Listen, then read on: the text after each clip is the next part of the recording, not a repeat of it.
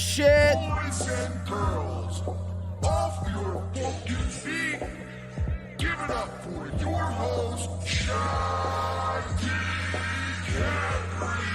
Ladies and gentlemen, boys and girls, welcome back to another Sunday edition of this In the Paint podcast. Wow, I mean, we were just on Friday, and what a fucking weekend it has been. I mean, just a quick 48 hours later, Chad Zumock decides to hit that big old button, the big red button that says blow everything up. Well, if that was his goal, he definitely succeeded in that. Welcome back, hey guys. Hopefully everyone had a great weekend. The weekend is coming to a close just like that. I'm starting to think that there's no such thing as weekends anymore. It's just like a stopgap between the weekday and then the following week. I mean, there's no, you know what I mean? I mean, I open my eyes and the next thing I know, it's fucking Sunday night. I'm dreading the work week coming up. Back to the grind tomorrow. It's insane. But we're here. We're better than ever before. Got a lot to get into tonight.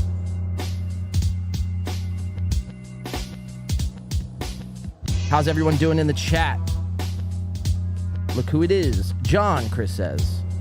April Zumock says, the car salesman ever coming back on? Nah, April Zumock, he's selling cars.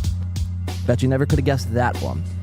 We have a lot to get into tonight, guys. Steel Toe's new potential scam was just released, and we're going to be tuning into that Members Live, segment tonight that they do for their whole entire audience, for non-members and members.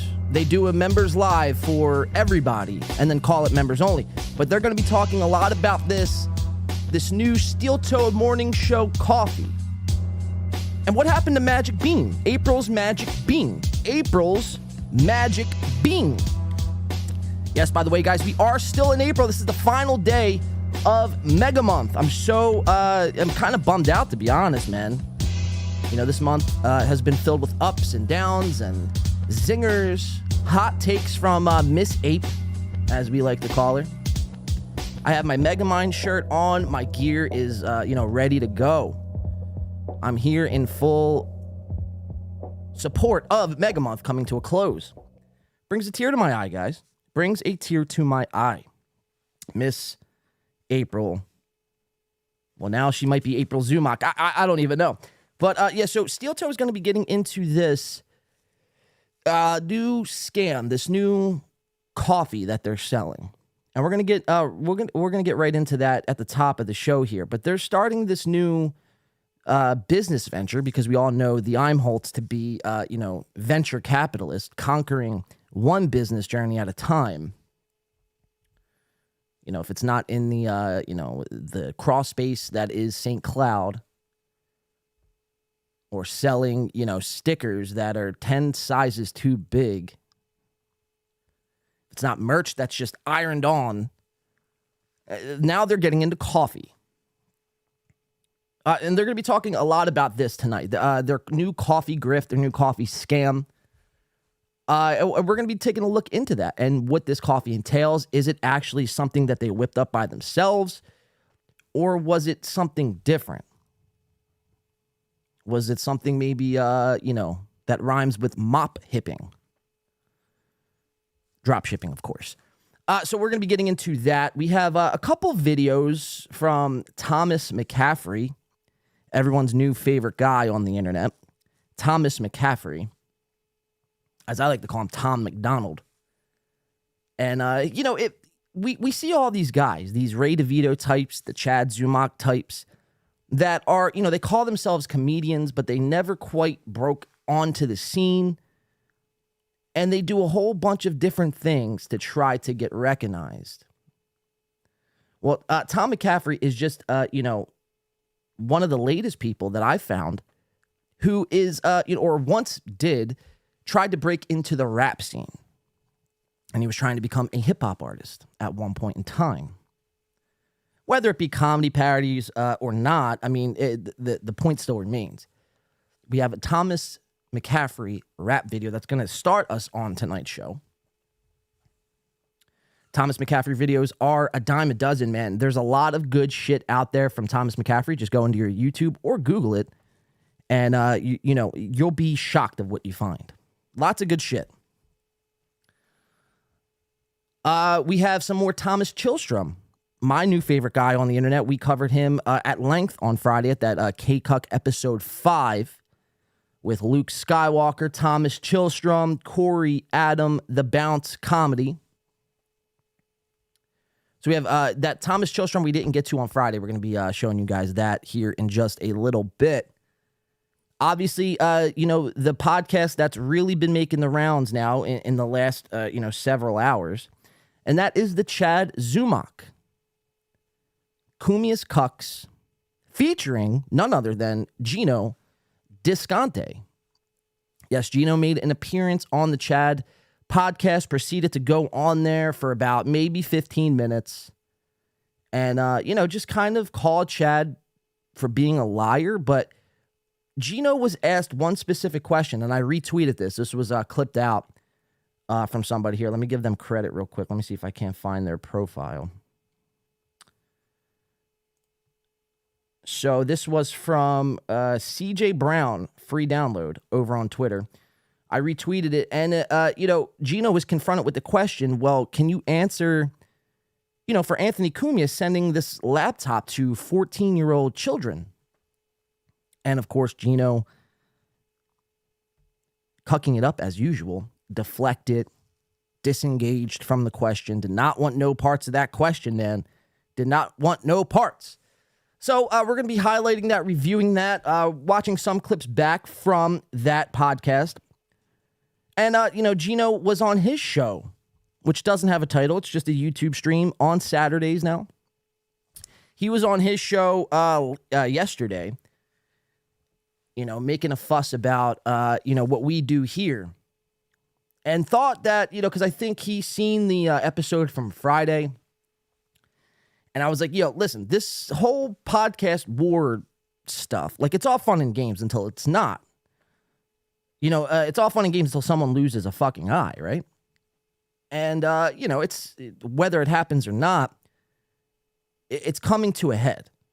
Now we have Chad Zumock on stream, claiming to, on Tuesday, he's going to go buy a gun. I mean, if you thought it didn't get any crazier, I'm here to inform you, it's only just begun. So Gino was on his stream yesterday. He was baffled by what I was saying, thought it was crazy from what I was saying. Now, look, I'm not saying someone is going to lose their life, potentially. I mean, maybe. That honestly could happen. But at the very least, I do see some physical altercations in the future. How that manifests itself, I mean, I don't know. I don't have a crystal ball. I'm just here to tell you, the way things are shaping out, have you guys just met Bob Levy? This was somebody who threatened the biggest radio personality ever. Threatened to kill him. Threatened to take his life. Howard Stern. Shout out to Einstein, just coming in with the $5. That's how I like it. No messages included, just the cash, man. That's how we like it around here.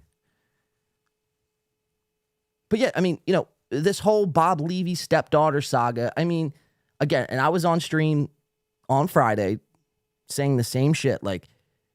His stepdaughter is a public figure. She's an OnlyFans model, Instagram fucking famous, TikTok fucking famous. So it's fair game. You guys can't get mad at that. Bob and Shuli and all these other guys that want to, create a fuss in their head, create a problem out of nothing. She's not a private citizen, guys. This is fair game. But now they're taking it, to the next level. Bob's threatening with alligators. Gina's threatening to hire Mersh. As I see Blue Mosaic coming in with $1.99. Appreciate that, Blue Mosaic. Said, Mersh asked for $50,000 from KB to go beat up Chad. I mean, that's a little ridiculous. Obviously, dicey at the end of that. We appreciate that $1.99 Blue Mosaic, and that's American dollars as well. If you're going to donate to this program, see a lot of you out there donating in yen, in euros, pesos. What am I going to do? How am I going to convert that around here? It takes a lot of time for me to get that money and go to my local converting store, and it's a whole fucking thing. So it's best if you send American this way. No, we appreciate that Blue Mosaic. But yeah, I mean, now we have Mersh offering to go beat up Chad. Now, just full disclosure, Mersh isn't going to do a thing. The only thing Mersh is going to do is order, call his local fucking Domino's and order another fucking pizza. The guy isn't doing anything. He's not going to be the one that beats up Chad. And it's probably not even going to be Bob Levy. It's not going to be anyone close to this universe. But it's the deranged, lunatic, everyday fan, the everyday person who consumes this sort of shit. You're not going to know when it's going to happen. You're not going to know how it's going to happen. It's just going to happen, man. Someone's going to, unfortunately, catch the brunt end of this, man. It just is what it is. I mean, this can't keep going on without something happening. In my eyes, anyway. I don't know. I could be completely off. But, I mean, like I said, Chad is out there now. He's buying a gun on Tuesday. I mean, this is war. This is fucking war. I mean, it's a funny war. I mean, it shouldn't be taken all that seriously, but now here we are. Here the fuck we are. So, again, man, and I ranted about this on Friday, so I don't really want to repeat myself. Go watch the stream from that night. But, I mean, after all this is said and done, man, we're going to look back on this, and it's just going to be, remarkable that we were living in a time where, people were just letting things fly at the side of their mouth. And a lot, to contribute to this problem is social media. Obviously, people say things with no repercussions, right? A lot of the people who do talk shit has never, like Aaron Emholt is a perfect example of this, man. This guy, and he'll claim he doesn't talk shit. He'll claim he's on the up and up. He just does, well, obviously he does a fun fucking show, right? This has been a very fun show. Very fun show, very fun week. But he's a guy who's probably never, ever gotten into a fist fight, like an actual fist fight. So he thinks that, because he's never been punched in the face. I'm not advocating for violence, so don't go out there and punch Aaron in the face, please. Again, it should be all taken for entertainment value purposes only. But this is a guy who's never been punched in the face. He's going to go on stream and act like he's the biggest, baddest motherfucker ever in the world. I mean, he posts his boxing videos. That's not him showing his progress, guys. I hate to break it to you. It's not Aaron showing hey, look how good I am at boxing. No, it's a subtle brag. It's like, look at me, man. I could hit mitts. Try to step to me. I'll hit you with a jab, hit you with a two-piece. And it's like, Jesus, man, give me a break. So, really a lot of the problems that we are faced with here today is, just a lot of people just, and it was, normal back in my day, man. I used to watch fucking, school fights all the time, been in a lot myself. And it's just, it is what it is, man. You learn from that. There's a lesson to be learned in every, altercation you get in. But, so it should be interesting moving forward, guys. We'll see what happens. How's the chat doing? A lot of people, Blue Mosaic, saying this is war, World War III, coming in from Jay Etheridge.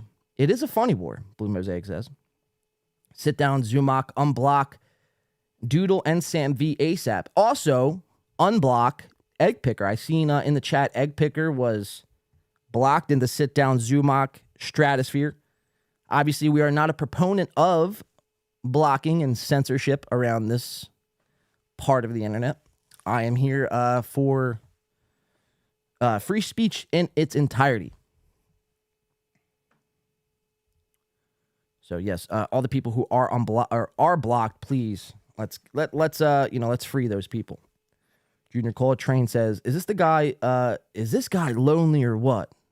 Wait, who's he talking about? Talking about me? Better not be talking about me, Junior Coltrane.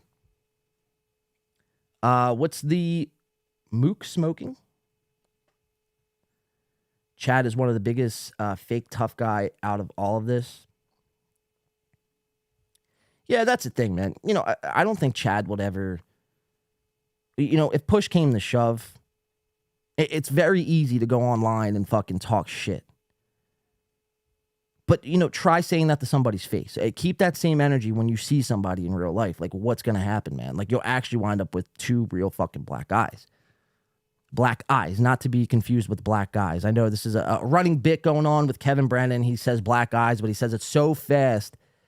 I don't think it's just one of those words, black eyes. It's just, you know what I mean? It's just one of those fucking phrases where it sounds completely different than what you're intending it to sound like. But yeah, I mean, we have a lot of internet tough guys, man. A lot of that persists.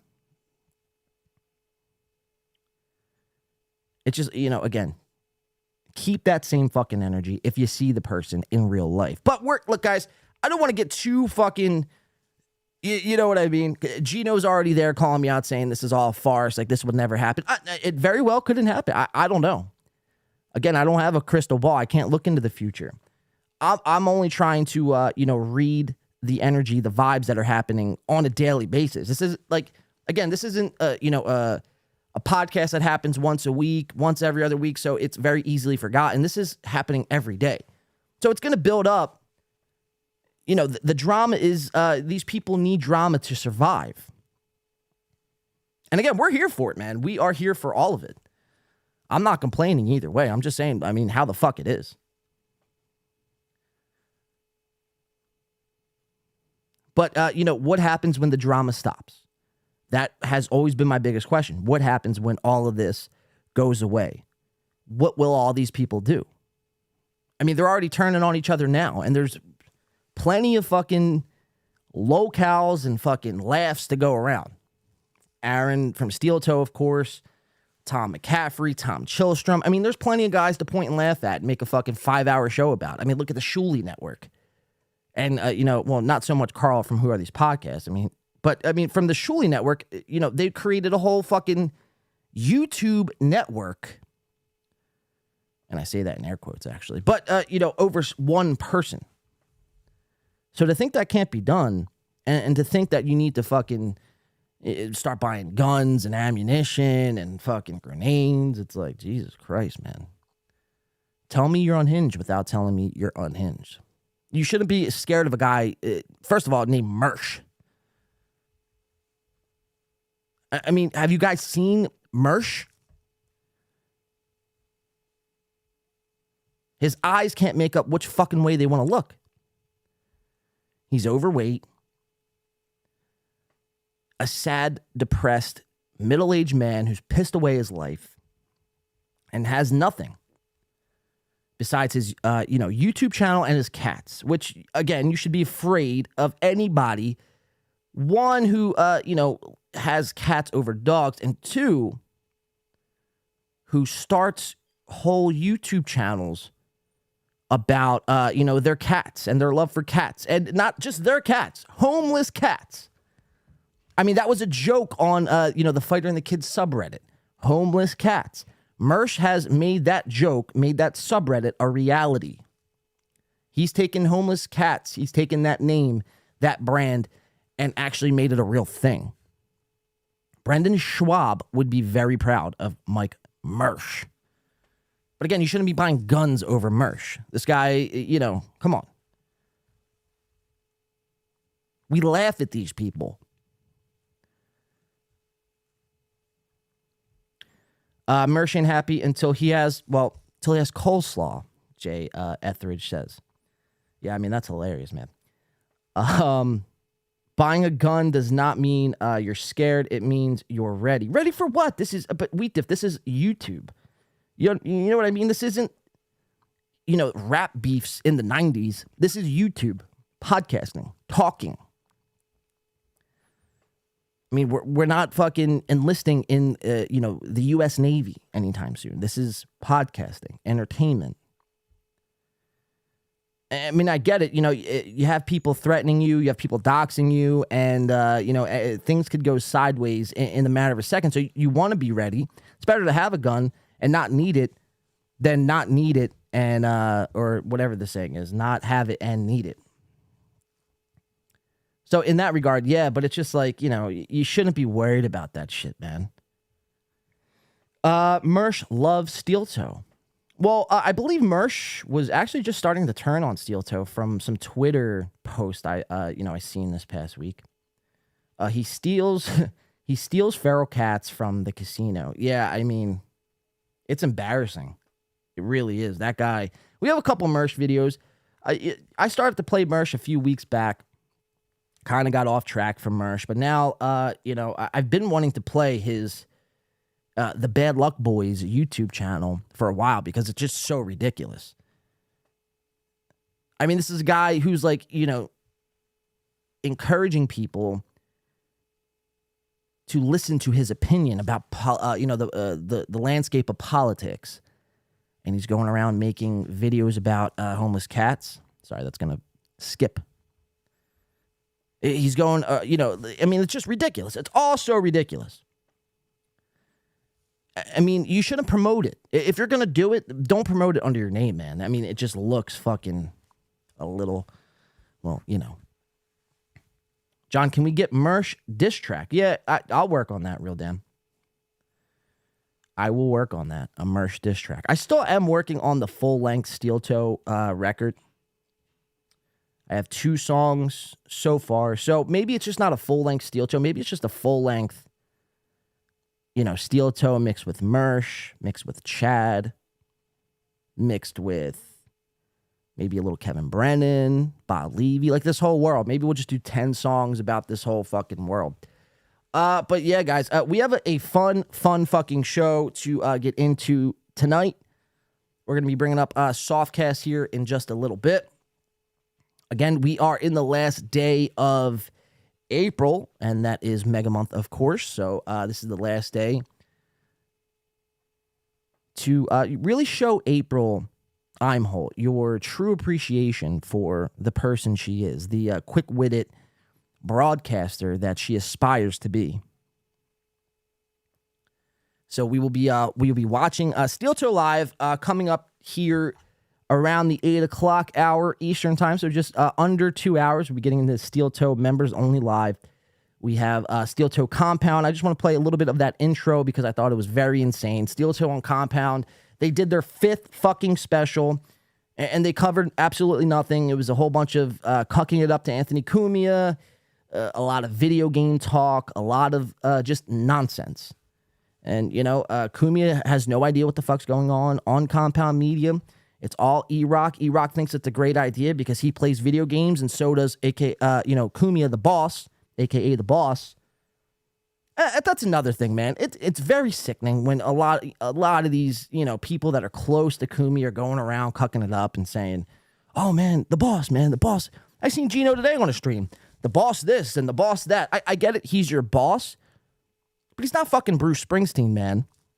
Give it a rest. Like, it's kind of fucking absurd, pathetic, and I look at you less than a man when you're calling another man. And I get it, he's your boss, but you don't have to, go around letting people know that, that's his title. Because in our world, guess what? He's not our boss. So it looks ridiculous. And another thing, I've been seeing a lot, on a lot of podcasts. I see a lot of people doing it. Gino being one of them. Kevin Brennan, I see doing this a lot. But they refer to themselves as daddy. I just want to make one thing clear, guys. You shouldn't, 2 things. Don't call anyone your boss. Even your boss. Even if you have a real boss, don't call him your boss. Like to other people. You look crazy. You look insane. Yes, and you sure as hell sound like it as well. But these people that are going around referring to themselves as daddy, I mean, that's just on a whole nother level of fucking, it's just insanity, really. And they do it to a live audience, a live chat room. Yeah, guys, call me daddy. It's like, whoa. you clearly have issues. Not even if you're in a healthy relationship. If your wife or girlfriend or fling at the time asks you to call her daddy, you stop whatever it is you're doing, gather your belongings, and walk out that door. Because I guarantee you that fucking person is crazy. So can we stop with the boss, and can we stop with the daddy talk? It's all so pathetic. You guys are 50-year-old men. You're not 20. You're not 25. You're not in your prime. I mean, it's guys. I mean, it's crazy. I've heard a lot of people that a lot of us like to watch, and it's just something. It's like, guys, it needs to be said. Stop with the daddy and the boss. It's, oh my God, give me a fucking break. But how's the chat doing? Like I said, we do have a good show to get into tonight. I want to play some of these Chad clips coming up. We got Chad Zumock, of course. Chad is really, if his plan was to blow everything up and make himself, present himself to be just unhireable to any of these networks that are YouTube channels. They're not really networks, they're YouTube channels. Well, he did a job well done. Chad will never be on MLC again. Not that he cares. It's just a statement of fact. He'll never be on MLC again. He'll never be on the Shuli network. I can't, it just almost bothers me to say that. I begrudgingly say the Shuli network. It's not a network. Because if you employ Chad, it's almost impossible to, man. It's like, how do you trust the guy? Now, if you hire him to be who he is, then it's okay. But, I mean, you're risking a lot. You're taking, you're putting your neck out on the line if you're going to hire someone like Chad. And that's why I think Chad should just continue to do what he is doing now. Just remain solo and just continue to thrive off all of this. But again, it's like, when the drama dries up, what are you going to do? You're going to, take your gun and go hunt down Mersh? I don't know. So we'll have some Chad Zumock videos we're going to be diving into. I think Softcast just got back to me.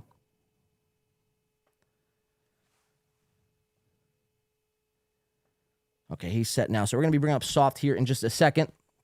Obviously, like I said, we have Tom McCaffrey, Tom Chilstrom, Tom Squared.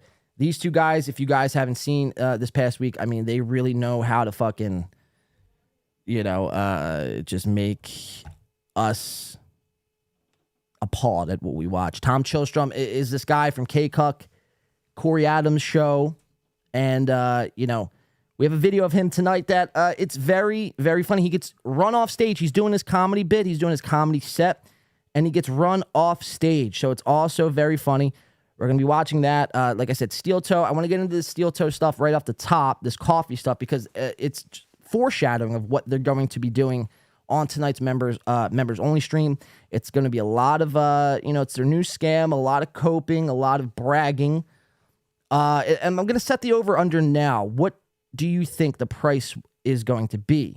I'll ask you guys, but my price in my head, I've been kind of spitballing around. I'm thinking about $18, this bag of coffee that says Steel Toe Morning Show. It's a drop shipping sort of fucking, scam and business plan where you don't actually buy any of your, the own product. You don't buy the product outright in bulk. You kind of just, if a customer needs coffee, you take their order, you order it from the website ships it to that customer, and then, they work out the money later. But you could customize your logo. You could customize everything you need to customize. And again, this was supposed to be April's Magic Bean. Now it's the Steel Toe Morning Show coffee. So we're going to be getting into that at the top. Let's bring on Softcast, though. I'm glad everyone is here rocking with us tonight. It is Sunday night. The work week is about to start. Very, very disappointed in that, obviously. So a lot of people are giving their predictions now. $20 from Egg Picker. Softcast says $19.99. Junior Coltrane says $49. If it's $49, Junior Coltrane, that would be. I wouldn't doubt it because I don't put anything past Aaron anymore. I mean, what he's capable of. I mean, in his head, he might actually think that's a fucking brilliant idea. Let's $50 is the going rate here. And, we'll just continue to scam our audience and take them for everything that they're worth. So it could be $49. But I'm curious to see all your guys' predictions. We have coffee literally $4.39 in all supermarkets, says Girth Brooks. Jobs are for normies. Well, David Skywalker, nothing wrong with being a normie, man. You know what I mean? Let's see. We have Sam V saying $49. That's $48. Too expensive. Aaron doesn't drink coffee. Win by 2. Shout out Dole, the lone wolf. Well, shout out Dole, the lone wolf. Sam V requested. Antoine Kumia. Very fun show, very fun day. Of course, very fun show, very fun day. This has been a very fun show. Very fun show, very fun week. Yeah, look, sorry guys, it's very, I came in a little hot there, but it's just a lot of the shit that we're seeing, man. It's like, holy shit. It kind of takes the fun away from this all,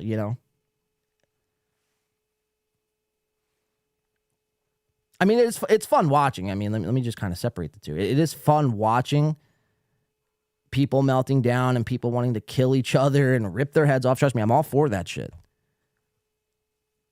But when you step back, I guess the reason why it is it takes the fun away from it. It's just because when you step back, you realize that these people, first of all, I mean, they're middle-aged men. They're going at each other's throats. And, I know that no matter what they say, I know that for a fact, take a line out of Chad Zumach, that's a fact. I know for a fact that they're, part of them, if not all of them, are dead ass serious. But let's call up Softcast. Let's see how he's doing. Let's bring him on screen. We have a lot to get to, so I want to breeze through all that. We have 2 hours before Steel Toe members only gets on, and we have a lot to get to before that. Welcome in, everyone. Thank you for rocking with us tonight on this Sunday evening, the last day of Mega Month. You dare challenge Mega Mind? I don't even know if you guys seen that Mega Mind fucking... I think you should have seen that. You should have seen that. Let me just make sure everything's good here.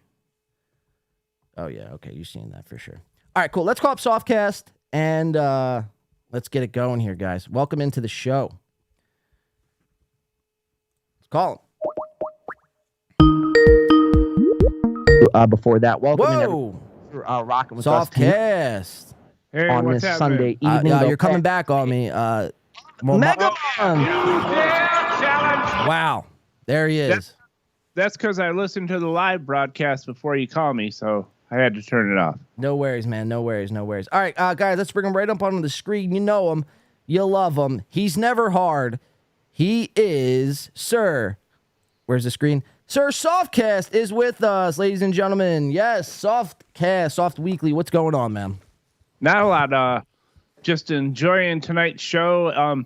It's pretty funny because we did the last show on Friday instead of Thursday. So there's been very little turnaround between Friday and today, yet a lot has seemed to happen. A lot, man. A lot has transpired in 48 hours. Yeah, so I'm very excited to get into it. Some people in the chat were asking about KB. I'm sure we'll at least mention that at some point. The Steel Toe Compound Special, I think we're going to get to it first. No one's really covered it yet. I'm excited about that. Yeah, and we're not, I just want to make one thing clear. We're not going to go into an in-depth fucking clip-by-clip analysis. I just watched because, look, I can't watch these Compound Specials anymore, man. They're slow-paced. They're slow hitting. It's a lot of nonsense. Actually, Aaron has said, he's been on record saying, these Compound Specials are nothing more than Steel Toe clips not making it on their show. So it's the clips that, Steel Toe did not get to. So that would be like us doing this show And whatever we didn't get to, we took over to Compound and did all that, material over on Compound. That is the equivalent of these, Compound specials. So I really can't watch these things, through and through. But I did catch like the first 10 or so minutes, and there's a lot of cucking to Kumia. There's a lot of just nonsense, meaningless fucking talk that's happening. And, so we'll play the intro of that and kind of just, set the tone and see what you guys think. I just want to say I noticed that too. In a good comparison is what happens when we prep for this show.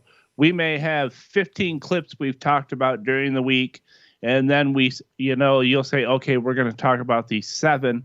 We only get to 5, and then we say, we'll talk about those next time. But when next time comes around, those clips aren't relevant anymore. Too much has happened. Right. Done. They're garbage. Yeah, it's insane, man. It's insane. It's like, it's kind of shitty in a way because, I spend a lot of time, and I'm sure you do too. I mean, because you send me a lot of clips, but a lot of the shit we send back and forth to one another, it's time consuming, right? It takes time out of our days to watch this shit just for us to, by the time we get to it, it's just like, and it's just, it's something happened maybe yesterday, but so much has happened within 24 hours, it's just meaningless. So it's just like we have to move on from it. Yeah, some stuff that was really good for the Thursday show is dated and not worth covering now on Sunday. Yeah, it's kind of bizarre, man. The way I can't imagine using the shit we didn't talk about to try and promote to another network like that. That's fucking ridiculous. Yeah, but I mean that just goes to show you, like, how much Kumia is really paying attention. He's not paying attention to anything that's happening, man. And it's all these people, and I was saying in the beginning, like Gino, like he really, and I get it, he works for Kumia, but he really lays it on thick with this guy. It's just like, oh my God, bro. The guy doesn't even, all Kumia is concerned about is showing up at 4:00, doing his 2 hours, and getting the fuck out of there, going back to fucking O'Houlihan's or whatever the fuck that bar they go to, and, getting the next fucking, drink in him. I mean, he doesn't care about what is going on in the network, throughout the network, who's on the network. I mean, for all he know, he could be having fucking, a full KKK fucking Klan meeting as a show, and he would have no fucking idea. Well, Gino has earned some of my ire now. I'm not very happy with him, and I'm starting to conduct troll efforts with all my accounts against that cocksucker. Fuck him. Fuck you, Gino. I'm saying it live right now. Fuck you. You're a nobody. Wow. Right? Yeah, he was on stream, the other day. I think it was yesterday, and he was like, "Man, who are these win by 2 guys?" And he was like I said, baffled of like, who the fuck we were. But he's been watching our show, so for him to say that is very disingenuous. Like, he's watched our show months ago. I've seen him as as recent as I think maybe Monday, or well, no, not this past Friday. I think he was in the chat last Sunday, if I'm not mistaken. Yeah, and this show has basically as many subscribers as he does. We get as many views as he does. For him to call us nobodies, we didn't suck on the teat of famous friends. You and I, you built this show up. I was doing my own thing. We came from humble upbringings compared to Gino. He just knew some fancy friends. Fuck him. Fancy friends. Oh, you fancy, huh? Yeah, man. So we got some Gino stuff to get into. Obviously, he was on with Chad. Now, did you catch that appearance today, the Gino Chad crossover? Yeah. Bizarre, yeah. Right? Yeah, it was great. It's like, dude, we're at a point in Inception now where, the master of cucks, right? We'll call him the master of cucks, in Chad Zumock, obviously creating the Kumia Cuck saga, Kumia Cuck podcast, has now started to bring on, the likes of Gino. And he was saying, I believe it was Thursday, I think it was, that, he was actually willing to mend fucking fences with Gino. Like, it's water under the bridge. Maybe we could build that bridge again. So, and this is something that it kind of left a bad taste in my mouth, man. It's because it's like, you devoted this whole podcast called Kumia's Cucks. You only had 5 cucks. You had Aaron, you had E-Rock, Chrissy, Frank, and Gino. Now you're what? You're going to pluck Gino out of the mix and start a show with one of your cucks? I mean, it just takes, it takes the seriousness and it takes the validity out of a show called Kumia's Cucks. Right. It's it's unbelievable. How could you even think of doing that? Jay Etheridge says Gino is poor. Right. Yeah, I mean, dude, it's kind of unreal. I think it's a matter of time before we actually see a full-fledged team up and a podcast with Gino and Chad. I mean, it would do numbers for sure. I mean, I'm not saying that. I mean, I would be, lying to myself if I said it wouldn't be, if it wouldn't do well. But that's not the point. The point is how are you going to take a cuck? That would be like us teaming up with Aaron and doing like he would be, our new co-host. It's like, what the fuck? Weren't you just making fun of this guy? Right, like a regular part of the show, like, oh, we're just all cool now. Let's get some super chats. Right. Yeah, do it for the super. Yo, these guys are addicted to the super chat, man. Like all of them, every single one of them are addicted, man. This even goes to KB, and I hate to even say it, man, but now he's streaming at the crack fucking the ass hours of night, doing 3 hours, drinking his wine and. Fucking collecting those super chats, man. All these guys are doing it. All these guys. Kumia is now doing it with video games. Chad is, obviously rides his bike and does these long fucking walks and just another way to collect super chats. And, who else? Shuley I seen fucking on Friday night was, booting up his Xbox and doing live streams. It's like, Jesus, guys, give your fucking audience a break. Like, so funny, dude. For guys their age gaming late at night trying to get super chats. Unreal, man. It really is bizarre. It really is bizarre. And it's like these are the guys that are supposed to be like the big bad guys in the fucking scene. It's like, no, they're not. Like, you know what I mean? They're nothing without the super chat. You take the super chat away from the man, and what is the man anymore?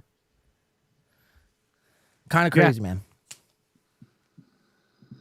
Oh, man, I feel all fired up, and we're just getting going. I'm fired up. Sorry, my voice is cracking. I'm fired up tonight. Welcome in, though. No dance recitals today, right? No dance recitals. You're coming in fresh. No, cool. But it was great to see all the kids. I'm sorry I was late to the show, but that wouldn't have happened. It was just an issue. We were going to go Thursday, and you needed to push it to Friday, and then I had the kids, Right.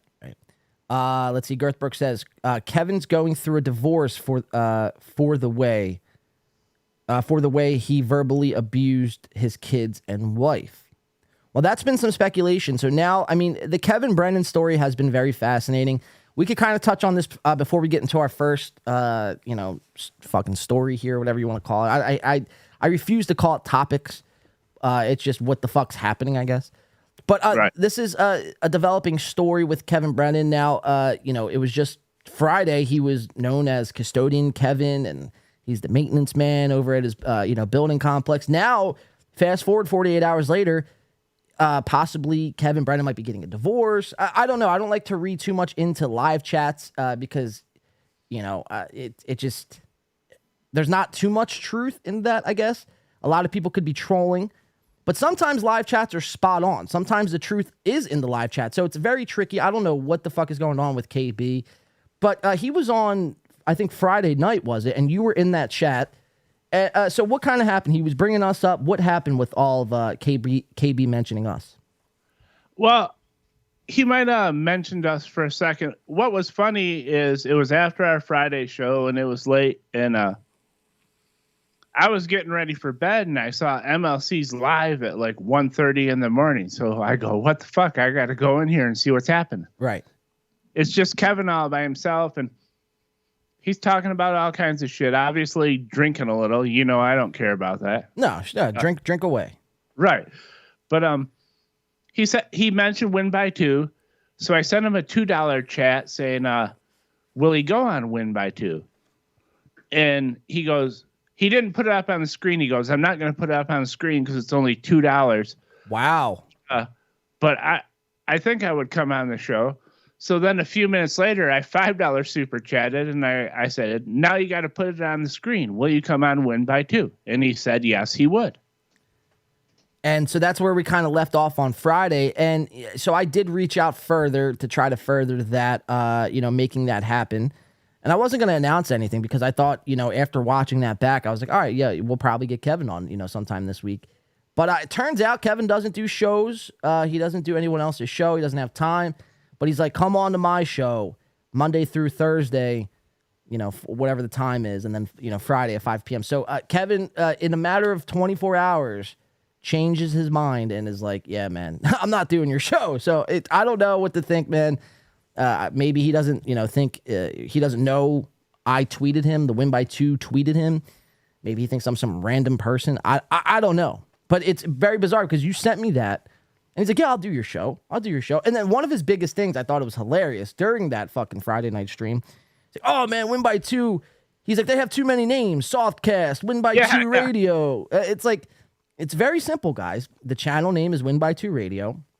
The podcast is In the Pain Podcast. I mean, it's not really that hard to figure out. You type in on YouTube, Win by 2, we're the first fucking thing that comes up. It's not hard to find. It's not a crazy concept. I mean, look at the Shuley Network.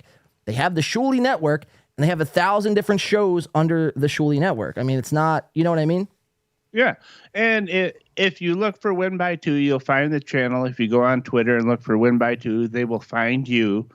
And surprise to Kevin, just like Bob is also on his show, I softcast him on this show. Right. So, it's not that hard to figure out. Yeah, it's funny watching, older, boomers, for lack of a better term, try to figure out and grasp technology, man. It's like, giving a child, like a Swiss Army knife. Not that you would give a child a Swiss Army knife, but if you did, they would be like, how the fuck do I use this thing, Right. I was a little flabbergasted that he knew there was more than one person on this show, so I was a little flabbergasted. He couldn't figure out what was going on. K. McDuck says, the world's first podcast with 2 names and a host whose name is a podcast. Right. Blue Mosaic says, I enjoy KB. Solo better. Yeah, I mean, I think that's a big takeaway as well. I don't want to get too crazy off on a KB rant, but, KB by himself, it just seems more natural than doing the whole MLC format, bringing on Levy, bringing on Ray DeVito, bringing on all these other people. It just seems a lot more forced that way as opposed to him just, booting up the fucking stream and, doing a solo excursion. Right. So, but yeah, so I don't think we have any MLC, but we have some chat stuff, and that kind of intertwines with Kevin and Bob. What were we going to say? Well, I was just going to say, I saw Kevin taking a lot of heat for doing that, those 2 late night podcasts, by himself solo.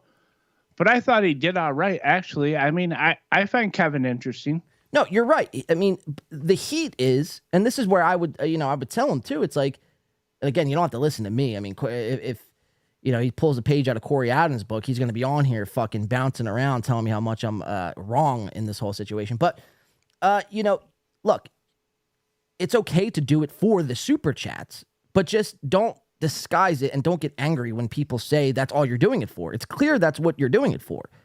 But at the end of the day, it's a business for Kevin, and it would be, dumb for him not to collect the super chats, right? Because it's either that or he'd have to go, obviously, unclog toilets or unscrew light bulbs, and that could get fucking annoying quick, right? So he has to, do this, and that's fine, but just say it. Don't like try to hide and make it seem that you're not doing something that we all know you're doing.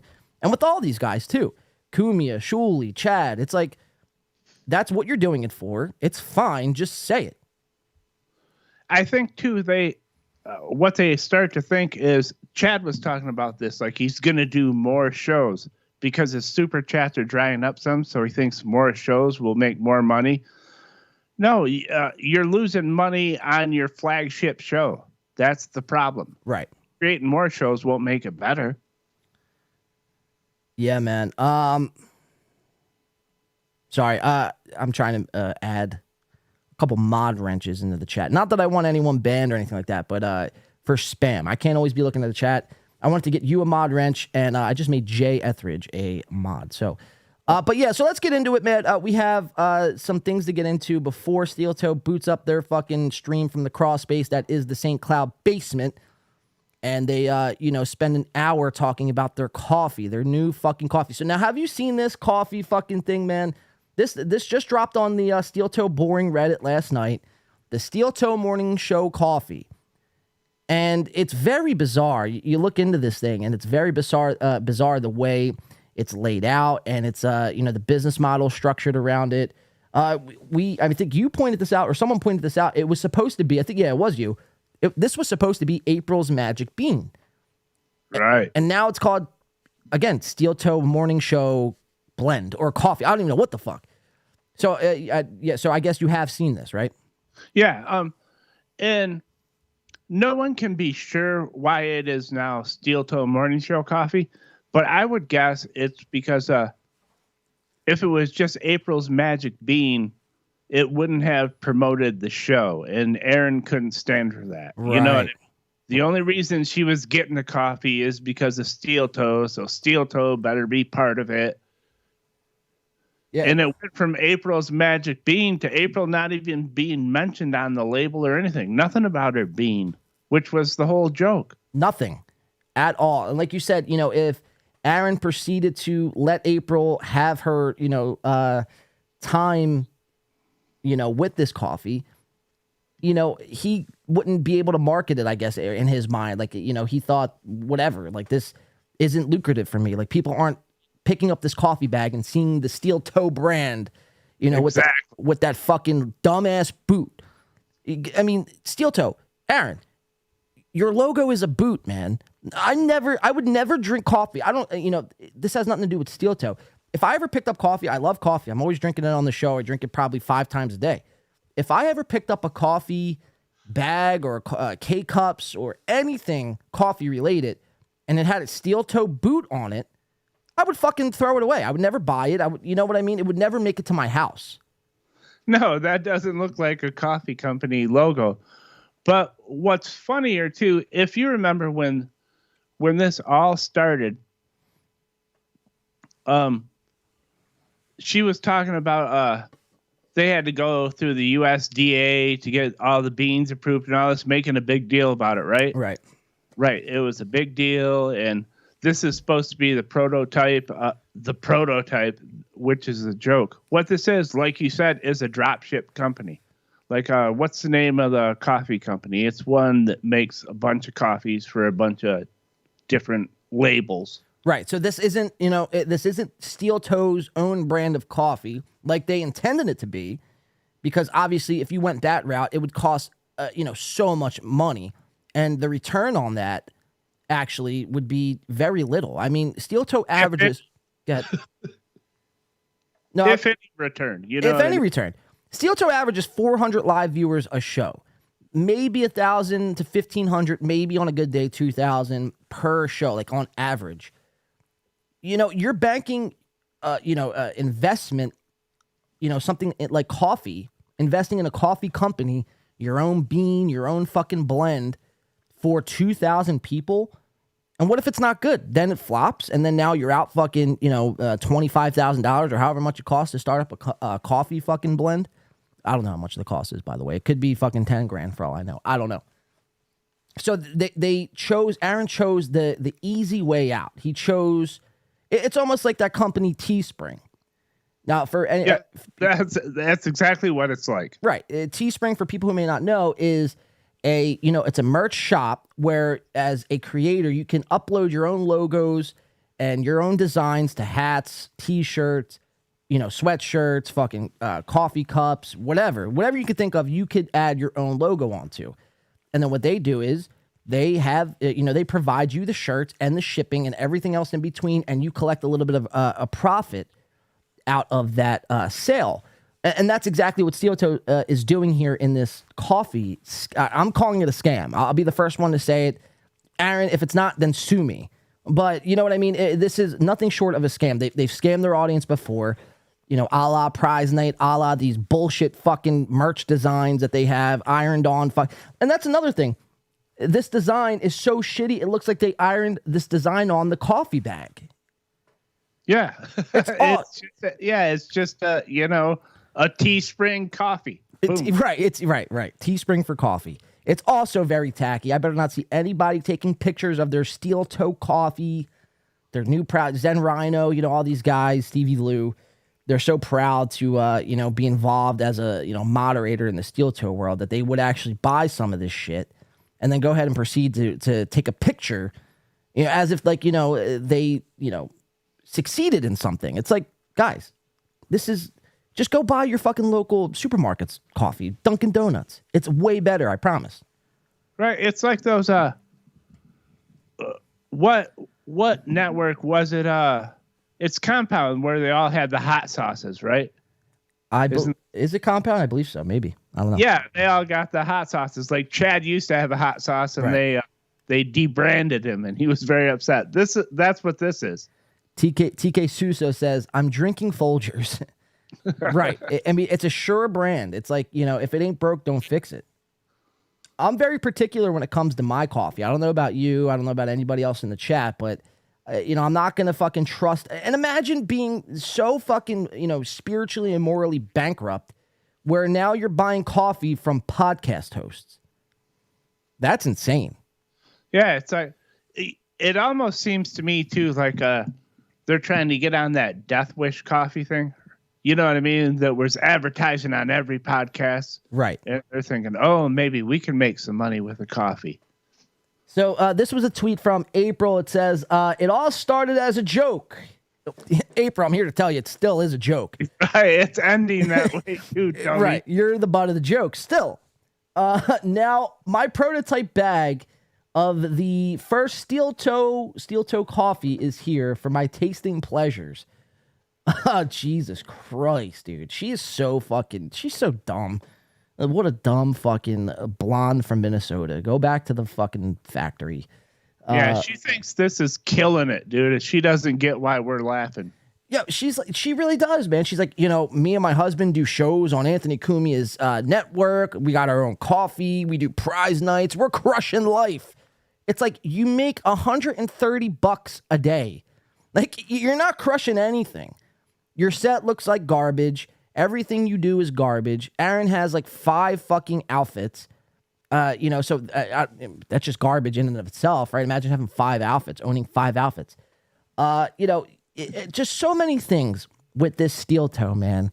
Just when you thought it couldn't get more bizarre and more crazy and wild and insane, well, now here we are breaking down their new coffee, their venture capital fucking endeavor into coffee. Right. They're trying to branch out because they're, you know what I mean? They're going to be in several industries. They're getting in it. I don't know how else to say it, but they fancy themselves business people. Well, like they got this figured out. They think they're entrepreneurs. At the end of the day, they put themselves, at the same table as somebody like a Elon Musk or a Jeff Bezos or Howard Stern. Like they honestly look at themselves as equals. And for that, man, it should be laughed at forever. I think we got this figured out. We do it for fun, and if it generates revenue in the end, that'll be cool, but we're not doing it for revenue. We're doing it for the fun. You can't lose sight of that. Too many people lose sight of doing it, and I hate to use the word fucking fun. This has been a very fun show. Very fun show, very fun week. But it's like, it's the truth, man. It's like, why you get into anything else? Like, of course, if the, the financial side of things, follow suit, obviously it's all fine and good, and that's where you kind of want it to go. But if it doesn't, then what? It's like the only reason why you got into, insert your passion here. The only reason why you got into that is for the money. It's like, well, then, the reason why you got into it is completely fucking corrupt to begin with. You have to fucking, the reason why I do this and the reason why I do anything in life, man, is because I enjoy it. It's a passion of mine. I find interest in it. You know what I mean? I don't do it because I think this is like the way out. You know what I mean? If it happens, it happens. But if not, I'm going to act as if it's not going to happen and continue on laughing at people who think that they've made it, Yeah, that's kind of what I'm getting at.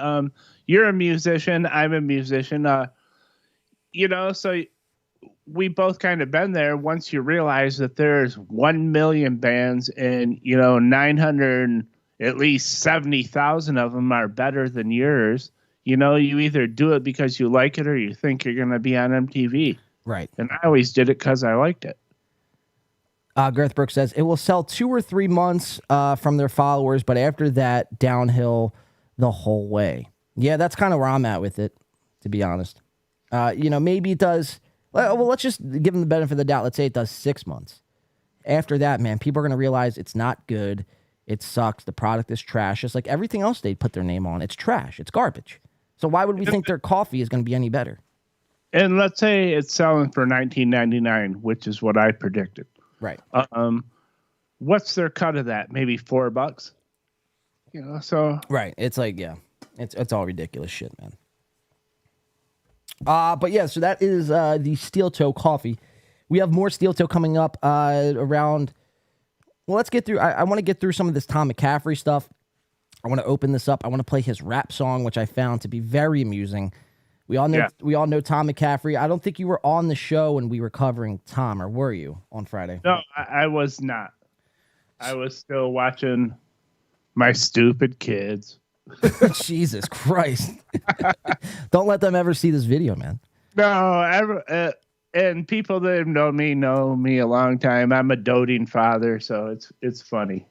It's a joke. But we have this Tom McCaffrey fucking rap video I do want to play. But before I play that, I want to play so we all know Producer Joe. We've all come to, a liking of this Producer Joe character. He was on a show on the Shuley Network, out of all places, called Miserable Men, and this is with Pat Dixon, the person who broke Gino's jaw.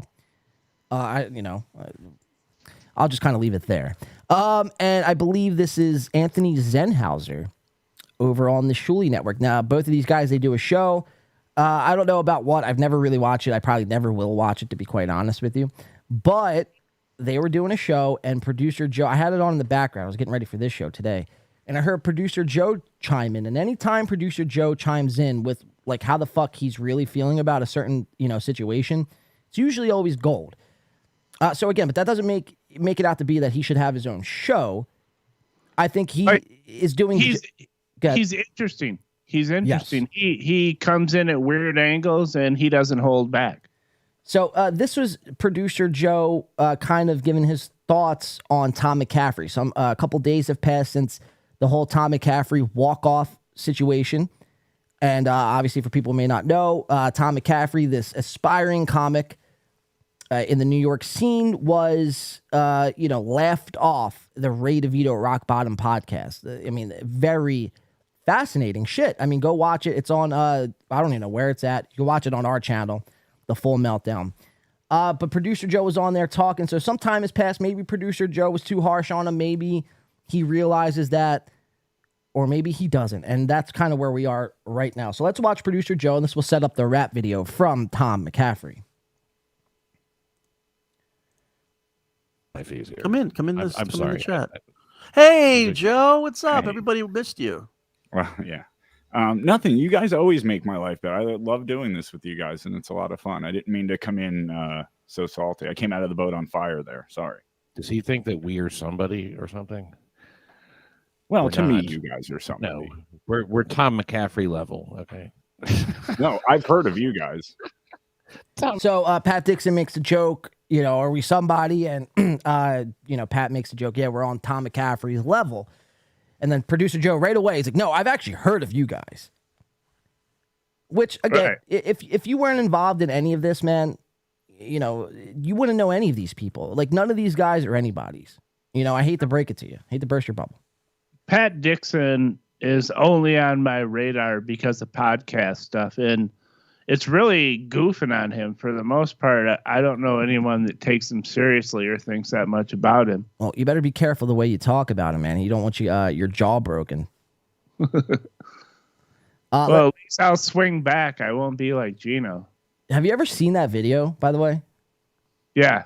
I mean, I seen that for the first time maybe 2 weeks ago. I was kind of floored. I mean, you just let a grown man walk into a bar, come right up to your face, tell you he's going to fuck you up, proceed to punch you in the face, break your jaw, and you kind of just like stand there flabbergasted as if like, obviously, yeah, you're in shock, but it's like my first instincts are to fucking attack back. Like I'm getting a glass, a chair, something.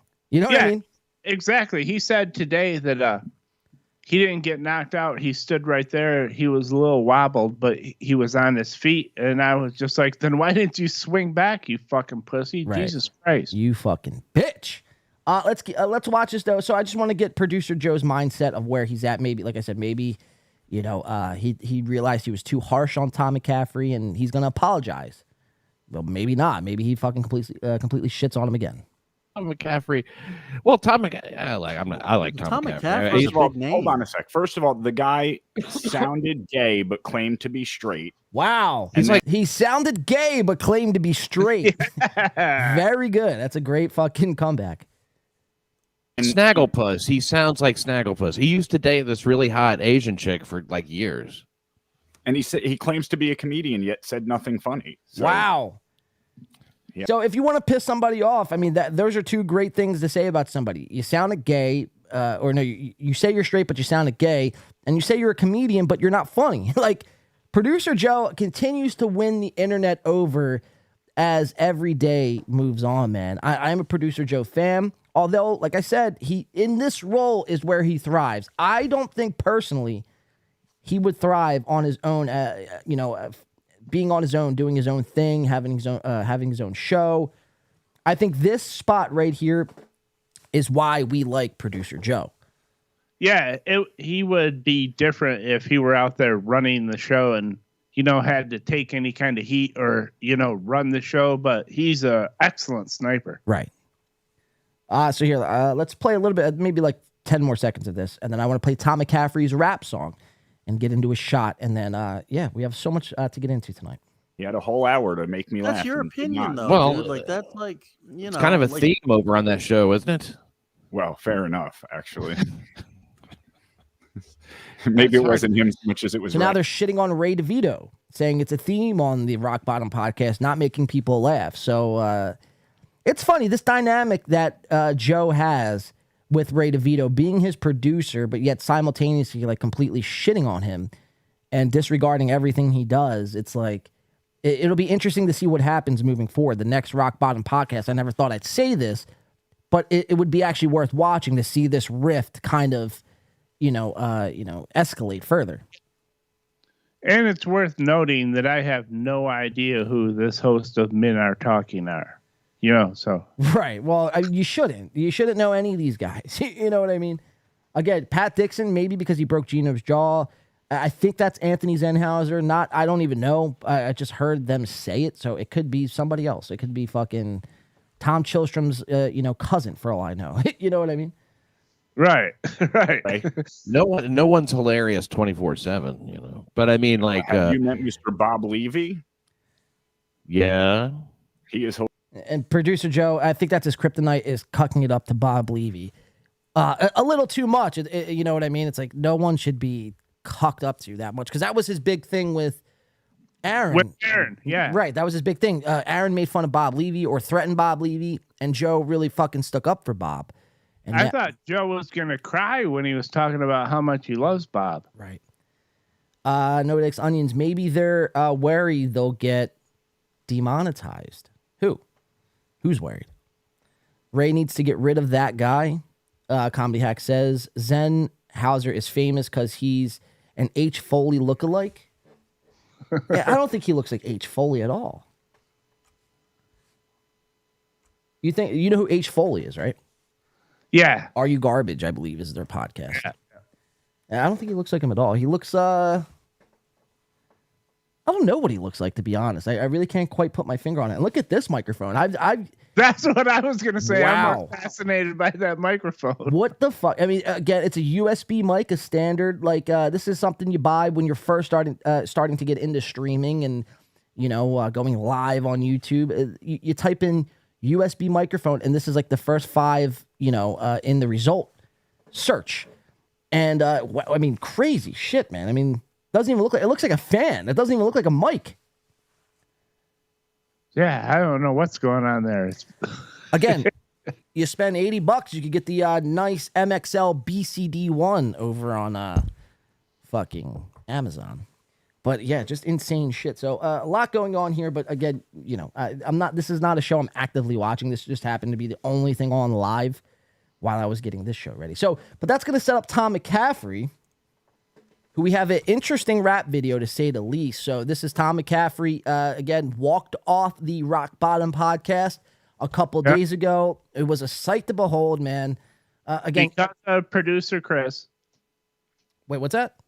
He walked off because of producer Joe. Yeah. I was like, who the fuck is producer Chris? Producer Chris is the producer from WATP. Gotcha. Got to keep them all straight. So this is Tom McCaffrey. Now, this is New York Funny. Forewarning, it's got 374 views. It's from 3 years ago. 7 likes, no dislikes. So let's check it out here. So this is New York Funny, Tom McCaffrey. All these guys, again, Ray DeVito, Chad Zumach, Anthony Kumia, like they all are in the comedy space. And then it just so, we always find they always have like this past, music history, whether it be rap or rock. But all these guys, I venture to, guess, man, we could probably find a KB fucking rap video from like the 1960s if we really dug hard enough. The way this is turning out. The description reads, very simple. Comedian, and you really, cult following on YouTube, you should put that word comedian in air quotes. Comedian Tom McCaffrey raps about being New York funny. He puts New York in. Why does he put New York fucking in quotes, but not the word comedian? Like, you see that shit? I do. Like, New York is in quotes. Like, New York is a real place. Tom McCaffrey is not a real comedian. So, again, just poor word choices here. Comedian Tom McCaffrey raps about being New York funny. But my newest stand-up album, New York Funny, debuted at #1 on iTunes. So, Tom McCaffrey is no different than Corey Adam Comedy. We all know Corey Adam Comedy has a #1 comedy album on iTunes. From the sounds of it, I don't really know much about getting your album to #1 on the comedy charts over on iTunes. But I've heard Melton describe it as it's very simple. You just fucking download it a couple times and boom, you're right there at #1. Right. That's what I was going to say is I heard Melton break it down, and I don't know that he's correct, but the way he broke it down sounded real, and it seemed very easy to have a #1 comedy album. There's only one comment on this video. It's from Rapiday85. Keep doing the comedy rap, but the flow needs more phrases and couplets in double time, or just switching up with more energy. I think the same logic could be applied to Tom McCaffrey's life, really. It just, you know what I mean? That's just how it is. Tom McCaffrey is a very low T sort of guy. The setting and the neighborhood mood is nicely captured. I like your song, Hack, by the way. That hook makes me laugh so hard, it's too far-fetched that it's hilarious, but in a good way. So I want to pour up a drink. Soth, are you drinking with us tonight here? Absolutely. I'm going to pour one up. Leave me off camera for a second because I got to pour one up by grabbing it out of the fridge. You're off camera. New York Funny by Tom McCaffrey. We are going to play, guys. If you're drinking with us, drink responsibly. Do not drink and drive, of course, unless you have to, of course. Just don't blame this show. I'm going to pour one up here. I have some nice, just picked up a new bottle of Woodford Reserve, a distillate select Kentucky straight bourbon we're going to be diving into tonight. Let's have a good show, guys. We have a lot to get into tonight. This is Tom McCaffrey, everyone's new favorite guy, walked off the Ray DeVito's podcast. So let's get into it. New York Funny by Tom McCaffrey. Here we go.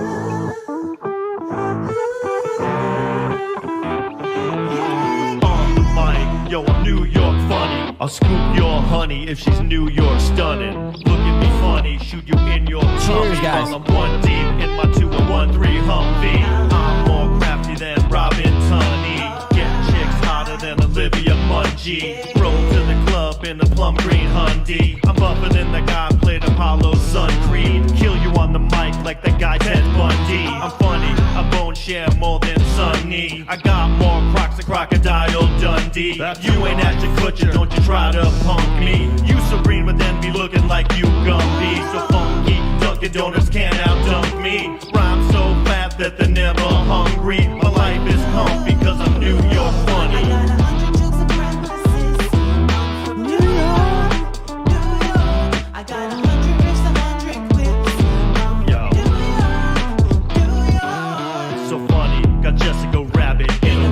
Like Colin Kaepernick, Yo, she dropped on one knee, kept going like the Energizer Bunny. Got an iPhone 12, you got an iPhone 1C. Money for nothing like I'm on GoFundMe. I'm hot, so when you run up on me, wear some sunscreen. Told your girl on eHarmony. She humped me and she keeps contact on me. I'm underground like Shock G and Humpty. Hotter than Nirvana, but a lot less grungy. I make more money than that film Jumanji. My weed is stickier than eucalyptus honey. I'm so funny, it ain't even funny. You dummies can't touch me cause I'm New York funny. I'm New York funny. New York funny.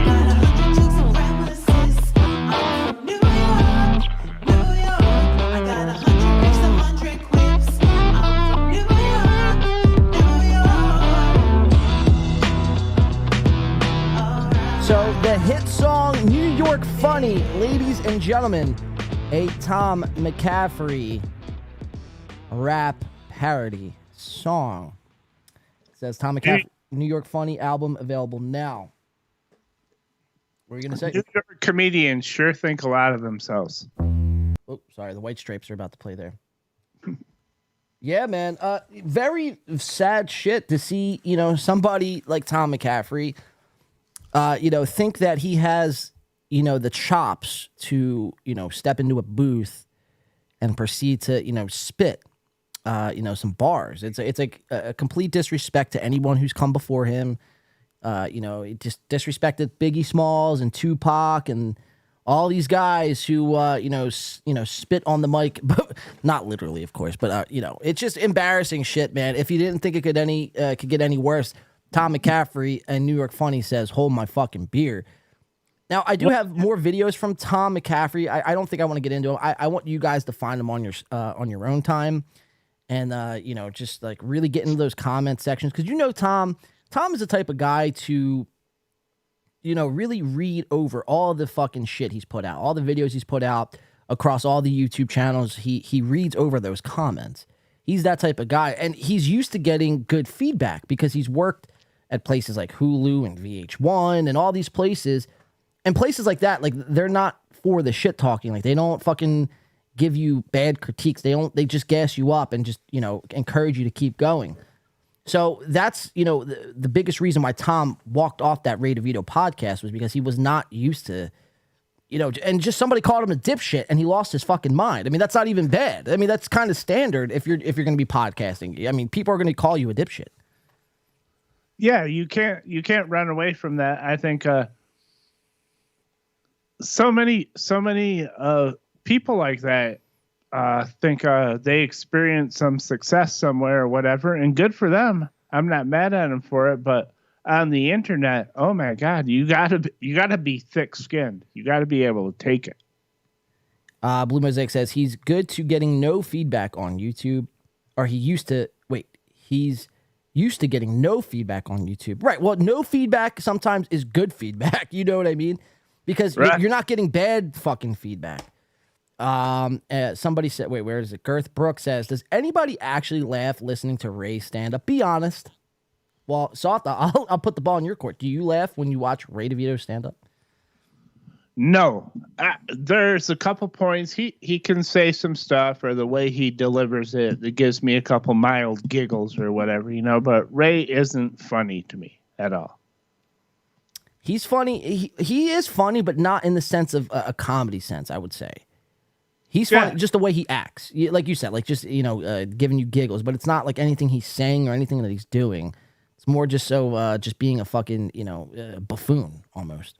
Yeah, he's not a great storyteller, which I think a comedian needs to be. But Ray he seems nice enough and funny enough and stuff. I'd had beers with Ray and hang out with him, but I don't think he's a great comedian at all. What? No, not at all, man. Sorry, hold on. These videos load up. I got to fix this. I have all these clips like as tabs, and then for some reason it's like power saving mode. So the clips they're not used. So like they go offline for a second. And then when I click back onto them, like they start playing. So I got to fix that. But so let's keep it on Ray DeVito. And then we got Gino and Chad coming up. And then we got Steel Toe coming up, of course. But I want to keep it on Ray DeVito. This was the other night. This was before all this Tom McCaffrey stuff. Hope you guys enjoyed that. New York Funny, by the way. Tom McCaffrey, go check it out now. Apparently, he had the #1 record and album on iTunes. Again, like we were saying, Melton said it's very easy. I think it is very easy, man, if somebody like Tom and Corey have #1 albums on iTunes. You know what I mean? Right. It's always iTunes. They've gained the system of iTunes somehow. But we should do an experiment. We could make a comedy album and then release it at the right time and see if we can be #1. that wouldn't be a bad idea, you know?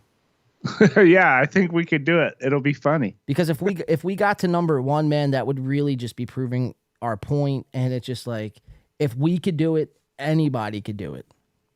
Yeah, we got to look into that. I think it's a good idea. I'm having a couple good ideas now. I had the dresser idea. Anyone sent you dressers yet? No dressers yet, but I think they I'm pretty sure they thought that was fucking, not serious, right? Like, are we really going to send in dressers for them to use?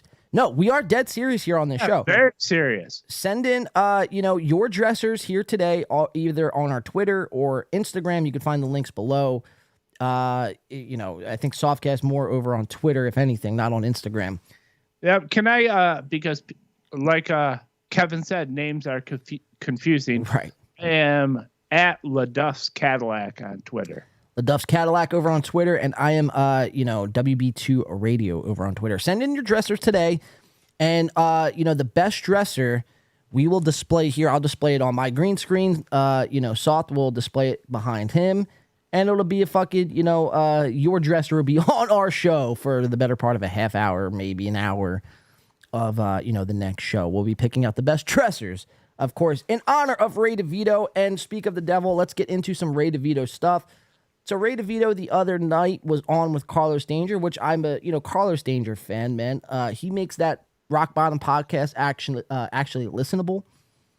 And Ray DeVito drops his camera in this show and gives us an inside look of that messy, 6x5 room that he's got going on here. And, he went from centering himself with the dresser that night to kind of giving us this new angle, right? Where I'm all about angles here at In the Paint podcast. Ray DeVito thought he could take a page out of my book and try to give his audience a new angle and a new look on the Rock Bottom podcast. So let's watch it. This is over on Patreon, of course. Sign up to the Ray DeVito podcast. Like I did. I think it's $3, and it's worth every penny. Let me tell you that. Hold on, I gotta pause this one. Here we go. So this is Raymond DeVito. Let's get into it. I'll let the intro play. Let me pull up these clips. What's up? What's going on, everybody? Welcome, Rock Bottom Podcast. I'm Ray DeVito, and I got my dude with me, Carlos Danger. What's up? Hey, Ray. Long time no see. Matching Cavaliers hats. I don't know what any of that means. I don't watch sports. I just pretend. Sports. We're not looking good, dude. Cavaliers are not looking good. We deserve to lose to the Knicks. We deserve it. Oh, that's good. How'd Patrick Ewing do? Did Mark Jackson get... I think I lost... Fuck, did I lose Softcast here? Soft, are you with me? Softcast. He's reconnecting. Did my shit go out? Are you guys still with me? Give me a 1 in the chat if you're still with me. 1 in the chat if you're still with me here tonight. It looks like Softcast got disconnected. I'm watching people exit the chat room. It looks like we're good, though.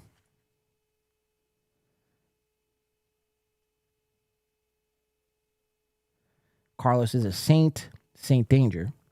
Ray watches children's entertainment. Nobody Likes Onion says he's falling asleep over there.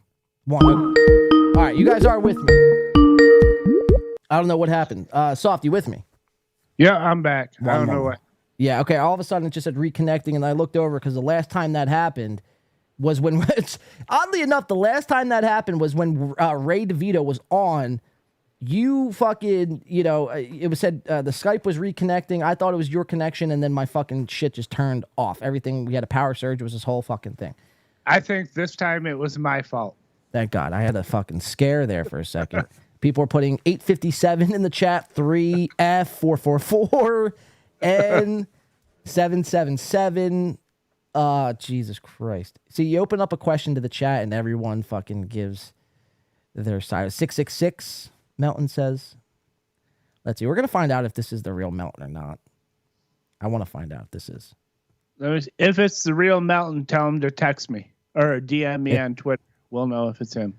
I know the answer, but I'll leave you guys to decide whether or not that's the real Melton or not.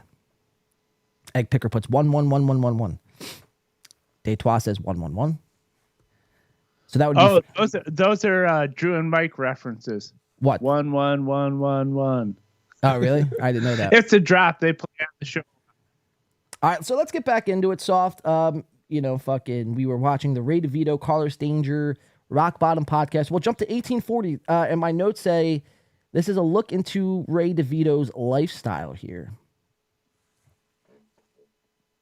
A glimpse into Ray's life. And then out of nowhere, Ray is actually, during a podcast, he's going to get up out in the middle of this podcast and start cleaning his little space here. Get some 3-pointers. Hold on. This is fucking up here. Sorry, guys. Give me 1 second.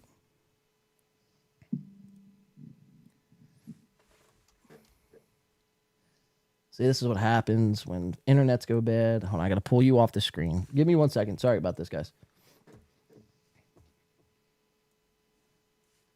All right. I think we're good now.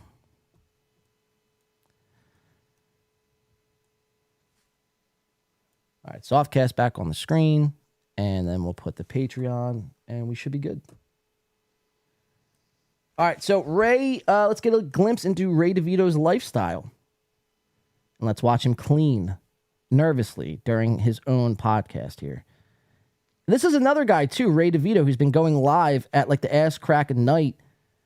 You know, it's like 11:30 at night. Everyone's getting ready for bed. And Ray DeVito decided to boot up a stream, to collect super chats. It's just amazing. But I think the difference is, though, Ray would actually admit that, like, yeah, man, that's why I'm doing it. I'm struggling. I hate my life. Everything about fucking what I do sucks. It's shitty. I'm surprised I haven't, mustered up the strength to, pull the trigger my own self. Maybe I'm too much of a bitch to do so. But I am in it for the super chats, and that's why I'm streaming at 11 o'clock, 11:30, 12 o'clock at night sometimes. So let's watch it. Ray DeVito. From Kevin Brennan. Was that what was going on last week? Oh, and Stevie Lou. How do you respond to Carl's allegation or observation? Blue Mosaic. The crime scene. Blue Mosaic. Serial killer movie. All right, I'm going to move this and I'm going to put it back on top of the thing. Okay. All right, yeah. Me and Stevie Lou. You guys talk amongst each other. We got this. How We you got doing, this. Stevie Lou? Who you Not too arguing bad. with this week? Oh no, I've been living in. Now, I do have a question. This might be kind of an insane question to ask. I don't know too much about Stevie Lou. Apparently, he hates this show in its entirety. But does Stevie Lou go on stream and does he put on like a bald cap? Or is this his actual fucking head? Like I'm very confused. That's his actual melon. That's his actual dome. Yep. Wow. So I thought my fucking zoom in isn't working. Nothing's working here tonight. This is great. Good shit, man. Good job, John. You're crushing it. Hold on. Zoom in. So yeah, I always thought Stevie Lou put on a bald cap. A new clean and sober life where I'm not arguing. I've been addicted to anger, and I'm not doing the anger anymore. I guess it's. But like it's not a about drug. Stevie, Yeah. it's about Ray. I Let's want watch you Ray. and Patrick Melton to get along. I'm a Yeah. Patrick Melton stan. Yeah. He didn't mute his mic. So yeah, so Carlos just points out he didn't mute his mic. So during this podcast, Ray thinks it's a swell idea to just get up. They have probably 65 viewers in that chat, which is a lot for somebody like Ray and Carlos and Stevie. And, Ray just didn't mute his mic, and now he's cleaning. He's reorganizing his space. Like, Ray, you didn't think to do this before the show? I mean, that's nuts. He's moving a dead body. It sounds like a casket. He just slid a casket over a few feet. Throwing shit around. What's your favorite Yeah. serial killer movie? If you have one. I guess that's kind of a weird question. I would say, does Natural Born Killer sound as serial killers? Were they, what would you call them? They were thrill killers. So he that doesn't pops really back on. count. His camera is back on, but Ray isn't there. But see, this was the old look we're used to from Ray. Him centered right in front of that dresser. But that's all going to change. Ray has discovered a new look, a new camera angle. I'm all about the angles. Let's watch Ray DeVito. I think it counts. Yeah, I like that movie a lot. I only asked you because I want to say Henry, Portrait of a Serial Killer. That was a big movie when I was younger. Yeah, I'm trying to go up to the chats. That generation before. Do you hear Ray breathing in the background? Yeah, well, that was what's his name?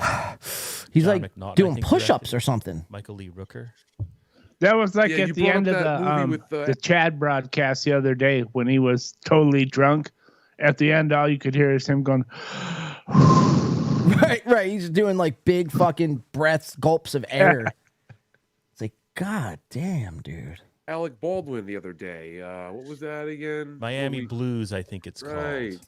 So this is Ray DeVito's podcast, A young and Ray Alec isn't Baldwin on and the Ray screen. DeVito, a young Ray DeVito especially, have very similar face structure. It'd be like if you tune into In the Pain podcast and I wasn't here. What is Ray doing? And he's got it looks like Carlos he's got stumped, Stevie something set up stumped. there.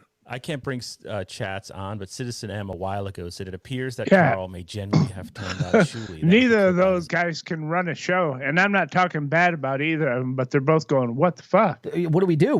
And imagine that. Imagine needing Ray DeVito to pursue the show. It's like, this is where legends are made of, right? This is where when the host steps out, this is like, look, I'm going to take charge here. I'm going to take initiative, and we're going to run a fucking damn good show. I'm going to start fucking lighting off pyrotechs and doing backflips, like something memorable. But if you ever disappear like this, I might go crazy. I'm just letting you know. No, soft. I mean, that's what I expect. If I leave the show and somehow accidentally just like leave the camera up and you're the only person on screen, and if you're just sitting there like, idly watching, and then I came back, I'd be very upset. Like, you didn't jump out your window. You didn't fucking, do something nuts, man. Like, give me something. Yeah, I'd be like, fuck it. I got to make something happen here. I'd go for it. Call in fucking your local, prostitutes, bring them on. Do something, man. Right. A bunch of... Yeah. You are right, though. This is the point where legends are made. Stevie Lou could make his name here if he just fucking did something crazy. But instead, he's going to be looking at a I believe Frankie McDonald. See, now I'm getting the names confused because I was calling Tom McCaffrey Tom McDonald, and Frankie McDonald and Tommy. But I'm pretty sure it's Frankie McDonald from the In Hot Water show. Has his own line of bobbleheads, which is insane. But Stevie, nervously jumps to that bobblehead and is going to start playing with toys here on the show. So now we've resulted to toys. Is attempting to play. Alexandria Ray's gone. What was that?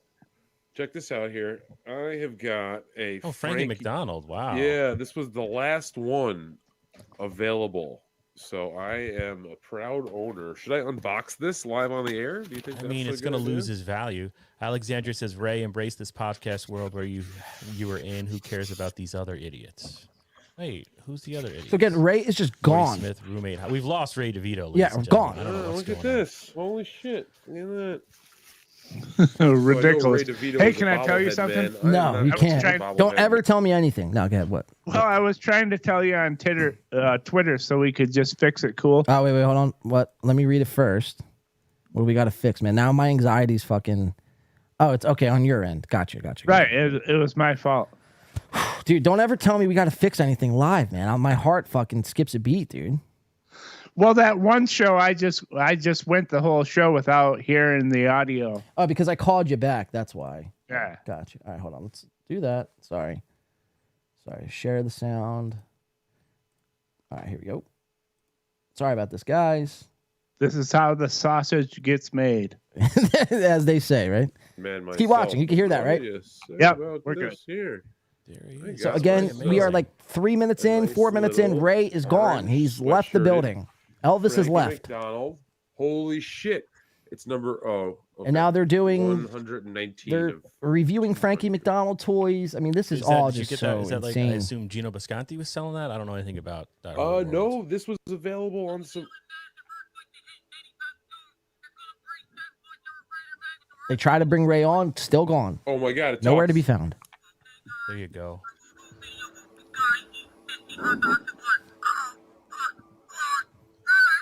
It's hard to understand it, though. I think it's just coming across as noise. We'll cut that off. Maybe yeah, he's so I got- he can be hard to understand in real life, I guess, too. Citizen M, I've been in talks with Stuttering John. Not kidding. Alexandria is the legit It's the legit Stuttering Good for John. Ray, people are saying. Stefan C, MLC was rough on you today, Ray, but it was very entertaining. Wow, I See, that would be the thing. It would be a hilarious bit if Ray just decided to, I'm getting up and I'm leaving my own show. I'm never coming back. Carlos and Stevie, you guys figure it the fuck out. I'm tired of being the fucking carrying this fucking show. You know what I mean? That would be hilarious if he didn't come back at all. Yeah, that would be the best outcome of this. That would be funny. Keep in mind, though, I started this clip at 1840. We are now at 22:11. So 3 minutes have gone by. Here, I'll fast forward a little bit because it gets a little redundant. But Ray doesn't come back on screen until... Here we go. 24:14. So he's gone for almost 6 or 7 minutes. Stupid. Morty We're not going to Smith say. says, sometimes dead air is perfectly fine, Oh, Yeah, Morty Smith has been saying a lot of stuff in the chat there. What were you saying? He said sometimes dead air is fine, and I just said, ouch. Yeah, oh yeah. The Yeah. super chatter. He had a couple of funny ones. Someone calls, Stut Joe Biden called you All right, so Stevie Ray Luther. appears. Yeah, but he didn't spell it Lewther. So now just watch Ray. He was like right to the fucking 5-yard line and then So he's- fell on his face. But He he- had the then- chance. Fiddling around with his computer. Stut Joe Biden. Stevie Luther, you bald bastard. Dummy Ray does not have to look at the camera. Hey! He's watching what's going on. Oh, there he is. Did a little spring cleaning, killed his roommate. I can't stand you, Stevie. Not once have you made a good impression on me. Total tool. That's from... So now this is the new look we get from Ray DeVito. This corner angle here, we get to see, his windowsill, his, like I said before on Friday's show, his 3x3 closet. Oh, it's maybe like a 3x8 closet, really. His dresser is off-centered. And, Carlos points out, yeah, he just spent this last 7 minutes cleaning. He was Windexing the fucking ground or his table. He was straightening up his toys. Like, why decide to clean in the middle of a podcast? I'll never know. But, this is what goes on in when you watch Rock Bottom Podcast. It doesn't get the name for no reason. Conga. Yeah. Oh, we So lost. then his... I want to say I like this angle better. I do too, I guess, maybe. I don't know. I'm a fan of the dresser and only the dresser. But as you can see, he drops his laptop. And this is where things get kind of squirrely here. We get to see what is actually in the Ray DeVito room. I might have again. to jump. So just a bunch of wires. I'm going to try to freeze frame this as best as I can. Don't know what's going on. A bunch of cables. This is all a mess. It's all your bastard's fault for making me like change. For a second. Yeah. Look at the floor. That's an old fucking shitty hardwood floor. It hasn't been refinished in years. That's old shit. It was never sanded down, never refinished. It's dirty. The dust bunnies that are on that thing are disgusting. It's an old apartment. An old New York City apartment, which are sometimes the worst. Paint shit. I didn't Look at this say shit, you had man. to do anything. I mean, look at that cable clutter. I have a lot of shit that, entails cables here. But if I ever had this much cable clutter, man, I mean, I wouldn't know what to do with myself. I mean, maybe I would tie one of these cable cluttered cables in a noose and try to jump out my fucking window. I mean, I don't know, man. I just like clean up a little bit, Ray. I mean, Well, what makes it worse is, he doesn't have like a board and a preamp, all kinds of other shit. It's just plug. yeah, this is a plug, a microphone USB going directly in to his laptop, his headphones. So, but that's the thing. It's like he doesn't have all this. So why all the plugs? Like, what possibly could he have all these plugs for? Unless he just gets a plug and just throws it on the ground, and when he doesn't use it, he just doesn't even fucking clean it up, right? Right. I mean, look, we have like 1, 2, 3, 4, 5, 6, 7, 8 different paths where cables are going. I mean, that's nuts. And we know from looking at him what he's using. Like Right. you said, it's a USB mic going into a laptop. So 1 cable, Right. headphones going into the laptop, 2 cables, and a laptop charger you should need. 3 cables at most. And maybe a power strip. So Yeah, that's we'll get one the, extra. the power strip for the laptop. Right. So three total. Why he has 8, I'll never know. It's okay to be quiet. I mean, look. Did you guys see that? Holy shit! Look at that. Shit. I got to get that better. I didn't Hold on. say you had to do anything. It's okay to be quiet. I mean, look at the mess here, guys. I mean, that's truly remarkable shit. I mean, God only knows what he needs all this for. Right. I mean, please, DM the show, DM me, and let me know. I mean, why do you have this many wires? It's nuts, man. It's kind of insane. That's very funny, dude. Oh my God. This is Tom McCaffrey level of wires. Like, this is what I expect to see in Tom McCaffrey's fucking, little cross space worth of a room, not Ray DeVito's. I mean, that's giving me anxiety just looking at it. Yeah, if that was sitting at the feet of the Samuel Adams cutout at Tom Chilstrom's house, that wouldn't faze me at all. I wouldn't think nothing of it. No, because we expect that from Tom Chilstrom. I expect better from Ray DeVito. That's why we're here doing this tonight. Ray might look at this as a slight. Why are you showing the inside of my fucking... Well, first of all, we didn't show anything. You showed this, and we're just replaying it. But Ray, get better. This is us, trying to make you better. This isn't a slight. This isn't a diss. This isn't a gotcha. We just want you to do better, Ray. We expect better from you. We want you to possibly go toe-to-toe with the one they call the Mud Shark. Quiet Lou, Blue Mosaic, Citizen M. So now his camera...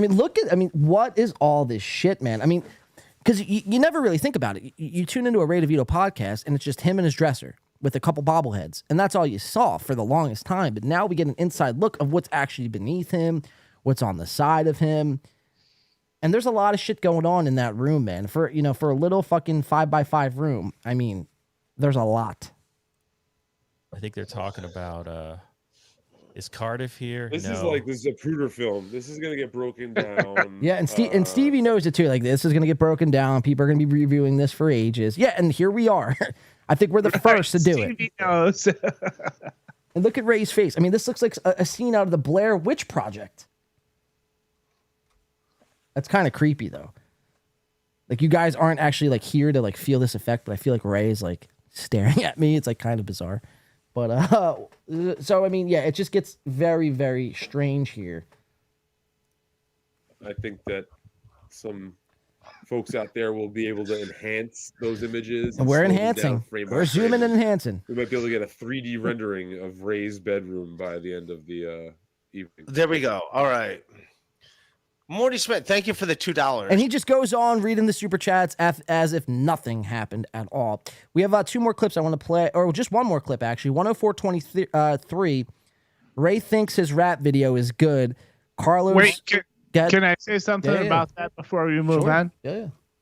I thought it was funny because it reminded me of the other night when I switched cameras and it showed my unmade bed. And I was like, I'm going to take heat. But at least you got... I mean, okay, it's an unmade bed. Maybe you should make your bed a little bit there. But I took a bunch of heat, so I felt a little for Ray as I was watching it because I knew I would make fun of it. Right. But I had been in his spot as well. Yeah, Steven C says he goes right on the super chats. That's hilarious. Yeah, I mean, he pays no mind. Like, he just... again, we started this clip at 18:40. We're now at almost 26 minutes. So, almost 8.5 minutes have passed us by. And Ray DeVito, in that time, like I said, Windexed his tables, cleaned up, fucking dusted his fucking room, got us a new camera angle to look into. And the minute he comes back, doesn't address any of that, why he was gone for the last 8.5 minutes. No, he comes back and looks right at Morty Smith and proceeds to read a $2 super chat. Yeah. So let's go to the last clip here we have from Ray DeVito. We're going to keep it moving here. It is 7:26 here on the East. That means Steel Toe is set to start in about a half hour. We are going to be tuning into their live members only stream. We still have Chad stuff, so I think we're going to push the Chad stuff till after Steel Toe. So we'll do the Steel Toe stuff. I think we're going to do the compound stuff right after this, and then that'll set us up for the members only.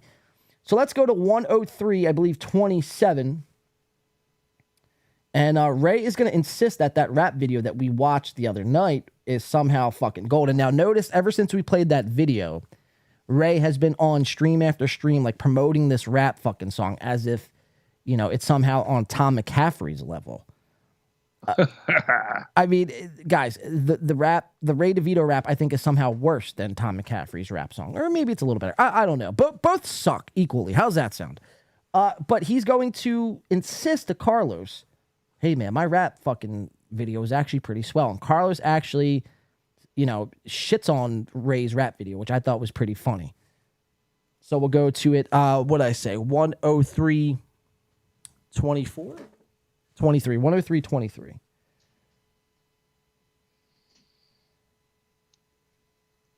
Here we go. Deitois is a silent killer. She says, I've missed a Deitois. lot, and I'm okay with it. I like that guy. Someone says, I'm a Ray gay. Spend less money on Bud Light. I like Ray too, Blue Mosaic says. Thank you, buddy.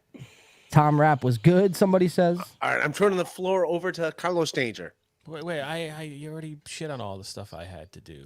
Oh, no, go I played ahead. my clips. What it's did I done, not Art. talk We played them both. Okay.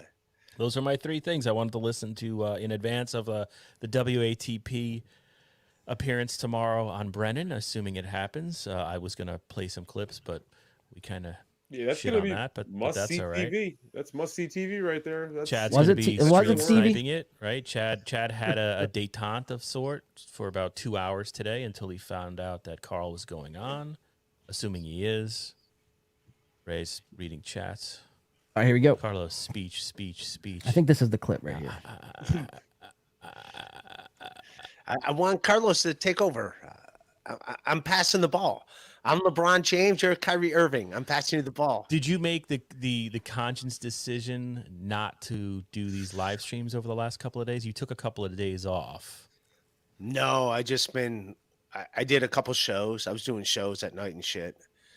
But so you don't like me live streaming all the time?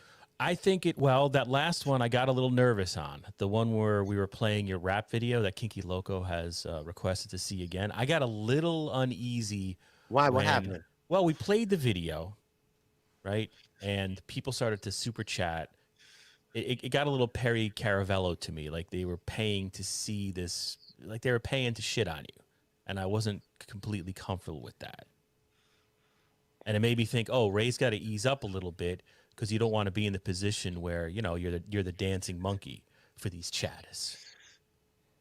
Thank you. So you got to respect Carlos, man. I mean, Carlos really looks out. Shout out to Blue Mosaic coming in for the 199 American. Says Tom McCaffrey is the third rapper in the Ray video. Right. Tom McCaffrey was in that Ray video. I forgot to point that out. But, you kind of have to, like, respect. We appreciate that, Blue Mosaic.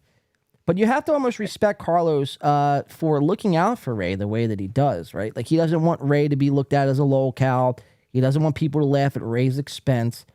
And he's worried about Ray, and he's trying to give him a heart-to-heart here. And Ray cannot focus for fucking 2 seconds. His mind is everywhere else besides this podcast. He's thinking what he's going to do tomorrow, what beverage he's going to crack open after this stream.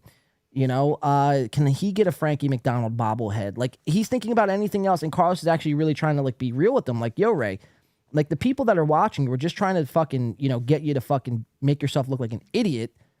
So be careful. Just be weary about what you do and when you stream. Like, you don't want to be like, Kevin Brennan and, Shuley and Kumia, like, booting up these streams at all hours of the night just for super chats because, it's going to turn into people are just going to show up to shit on you for, a measly 99 cents. And, Ray would happily accept that and move on and dance like, the crazy fucking monkey, the funny monkey that he is. I mean, that sounds insane. Funny monkey. Jesus Christ. But you get my point. So, Carlos, get. Well, I was going to say, and I want to give a shout out to my boy Kinky Loco, who got that all going because he is trying to make the monkeys dance, and it worked. Right. Yeah, man. So Carlos is trying to give Ray a heart-to-heart. He pays no mind to it and says, let's see what he says. For being like, quit giving Ray money to make one. Say whatever mean shit you want about me. Well, what Go was ahead and specifically say- happening? Everybody was watching that, that video, the rap video. It made I don't, And it's funny, man. Again, I don't like really taking credit for a lot of shit. I think we do things here, and it kind of, grows a life on its own sometimes. But we were, I think, one of the first to play that rap video. And ever since we played that rap video from Raymond Devito, that's like all Ray could talk about this past week is that rap video. And they actually played it on this show, and it was begrudging to, like, Stevie didn't want to see any of it. Carlos didn't want to see it. Like, they're like, bro, this sucks. We don't care. You know what I mean? Like, we've seen it already. It's not good. Tom McCaffrey sucks. Like, you know what I mean? And maybe we'll talk about this at the end of the show, but Chad talking about Bob's stepdaughter today got me real upset. I was like, yeah, we already covered it, dude. Yeah, but look, I'd rather be in the position that we are in now because Bob Levy is threatening to fly down to Florida to feed Chad to the Gators. And, we were the first to cover it, and Bob's like, yeah, again, we love your show. Those guys are awesome. We have to get them on. But I really think, though, the way we did it, I don't think Bob would be mad at us. I don't care if he is, but I don't think he would. We weren't saying we were going to jerk off and fucking jizz all over a picture. You know what I mean?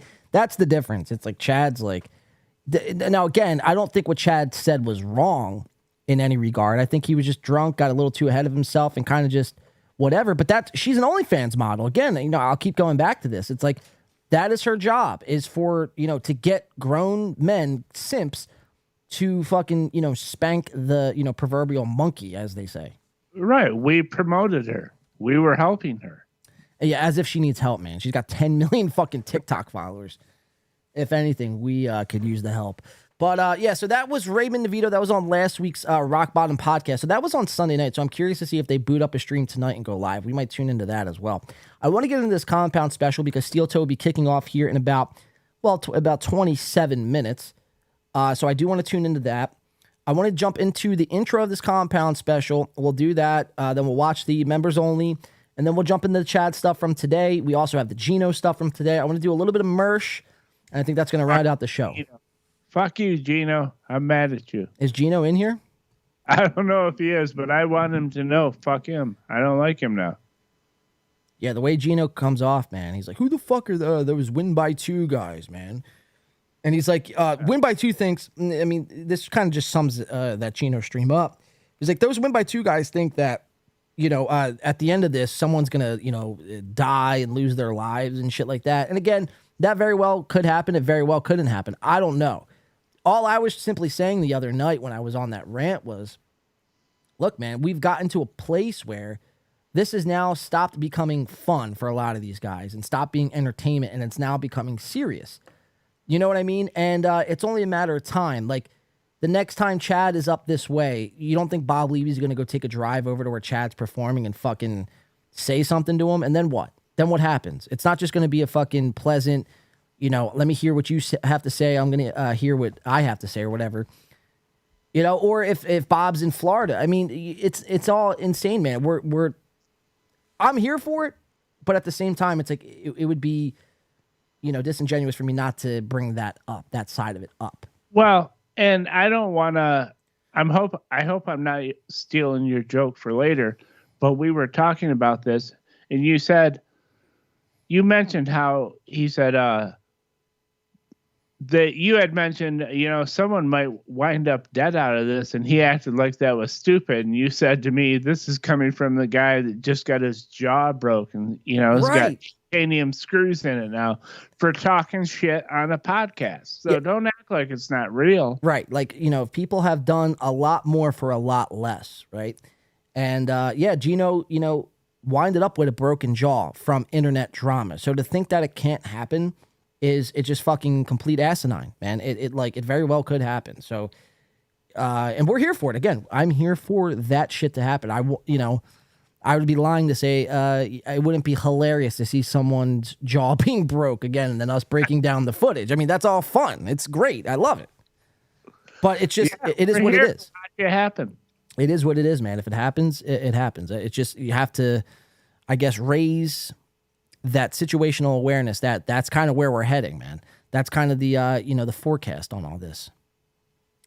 Well, let's jump into this Steel Toe Compound special. That's going to set us up for the Steel Toe members only special coming up here in about 25 minutes. Let's just watch a little bit of this, get your thoughts, and then we will move on here. So Steel Toe on Compound Media. This is their 5th special on the Kumia network.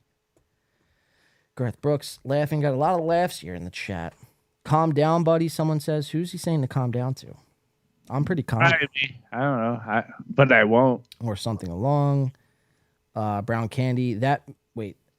Brown Candy, does that mean heroin? Bob is going to jail then. Bob ain't stupid. Dude, Bob threatened to kill Howard Stern. The Chad Tards already have told Bob to stand down. Rightfully so. Sam V, yes, sir. Chad is him. Bob already has the Howard Stern threat. Exactly. That's what I'm saying. He ain't dumb. But yeah, well, is he dumb? I don't know. See, I think Bob, if presented the opportunity to go up to Chad and say, give him some choice words, I think he would do it. I don't think he would shy away from it. Doesn't make him dumb. It just makes him, he acts out of emotion. Stop hate, raise the vibration. Yeah, that's kind of where I'm at with it. It's fun to laugh with these guys and laugh at these guys, but yeah, when we get to this point, it's like, Jesus Christ. A lot of crosstalk, Jay Etheridge. Yes, let's pipe down with that crosstalk. Let's get into this, though. This is Steel Toe on Compound. This is their 5th special. Now, have you seen any of this, Soft? I saw a couple clips, so I'm coming in really fresh. First viewing. Let's get into it. Steel Toe on Compound. Let's just watch a little bit, and then we'll jump into their members-only live stream.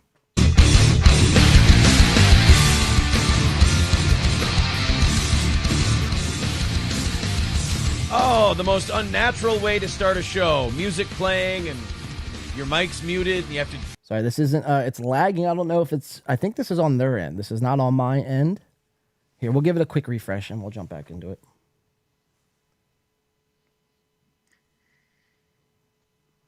Looks like shit all pixelated. I get very Ricky Bobby-ish. I don't know why it's like this. I don't know what to do with my hands. I put them I don't know why. Oh, there we go. Okay, it just fixed itself. down here. Got a really good show for you today. Yeah, like Soft just pointed out, April does have the puppies out.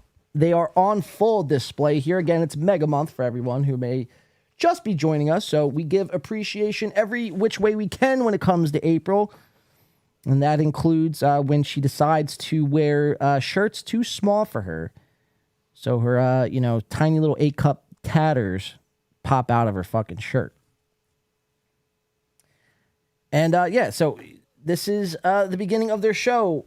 I mean, look at this setup here. April's like dying laughing. She hears a Talladega Nights joke or Ricky Bobby joke, and she's like fucking floored over there. Aaron looks like a fucking complete fucking creep weirdo wearing that what shirt, which he wears, I think, 3 times a week now at this point. Yeah, we gave him a bunch of shit. There was a T-shirt watch for him for a while. And so what he did is bought a bunch of new T-shirts, but then he moved out the old ones. So it's just a new rotation of the new shirts. Yeah, it's a new rotation of new shirts. So don't let him, funny. don't let him fool you, man. He's wearing the same shit over and over and over again. I think Johnny Crutches has a better wardrobe than Sir Aaron. And that's a fact. That's a fact. Are you sneezing over there? Yeah, I got to get a cough button. Are you allergic to fucking bullshit shirts from Aaron? Yes. I feel bad because I'm always wearing shirts that look alike, but I have 100 of them. It's not the same shirt. Right. Jay says, 2 Down syndrome looking hosts with terrible hairlines. That's a fucking... Yeah, their hairlines are just ridiculous. Like it makes me depressed looking at these two. And they think like they're somehow fucking winning, they're owning, they're stepping into new endeavors. And shame on Kumia and E-Rock for giving them this opportunity here, because now it's only validated themselves even further. Like, oh, we're on Compound Media. Not everyone can say that. But it's like, guess what? Nobody wants to be on compound media anymore. So I don't know what that really, where that really leaves you. If you don't want to be on, like, if the average person, the average, like, big name comic doesn't want to be on compound media anymore, then is that a win? You know what I mean? No, it's not a win at all. But Aaron somehow thinks it's fucking like he's crushing the game, and it's no time before he has his own show and doing his own thing on Compound. So let's watch a little bit of this bullshit, stupid fucking Compound special. I think we got a lot of good stuff to talk. All right, let's get started. Welcome to another edition of the Steel Toe Show, live here on Compound Media, compoundmedia.com, but you're already here. Hey, if you're doing this under the free trial, do me a favor. Get yourself a subscription, huh? Do it. Sub up. You got Gino. Sucks. We told ourselves we'd do one positive, one negative. So there's the negative. We got Gino. You got Anthony, of course. Anthony, of course. The Anthony Boss Kumia man. Show. The lovely and talented Chrissy Mayer on the Wet Sucks. Spot on Mondays. E-Rock. E-Rock with Would You Kindly with Brian Johnson. 21 Guns. 21 Sucks. Guns with Frank and the White Guy.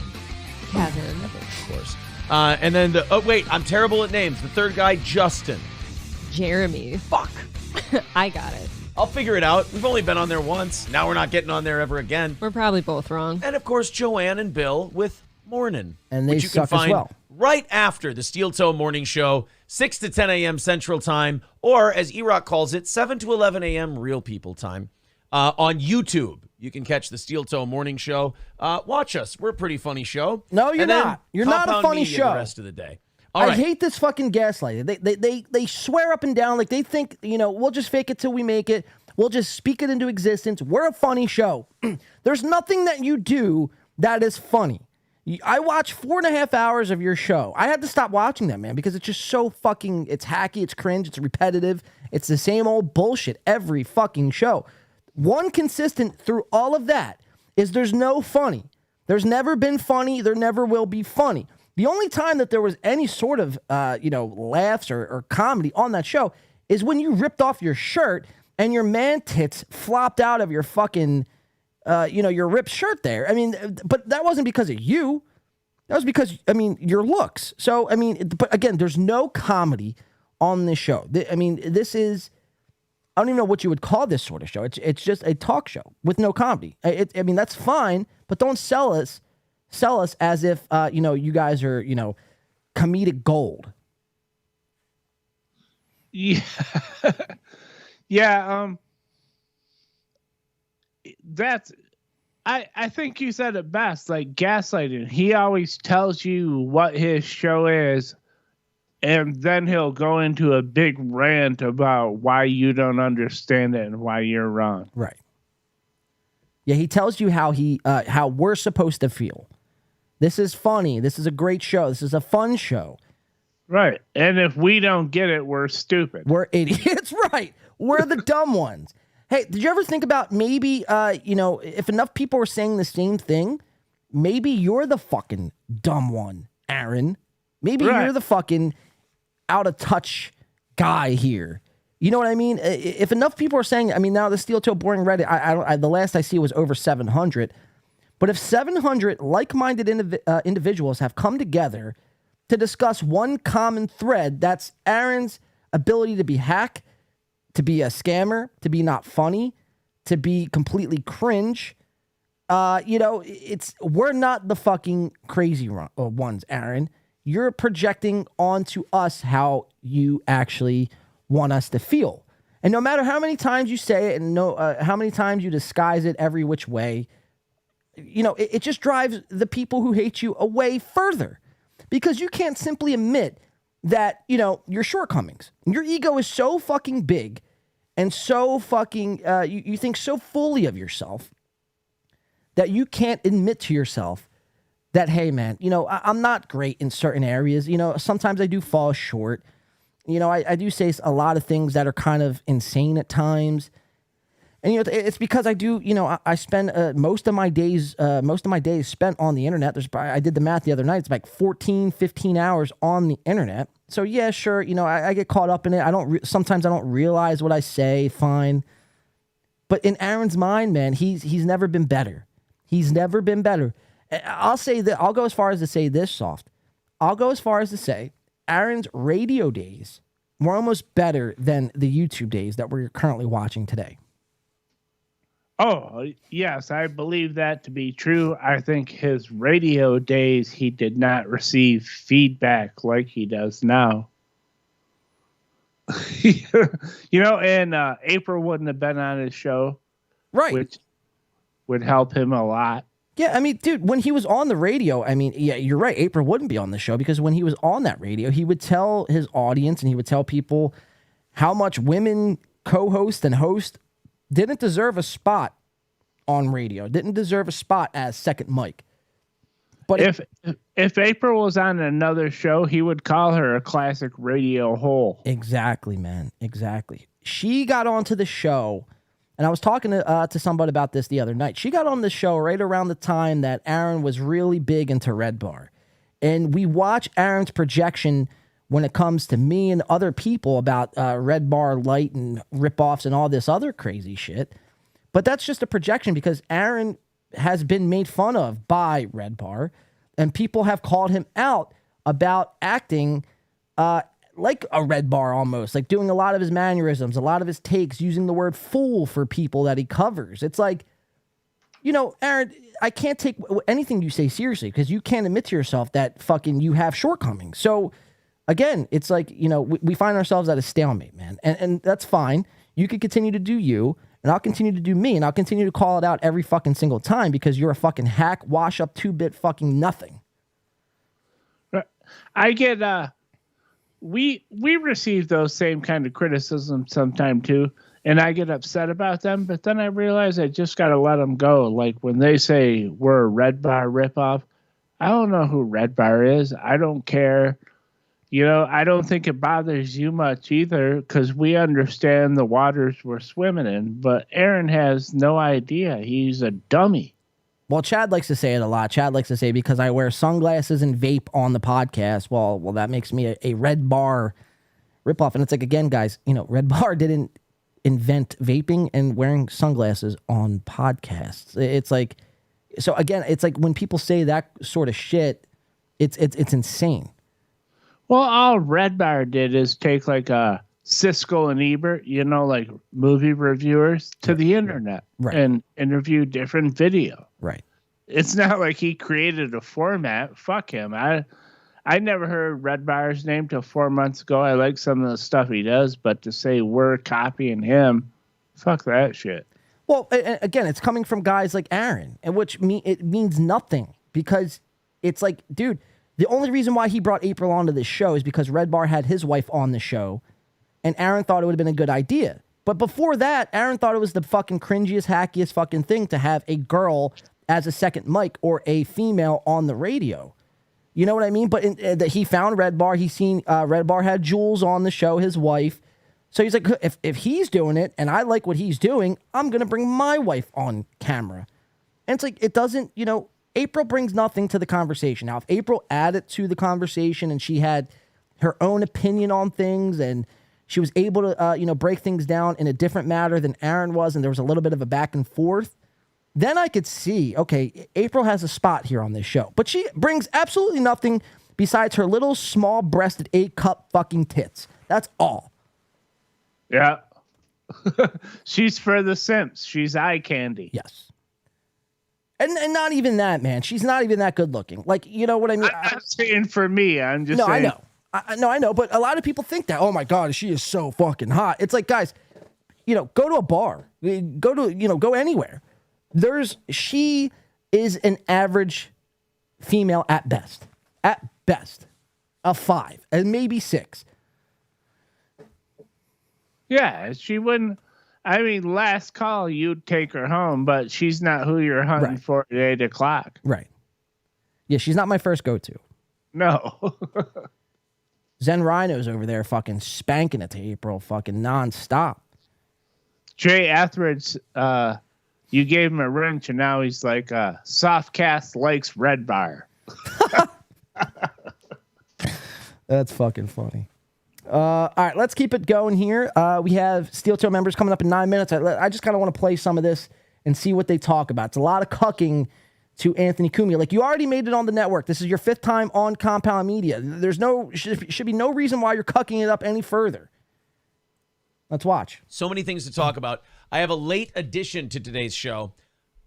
The stuff we don't do on our show, so listen to this. where we can cut loose a little bit more on an uncensored platform. I don't know if you guys watch nothing but Compound. You guys are kind of like institutionalized. Oh, sure. And you don't know what it's like out there. So I came from radio. I left. We're doing the YouTube thing now. We got Compound going on, and I like doing the different platforms. Absolutely. Because you get to see what the difference is. We also are on we're on Rumble by the time every time we're on YouTube, we're on Rumble at the same time. And we've done a week exclusive on Rumble. You can always tell when Aaron's We've done YouTube nervous. for a year now. We did Twitch before that. He moves around in his chair. Media. His wrists you guys go who limp. watch Compound most of the time do not know what it's like out He's there. trying to deliver YouTube. the script right now. Right. Yeah, he's nervous. I was Sorry. saying this to April the other day. What's that? I was just going to say, sorry to interrupt, but yeah, I agree with you. He's trying to deliver a pitch, and he's nervous about it. You can see how he acts. Yeah, because his pitch doesn't make sense. He's like, oh, you guys that all watch Compound, you don't know what it's like out there. It's like, you mean to tell me the people that watch Compound Media, they found Compound Media online, don't go on YouTube, don't go on Rumble, don't go on fucking, other websites and apps. It's like you're again, it's another form of projection. You're projecting and you're telling the audience how they're supposed to act and feel. Again, and Aaron does a lot of things, but one thing I see and I pick up from this guy is he's very good at getting people to agree with what he's saying, whether it be right or wrong. And it makes him sort of like this cult leader, man. He's very cult leader-ish. He acts, you know what I mean? Like, I guarantee if he told his chat of 400 people to all go jump off a bridge, I guarantee we'd have probably 150 to 200 people, almost half of his chat dead. Well, I think remember, I've always said is Aaron only got his radio job because he was like, I can sell the ad space with me as the host. Right. And he did it. So he got it. That's his only radio experience. He's a salesman. He's a salesman. And everything he does is a pitch. Right. Everything at the end of the day, he's always trying to get you to buy something. So just remember that. Let's keep watching. YouTube, far more constrictive than radio. It is. Oh, my God. On cannot say what's on your mind. On radio, you just don't say fuck. Or how hard is that? Or all the F words, keep them off there. All the F words, you just can't say any of them. Fag, fuck, none of them. You can't say any of that stuff on terrestrial radio. You can't put your dick in anything. You can't but you can talk about all of it. That's the thing. Mm-hmm. You can't put your dick in anything? What the fuck? I'm pretty sure you can't do that anywhere, like on TV. You know what unless you're on Pornhub, right? But it's like, fucking A, man. Like, where is your mind at? You can't. I didn't want to interrupt the video, but did you see how happy he was to say fag? Oh my God, dude. He yeah. He was so happy to say it. He couldn't wait, dude. He could not wait. I'm surprised he didn't drop the fucking M-bomb here. I know. Yeah, but let's keep watching. Let's see. We have Steel Toe members only in 5 minutes, does that say? Yeah, 5 minutes. Let's just play a little bit more of this, and then we'll jump over to their members only. I'm going to take a piss.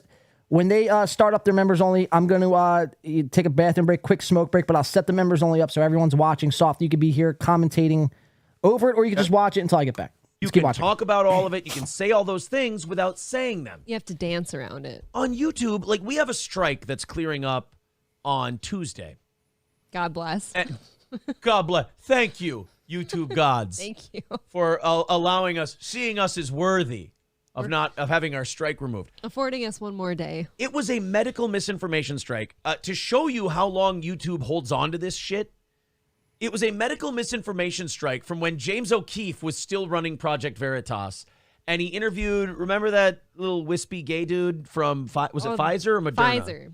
He got him set up on a date. Yeah, and they go, and James O'Keefe shows up and the guy reacts like Chris Hansen just caught him fucking a kid. And he's like, "No, I don't want you here, you right-wing crazy Nazi bastard." And James O'Keefe is like, "Look, why This don't is their you have a comedy. seat? We saw these. Let's It said talk. you wanted to put your blank in their blank. They and it was rehearsed needle this. in This their is a bit. arm. And you wanted. Oh yeah, he said that they're cross-mutating genes of diseases to see if they can make them medically resistant, so they can create new vaccines for them. And I'm like, Talked about gain of function. yeah, and we're just watching all this and going, why? The disease is already fixed. You got it. Don't fuck with it to make it worse just so you can make another medicine. I mean, Okay, so I want to fast I forward think just Anthony a little was bit. talking about this on his show I know, this a is couple it of right days here. ago, I think he's and gonna- we've mentioned it on ours a lot. Let's just watch. The quiet part out loud.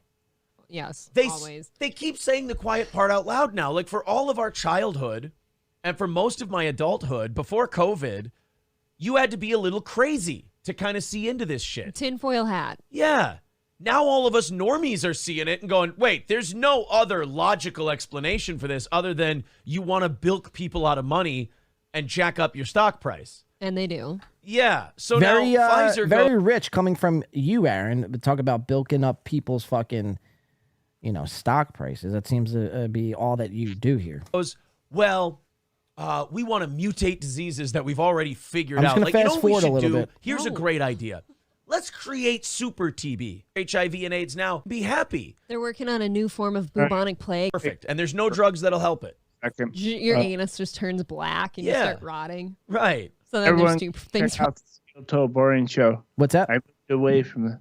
Oh, I thought you were still taking a smoke break. Oh, no. When we start their members only stream, which is about 2 minutes from now, I'm going to step away. But yeah, I want to get through. I just want to see him cuck up to Anthony Kumia because it's always amazing. Nobody ever should be ever cucking it up to Anthony Kumia. And if somebody is, somebody like Gino and somebody like Steel Toe, you should always question it every step you can because, I mean, it's insane. But so I just want to try to fucking find it. I don't know where the fuck it's at. Medical misinformation strikes. You could say whatever you want. So he's talking about his medical misinformation strike that is clearing up on Tuesday. Or something like that. And then they clamp down on it. I do get troubled that. So for the first nine or so minutes, he's talking about a strike that is happening currently on their YouTube channel. These are people from Compound Media, like that have no idea you even exist outside of this show here on Compound. They think this is like, what you do. They don't know you have a YouTube channel, and now you're like telling all the inside baseball about something that happened back in February. Like, nobody cares, bro. Nobody fucking cares.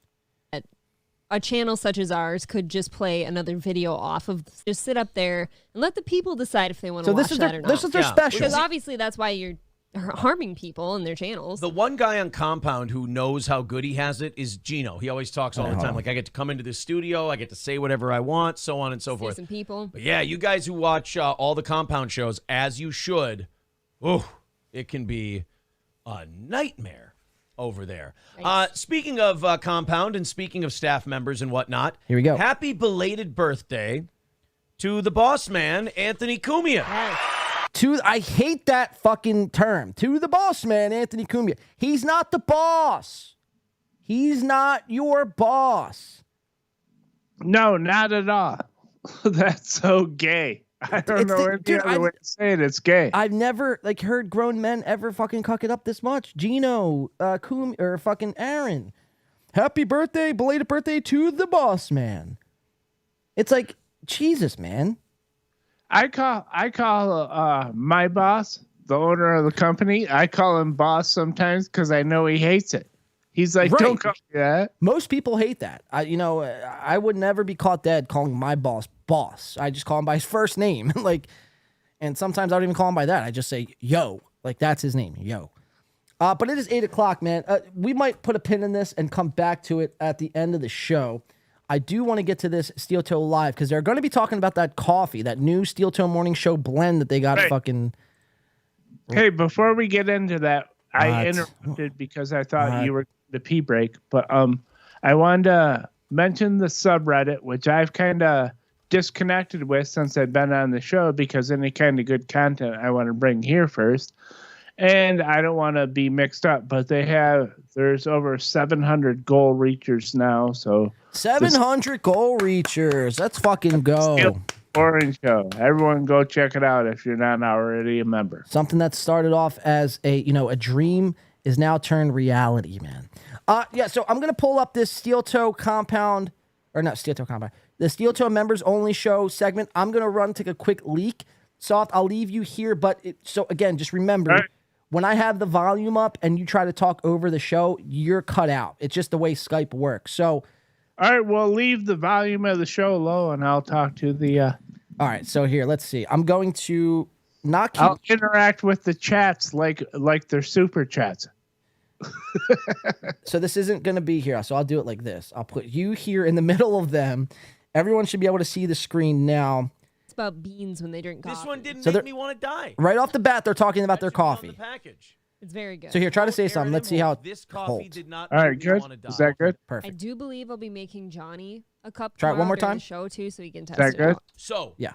Here's I'll be right back, guys. Where it goes from there. Steel Toe Members Only, and we still have a lot more to get into when we come back. We have Tom Chilstrom, we have the Chad Zumach, Gino Piscanti, we have Mersh, we have maybe some more Steel Toe. We have a lot more to get into. We will be right back, though. Soft is still here, though. And then that's the all trial right, guys, period. I'm gonna if read. You guys really enjoy it and you really like it. Chats, then that's when April's. Then we go into the full production of the logos and the bags and everything else for April's Magic Bean, and we're good. We're good. So there's the coffee update. I just wanted to read a couple of these real quick. And then we'll get into a Sunday show. Kyle says, great news. The U.S. is sending 14 nuclear ballistic missile-equipped submarines to South Korea. Yay! What? Why? That doesn't sound like escalation at all. Why? Because it's right next to North Korea, and China's been fucking around near Taiwan. So we just got to be ready for when World War... when World War III happens, I like this. I want it to be fast. I want it to be really, really quick. I don't want World War III to come and we got to get all of our nuclear shit ready to go. I want our nuclear shit ready to go immediately for when World War III happens. I don't want to limp away. Not for me. From World War III. That's very funny. Scooby Jooby Joo says, got my VIP gear in the mail on Friday. Thanks, April. Good deal. I hope you like it. Bluetooth, who is an obsessive fan of this program, he loves us. To be able to pay attention to us as much as Bluetooth does, you have to love us. So good evening, buddy. He says, why are they doing this on a Sunday? Oh, sweetheart, you already know. We do a 1-hour members-only show on Sunday. We leave it wide open for everybody because I don't want fans like you to miss it, baby boy. And then we turn it to members only after. So there you go, pal. I just wanted to do it for you. Coffee is unfiltered turlet water, says Rincewind. See, that's my thing. Can you hear me? It didn't taste like unfiltered toilet water. See, and now you drink Mountain Dew, and I think that just tastes like pure sugar water and diabetes. First of all, I drink Diet Mountain Dew. It's still gross. It's a big difference. I still don't like it. Big difference. No Mountain Dew for me. You guys should drink coffee. You guys should be very excited about the shows we have coming up this week. They're going to be very good. Now, Monday and Tuesday are normal. We've got Johnny coming in. Thursday and Friday are normal. We've got April coming in with me in the morning. And then on Wednesday, and you got, oh my God, if you think this show is Satan on earth, if you think this show is just the devil, if this show keeps you up at night because you cannot stand the fact that it merely exists, Stevie Lou will be our guest host on Wednesdays. Oh.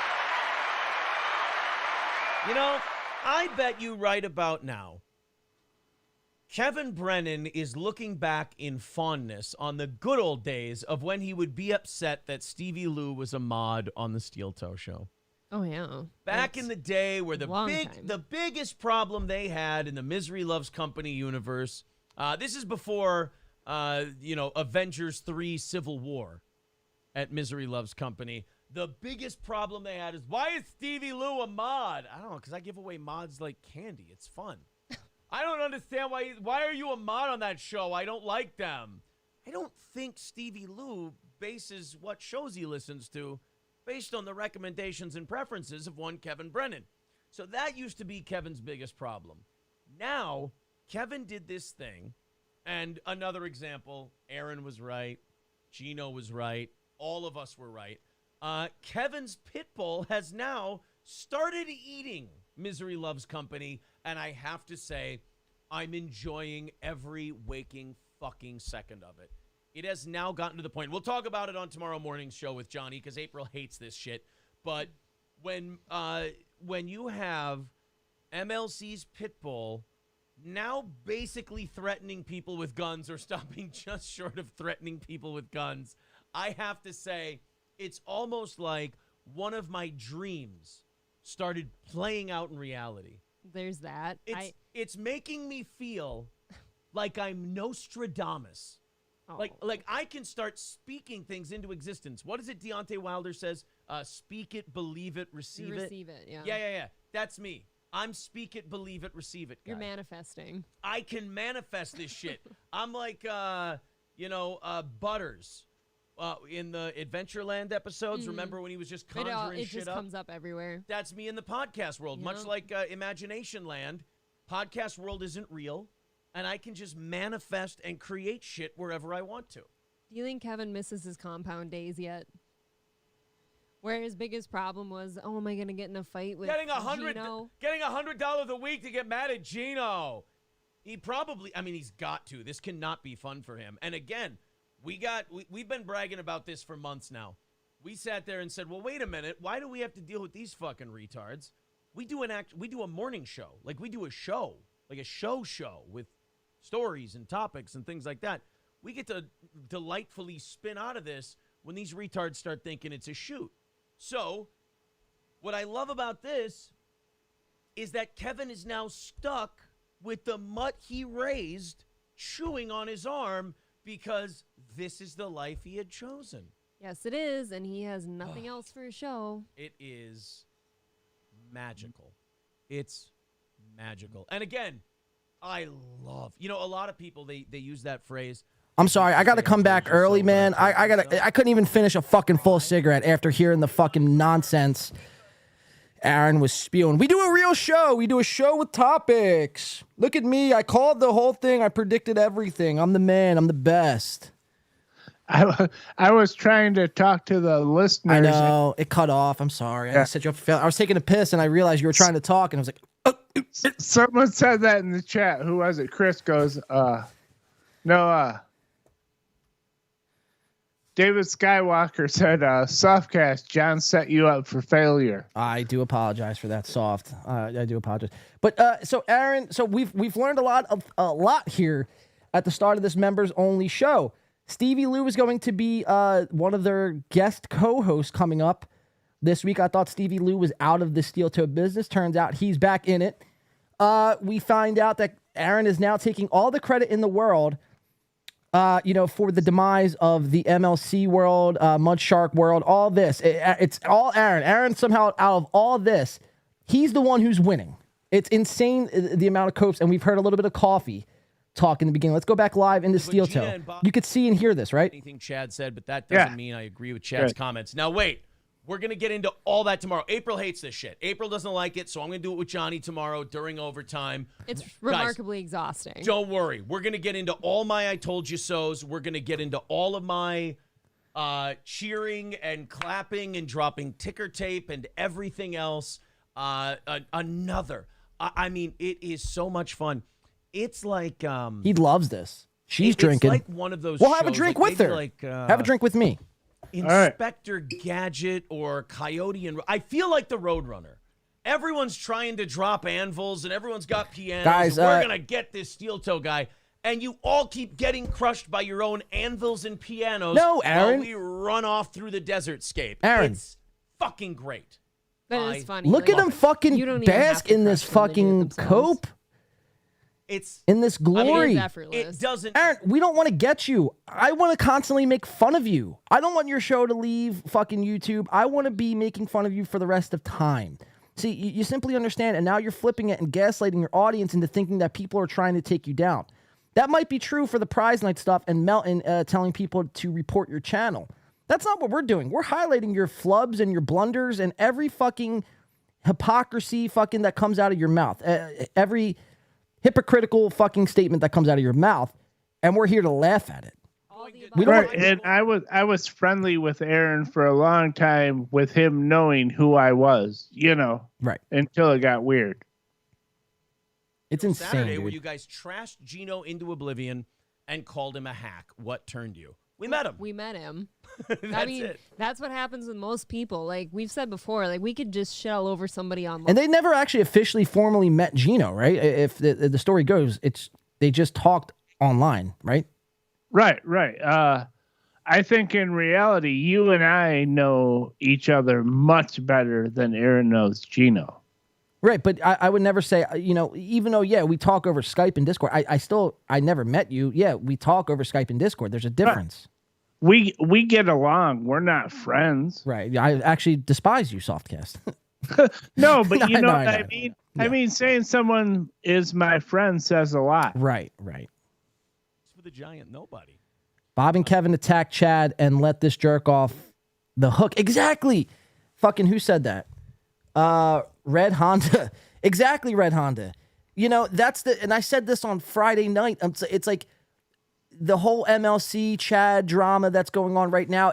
We're losing focus over this guy, Aaron. We're letting him get off scot-free and letting him come out of all of this as the victor. And now he's going to sell it to his audience as such, man. And it's insane because, no matter what happens through all this, Aaron isn't winning anything. Nobody is winning anything. I'm not winning. Chad isn't winning. Aaron isn't. Nobody's winning. This isn't a game, right? This isn't, somebody's keeping score. Nobody's winning. So let's get one thing out of the way. But yeah, through all of this drama that's built up, we have lost sight of why we're doing this in the first place. And that's to make fun of the Imholtz, of course. Yes. This has been a very fun show. Very fun show. Very fun week. I like when they're not here. That's the wonderful. So check this out. Look how trippy this is. I've also entertained everything. Can you see my screen right now? Yes. So there's don't worry, that too. Ro Jogan So says I got pictures Aaron and blurry and April washed out. No, as that's fatheads. on I your got end, Aaron Ro and April on my Jogan. green Jesus screen Christ, guys, and don't on my bring me your TV. problems. NF Cap says, how is this a members only show? Jesus Christ. Exactly. How is it a members only show? Yes, you do. It's available for everybody for an hour. After that, it goes members only. Who's watching it after? I think we didn't take our autism medication today. Luigi Buscemi. I moderated his comment earlier today. He says April was annoyed with you regarding the Crowder talk. What? No, she wasn't. I had to tell this guy. Cheers. I had to go look. You have to stop reading into every single facial tick you see because you're going to drive yourself retarded like these drama podcasters who lose their mind when they see someone's face tick. And they go, and food falls out of their mouth, and they start. No one's losing their drooling. mind, Aaron. Don't Nobody be like eats on that, Luigi podcasts. Buscemi. You do. You're gonna He pulled a her face. Yeah. Says she's annoyed Just with you. don't I was completely. That's inaccurate. Wait. Look, man, Having facial features is just part of being human. I think. I'm going to tell you this, Luigi Buscemi. Yeah, okay, so two things can be true at once. Yeah, having facial features is a part of being human. Like, what an asinine statement that is. Again, hot take 8 strikes again.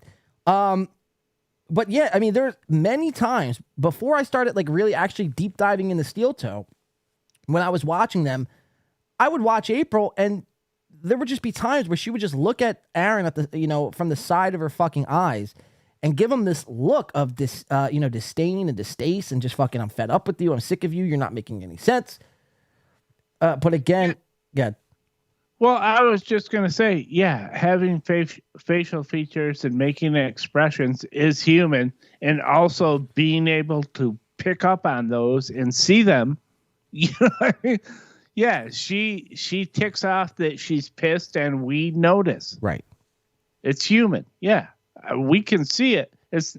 She's trying to act like she isn't doing it, but when 1,000 people say you are, you are. You are. Crowder and Jeremy was simping pretty hard for Crowder. So let's zoom in Crowder stuff to April's face. I think we've got that for tomorrow. Yeah, we've got that for tomorrow morning. He Does this look like somebody who's happy to be here, who's excited to do shows? Taking this lying down. Nope. I wouldn't if I were him. That's his only chance. He's gonna swing for the. I wouldn't fences. if I were don't him. think he looks good in any of this, but I actually was thinking it before I heard the announcement. If she's going to be releasing shit like that makes him look the worst of the worst, and she looks really good, he's got to do the same thing. I mean, if there's anything that can help his case, he has to do it or it's over. Dude, he is. Says who, April? He's talking about like mental health records. Oh yeah. He's So they're going into Crowder the now. whole works. Oh, Unleashing man. all of it. He's something talking that's about 5 days medical old. Records, all of it. I would have said from the word go that the not talking about it ever route was good until he ruined that. And now it's over. It's amazing because you look back. Why did Wow, he April, decide to hold open everyone. this can of worms? What was it to distract? Thank God she's on this show. The Dave Landau stuff. Landau. You couldn't let Landau go? Like, you couldn't let Landau say what he wanted to say and then move on? I mean, it's not the first time someone's accused you of being a prick. It maybe would have been a couple rough weeks for him. Yeah. I think like maybe. But now there's this. And yeah, it sure did bury the Landau stuff, but Yeah. I mean, he got his wish. But now what? He got his wish. He got to bury the Landau stuff. But now the divorce stuff is front and center. And now it's going to be I don't get this, medical man. records And, you know, mental health. So much for like the best case scenario. They're laughing and basking in the glory of Steven Crowder's downfall and of his divorce and, you know, the inner fucking whatever of his relationship, his inner. I don't even know what the word I'm looking for is. But when we do it and we look into them and laugh at them, it's somehow we're haters. We're fucking, you know, the drama podcast. You know, we got food flopping out of our mouths. It's like, why is it okay when you do it, but when we do it, it's somehow a crime against humanity? I never understood that logic, and that's what pisses me off. It's like, again, it's fine if you do that. It's fine if you make fun of Crowder and laugh at his divorce and his downfall. That's fine. But at the same time, when people do it to you, you then can't go, it's insane for people to laugh at us. We're having fun here. We're the best show. I told you so. This, that, and the third. I mean, does that make sense? No, that's one of the problems I have with them is that they like to do it. But when, like you said, it's they look at a show and make fun of it, and we do the same thing looking at their show and making fun of it, and suddenly we're in our mom's basement and we've never had sex and we're terrible. Right. You know, it's real quick. It's just dumb. I want to point this out. Jake Hudson in the chat says, one of my hemorrhoids just popped. I feel guilty about it. Jesus, Jake, get a hold of yourself. Hemorrhoid cream. Go see a doctor. Jesus Christ, Jake. Don't bring that fucking poop finger over here to this stream. I did my damn best not to cover that on Friday night. And now you're over here telling me about hemorrhoids that popped? Come on. Let's get a hold of ourselves here. Yeah, we run a top-notch. A tight ship.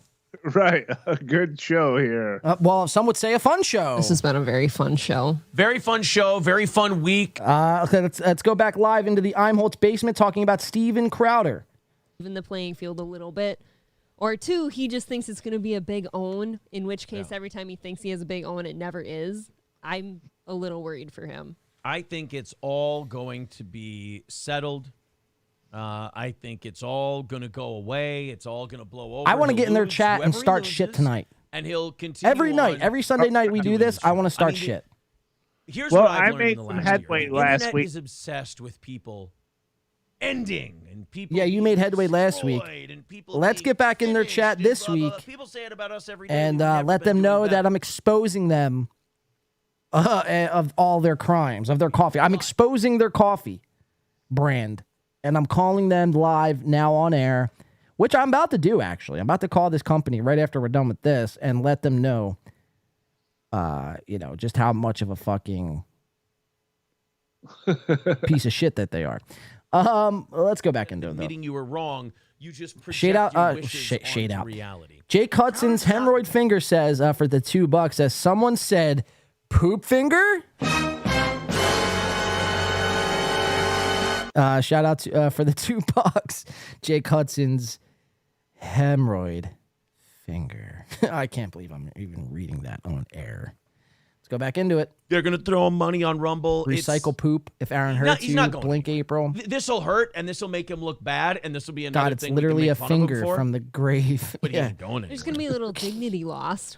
Yeah. but it'll come back. Yeah. Preparation, H. Olmo with Hudson. $2 says, Rude, why do you hate so-called autistic people? I don't. Quit being so autistic. He can't hate autistic people. He claims to be one. I are one. Matt Fields with $4.99 says, bright side, if that troon has its way, Kumia will be your next neighbor. Oh, there's a Kumia cheap shot from old Matt Fields. You dirty dog. Happy Mood says, Crowder is going to have to go after Candace Owens after she got into his family's business. I don't know. Will he sue her? Will he go that far? I guess maybe. Yeah, and she probably can't do anything to him. Candace? Yeah. There's nothing in the Yeah, she kind of She doesn't decided, really have anything on him that way. Yeah, she kind of decided to jump in on that one. I don't really think she has any like cards to play legally. We'll see. I mean, like I said, it's going to be entertainment. They're going to talk about it for a while. Crowder's probably going to, go crazy, but he'll stay on the air. Citizen M says, Crowder's going ham. He's not backing down to Hillary. She's no Sam Cedar. That's very funny. Pretty funny. Upset Duck says, this is the perfect fate for these so-called political commentators. You have to remember, though, Upset Duck, is that the people who are fans of this shit, they're not like you and me or anyone else who finds this show interesting, who understand. Look, he's folding his arms. They've zoomed out and they don't choose right or left. They go, oh, this is all a big game that all these people, that these people are unknowingly playing that just benefits wealthy elite people on either side. They honestly think they're in like the fight of their life, and Crowder's in the foxhole with them. Fight like hell. Right. They're all fighting like Good hell. one, April. Not like Crowder fighting with his pregnant wife, but they're fighting like hell. They think they're trying to save the country, and when Crowder's in the foxhole with them, they're not going to attack him. They're going to prop him up. Look at her mouth. So, I don't know. Oh, yeah. Don Lemonade says Crowder had a stint for a while when his wife was hospitalized Keep your for eyes on something the like mouth. Bell's palsy. Seems sketchy. Watch it like now. scrunches. Oh, really? I forgot about that. I don't remember that. I forgot. Oh, You know don't what remember I heard today? anything This of is much, do interesting. you, April? Remember Crowder said he had that thing where his chest caved in? Mm-hmm. And he had to have like a emergency plate or something. life-saving surgery. Yeah. Candace Owens says that Yeah. was cosmetic Okay, surgery yeah. because he was insecure about how weak and non-masculine his chest looked. Check it out. And he got it. Remember when we all Yeah. went, hey, what happened to Crowder? Did he like start doing I've steroids? said that before. Like, why does he look like this all the time? Yeah. They said that he had chest work done so that he could look more masculine. Wow. I know what that is too. Like when I used to be around swimmers a lot. I don't want to elaborate. There were a Whoa. couple of the guys on Why the not? team. I really don't. Yeah, Okay. why There were you a around couple guys on the swimmers? team that their chests were like this, like sunken in right in the middle. It is really strange, but it doesn't hurt or anything. It doesn't affect their ability to be an athlete. Okay. Are we just going to completely Here's- gloss over the fact she just said, wow, this is Crowder from 2018. Okay? See Yeah. the chest, see the arms. Okay. All right. okay, Aaron, he took steroids, Now, Aaron. let's take that down. I mean, Let's is that find such a fucking hard thing? That's 5 years ago. He took steroids. All right, let's move on. But are we just going to gloss over the fact that she just said she was around swimmers for the majority of her life? Oh yeah, she saw that movie Swim Fan. Swim fan, Jesus. There's Crowder's chest. So right now they think they're like discovering something that Crowder has somehow gotten bicep. Have you seen the stuff on Twitter though? There's it might be Photoshop, but there's pictures of him with like a dots where they say he had titanium rods inserted to make him look more masculine. And look, that very well could be the case, but but that's something that's going around on Twitter. This isn't something that they're discovering now live here on the air. They're selling it as I wouldn't report it to be true. They're going all in right here. yeah. Chances are he took steroids. Yeah. Right. So it's just however their body formed. So, you know what? April, you add nothing think to I this believe that. conversation. And by You're the a way, dumb fucking bitch. Candace Owens. I cannot, can't stand I her just can't anymore but- with this. Like, I'm tired of playing fucking nice because every time I do, it's always like, oh, look at all the fucking drama podcasts losing their skulls. It's like, dude, I'm not losing my skull, first of all. But now I'm not going to play fucking nice anymore. You guys are fucking dumb, fucking witted pieces of shit who doesn't you two specifically when they come out with that, oh, we're gonna you guys should take a test to have to get on the air. These two should be the first fucking in line.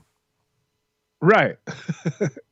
I just get fed up with really this with these two, man. I really do. Oh, he's taking hormone therapy. I and really raging at his fucking wife do. as a side effect. Like their Crowder is lives are clearly on just they just PEDs, keep says happy going. mood. Dub saying he had Peckham. Like, Softcast, like, we're human, right? So when we tell like a white lie, I'll speak for me. If I ever tell a white lie, man, I feel so guilty about it. It's like I almost can't do it. So therefore, I just don't lie. But it's like to Aaron, imagine the lies that he's compiled. Like, imagine what is going on inside of him that's festering inside of him. All those lies, all the gaslighting, everything, that's not true that he's told to his audience before. I think the best course of action is to really, and this kind of sounds insane, but if we gave Aaron a little bit of, psychedelic mushrooms, what do you think that would do to him, man? He'd probably fucking freak the fuck out. Oh, he would have like one of those crying moments where he'd be like, you guys, hold on, I gotta tell you this. And he'd be weeping. Weeping like a bitch. Right. He would fall apart. I want to say that his show... It's not a show. It's not a show. So rephrase and try it again. All right, well, like when the Zumox thing happened, and it was great to make fun of Chad for the whole oil can incident. People were in his chat going, "Hey, what about the bank failures?" And he didn't know what the fuck was going on. He was like, "We don't care about that. We don't know about that." And then like 2 shows later, he was trying to give banking advice. You know what I mean? Right. I'm with you. I'm sick of trying to be nice. I don't go out to go after people, but this guy is a fucking dummy. And, Red Honda said it best earlier, man. This whole MLC Chad shit, man, it's really distracted everybody. Now, everyone has lost focus on Steel Toe. I even see a lot of people now saying, oh, man, covering Steel Toe isn't cool anymore. It's like, are we watching the same Steel Toe?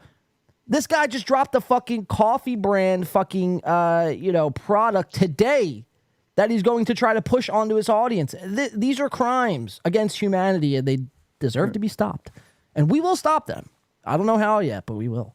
We've already gotten Corey off the show, so that was already step 1. Now we're gonna figure out the rest. But yeah, man, it's just fucked, dude. It's all fucked. I'm gonna be the first to ask this question. Will buying coffee count towards the daily goal? Like if I buy coffee? No, it won't. It won't. Because when you buy merch, I guess no. When you do buy merch, doesn't it go to the goal? Yeah. Usually, if you buy a VIP or whatever, right. So. Jay Etheridge says Aaron deserves some slaw, Chris. I'd say, let's send some slaw his way. Rabbits. If it was good enough for Lenny, it's good enough for Go back into the crawl space that is the M-Holtz. Living in that home. People are saying that Crowder's head is bigger because of the steroid use. All kinds of theories. Yeah, it's steroids. It's not rocket scientist. We got a Stevie J. Stevie J says. Hold on. No, you just. I don't. Right there. There he is. Put down What'd you the say? wife and keep the dog. Just all kinds of theories, including the obvious steroids. It's steroids, dude. Come on. So it's not. He didn't get titanium rods and injected into his biceps. It's steroids. There was something about. That's why he's such a cocksucker. Right. Yeah. His mood swings are insane. I mean, he was telling his poor wife to go throw on gloves to go pick up dog shit in their yard. And he's like, you're not committed to me if you don't. It's like, wow, dude. All I know is, people who don't take steroids don't go to that extreme. Someone like Crowder takes steroids and, immediately makes his wife into his slave. Oh. Johnny Gold says, and I've compared Aaron to Crowder in a lot of ways, man. Like they are the same person, the same narcissist, egotistical, ego-driven maniac, right? And it's like, again, and I said this to a couple people, but it's like I wouldn't be surprised if Aaron, behind closed doors, really, and this is all hypothetical, so, try to sue me. But I wouldn't be surprised if Aaron fucking, bats around April a few times. I mean, he, He's cheated on his ex-wife before. That's pretty much all about confirmed. So if you're going to go to that extreme to cheat on your pregnant ex-wife, why would it seem so far-fetched for you to, lay a 5-finger fucking slap across your new wife? I don't know. These are just theories. I think he probably has some traditional man of the house values. A lot like Crowder. Yeah. Like a 3-month supply of medicine, and then they scheduled to put the dog down because I had tripped and fallen on the dog, and the dog. What? No. The dog was dying. Like, this dog should have been put down a long time ago. What? Tripped on him though? He was a Cocker Spaniel. He's a big enough dog. So the dog, the vet was very clear that nothing I did caused the dog to have any problems, but he didn't want me to think I was responsible. I'm sure it did. Yeah, So that's what he they gave tell the you. dog- Of course, they're not going to say, yeah, you're the sole cause of the reason why this dog just died. So Aaron is just admitting about this story about how he tripped on a Cocker Spaniel that was on his way out. He stepped on it. He claims he tripped. We all know that dog was pissing him off, and he stepped on its fucking neck. Just, much like Derek Chauvin and George Floyd. Aaron tried to do that to a Cocker Spaniel somewhere, I don't even know. Diagnosis. These stories, Citizen man, Ed I swear they get weirder and weirder by the fucking day. Season 5 with Of Mice and Men. I didn't confuse them. I cross-referenced them. Thank you very much. All right. I am way behind. Aaron My probably dog was beats getting dogs, to prescribed be honest, Xanax. Egg It was Picker the same says. thing Yeah. as human Xanax. Ooh. Says Aaron probably Why? chokes the Because living of that, I'm shit telling out of you, dogs. Xanax isn't life-saving. It's You anxiety-ridding. throw enough money at a vet, they'll put something in your dog to That make is it go. not life-saving medicine. If your dog could have a fucking heart attack from anxiety, it is. Why are you guys all having pussy dogs? No, What kind of dog needs Xanax? You grew up on a farm. Your frame of reference is not wide enough to right, understand where I grew up with animals. that there are far more different situations with dogs. My 3-year-old chocolate lab, who was a fat ass and used to eat everybody's food, including her own, suddenly quit eating one day and just totally started shriveling up. And we took her in and they tried to take blood out of her and the thing came out fucking gooey green. Mm-hmm. And they said, look, gooey green. you could stick thousands of money into this for chemo if you wanted, but that dog ain't going to live. And we Right. put her down. That's- She They is didn't let so us stick dumb. money into that She dog. is She so wasn't gonna live. fucking She was dumb. free. I'm not saying that didn't exist. I'm saying it's anecdotal. You and could will stick get thousands of for every money one into those her and stories, nothing's you going to get 5 happen. people. So we Let's just go to shot the the big time. They dog. put my dog on this, and they Like put old my Yeller. dog on I read a that, book and they once said and this- they Yeah, shot my the dogs dog, were so on I that thought it shit. was a good Derek idea to Joven shoot my says Aaron's dog. dog was last found saying a Hail Mary in a boat in Lake Tahoe. Oh, You're my dumb. dog told me. He said, You're I'm dumb. smart. Not dumb, not like Dumb, everybody yes, says. Like, dumb. You're I'm dumb. smart, and I want respect. Yeah, think about I that. was passed over. That take sucked. That was my dog. She And is then so I sat on him and killed him. Shouldn't be a fat kid sitting on your dog. I've been told. I sat on my dog, Shut up. and I killed him. Like I'm. You've Dude, almost this stepped is on nuts. I gotta Gordy take a before, drink. too. I'm That getting scares very the upset shit here. out of me. It was just a stunt. He was supposed to pinch my leg if he was running short of air. Jeez, with all this time in pro wrestling, how did this guy ever have time to get his educator's license? No, you can't do that to me. Those kids are Cheers. my life. Aaron kicks puppies. Max, are you You heard it ready here to first. cooperate with me? Oh, yeah. Oh, Aaron kicks man, puppies. Clip it. Zen Rhino, I thought you said I was all right. Zen Rhino. Spider. No, you ain't all right. Pay Spider. pig. I want to correct Electric Shoes here quick. He says April calling out other people's dogs. Gordy's a shaking hamster. He picked Gordy. I did not. Gordy's a That lovely is not dog. my choice in dogs. I like big dogs. The real Joe says my dog Wow. tried to eat a porcupine when I was a kid. I feel like you and could the tell vet a said, lot "Take about your a kid out of man." here because he won't like the outcome. I feel like you could tell a lot about a man by the way they pick their dogs. You know, Aaron picks out this fucking, little fucking chihuahua, this rag doll, this lap fucking dog. Like, he almost is like, halfway to fucking owning cats, like, just like Mersh. And it's like, those are the bitch of dogs. I'm sorry for people who own fucking little chihuahuas and little, rat dogs. But if you're a man and you are fucking a high T man, you get a Rottweiler, you get a pit bull. You live life on the edge. You get a German Shepherd. You know what I mean? A Great Dane. You get a man's dog. A man's dog, not a bitch dog.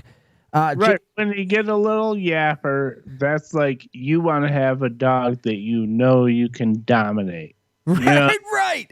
I want to buy the puniest dog, so if they piss me off, I could punt it with my foot. Like, you know. Exactly, dude. That's what it is. Jake Sealing. Wait, is that bat or rat? I can't see. Jake Sealing Rat. Welcome to Stubbed Toe. It's a fun show. This has been a very fun show. Very fun show. Very fun week. Welcome to the Stubbed Toe. Again, for our members, we are going to be getting back on track by doing members-only shows for you guys. I got a little bit off track doing that, but you guys can use emojis. We do have, exclusive videos that will be going up on the channel. One of which is the Softcast Hipstar interview, which the whole internet is talking about currently. Everyone is very excited, and Softcast did a very good job on that. So yes, use the emojis. We have Tom Chilstrom, we have Aaron, we have Megamind, we have Corey Adam, we have a lot of Ric Flair woos and copes. Lots of good emojis. I just uploaded Tom Chilstrom's emoji, and I just uploaded Chad Zummick's emoji. So there. Can I plug it? And I don't know, we've kind of discussed it, but Brian from Total BS Show has agreed to be the second in the series of members only bonus, me talking to them. Brian dipping his toes into what we do is different from their show, and I found it very interesting.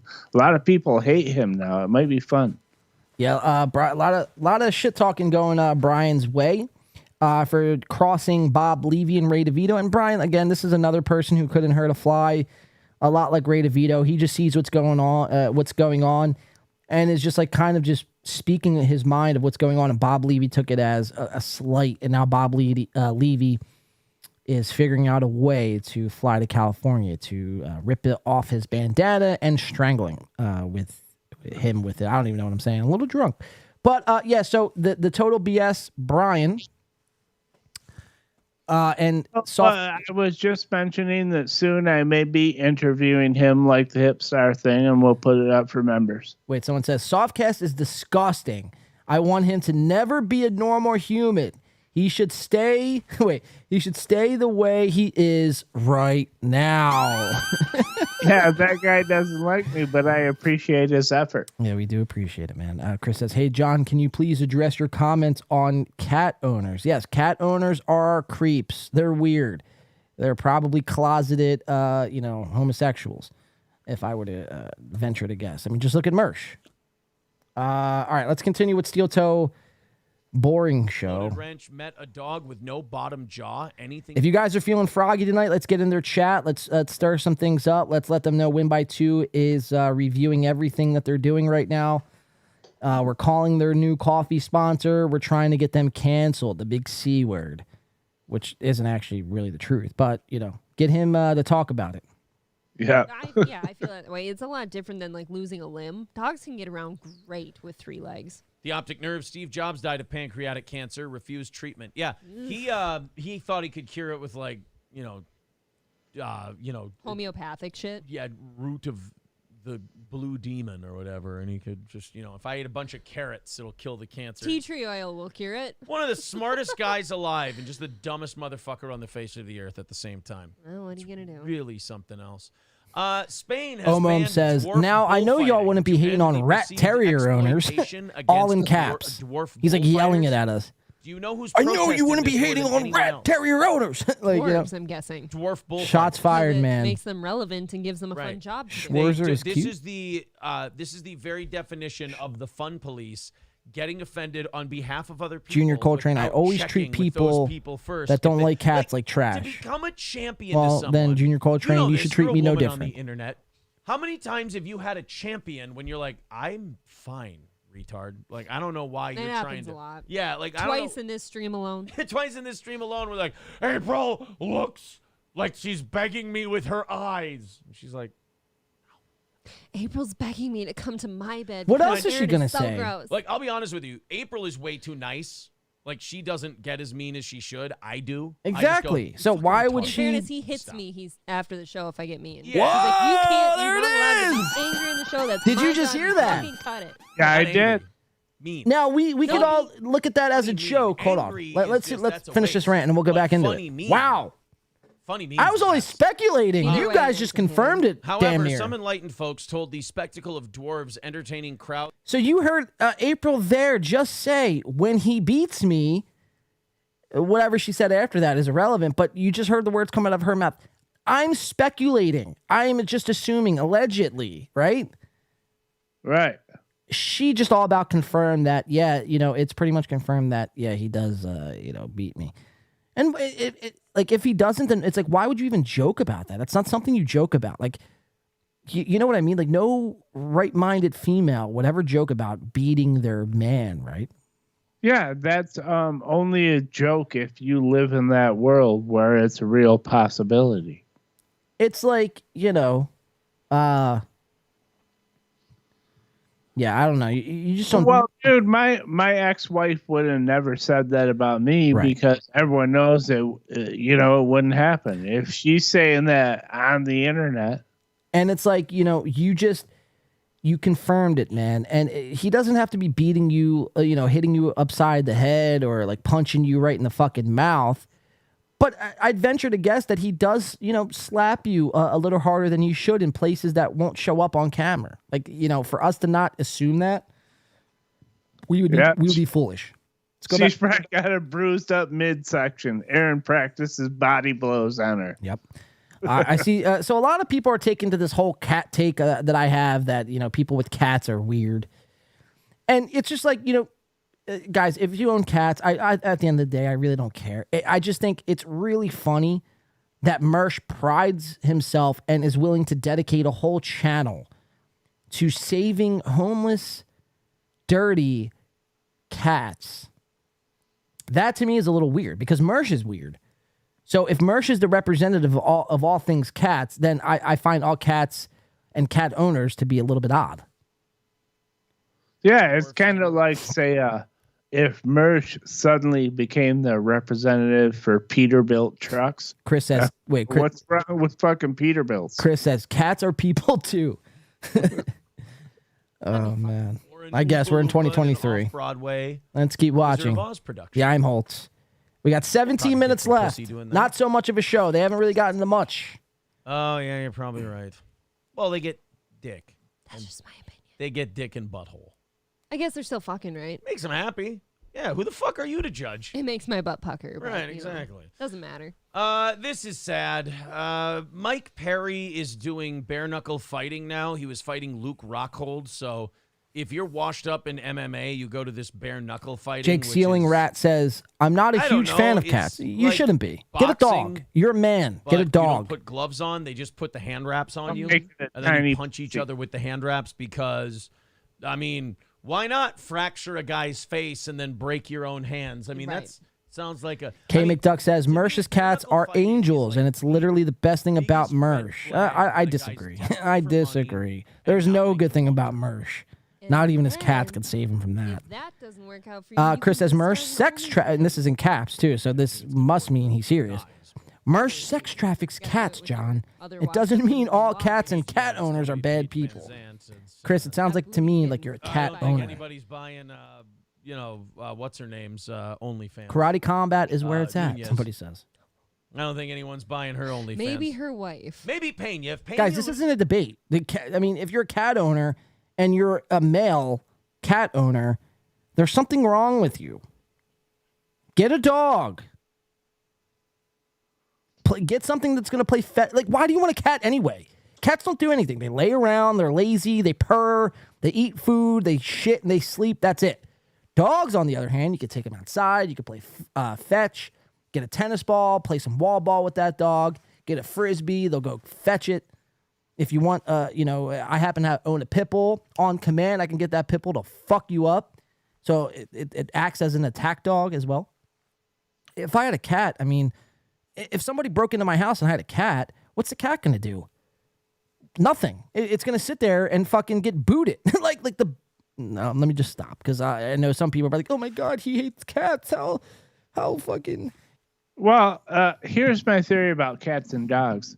Like, if you have a cat and you come home and you put down your keys and you sit down on the couch and then the cat runs up to you and starts purring, You'd be like, hey, my cat came up to me, was glad to see I was home.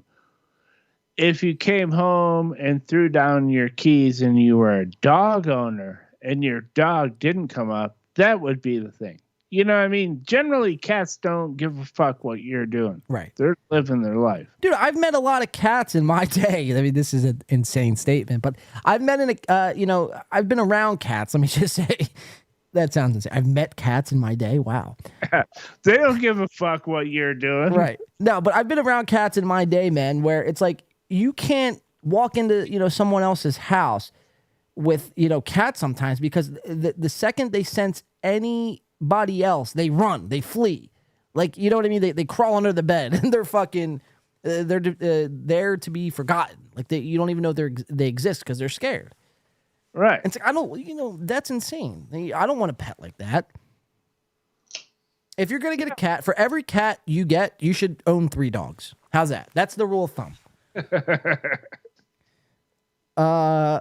Let's get back into this. And let me just point this out. If you own a Chihuahua like this fucking dipshit, every Chihuahua you own, you should fucking buy 10 Great Danes. It's just a matter of time before Aaron starts fucking having a cat collection. Primal.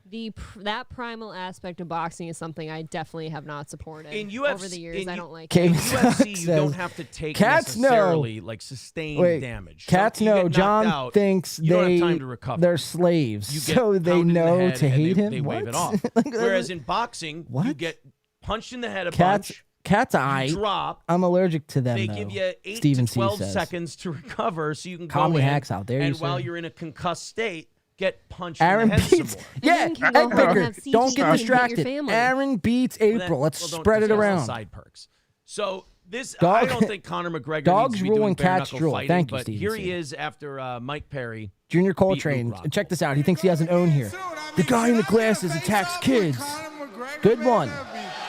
Do you hear the way he talks? Ooh. Like, does that guy need to be getting punched anymore? But Billy Sunshine says, very red bar in your talk right now. I thought you were about to tell me Conor. Like, right, because I'm trying to talk like a red bar. Can I get a face-off with Conor McGregor, man? That'd be... Egg Picker says, you own dogs. Cats own you. Thank you. Aaron doesn't know anything about boxing, right? And he's doing all this. You shouldn't be taking boxing advice from Aaron. Chris says, can't keep... Into our BKFC cat. Oh no, hold BKFC on. Sorry. Sounds like this a is chicken distracting. restaurant. Lovely. This is one thing I will give cat owners. Chris says cats keep the rodent population down. Dogs keep the poop population up. I will give you that, Chris. That is a point for cats. All right. So what's going on here? They're sniping a live event. Is that what's happening? I think this was, I don't even know when this was. This probably was from last night, some UFC event or a boxing event. Conor McGregor. It's not the UFC. I didn't know Conor McGregor had a belt in any place now. Oh, well, I don't think it's a real belt. If this is from recently, this is not a real belt. It's just a fake belt Conor printed up and is walking around with. But let's tune back into the Imholtz crawl space. See what what kind of hot takes they're giving us tonight. After one of his fights, people were talking about Bob Sapp versus Mike Tyson back in like 02, 03. This is when Tyson was just says at the tail dogs end of his are career. disgusting. And I remember he said something very cool because Tyson was talking shit about fighting him. And he Blue goes, Mosaic, this from last night. They call he you says. Kid Dynamite. You step in the ring with me and I'll put It's your fuse BKFC. out. Now, Somebody Mike Tyson says, okay. would probably murder Bob Sapp. But that was kind of a fun little line. He didn't come in there and go, was I dope. just respect you so much. And gosh darn it, says to KFC. see what you did to Cliff Etienne. I mean, that really taught us all something about, shut up. Or Deontay Wilder yelling at Tyson Fury, you get in his ring, I will baptize you. It's like, all right, that's a sound. Go back in live to April's here forehead. sucking each other's dicks over the likes of Cowboy Cerrone. Yeah.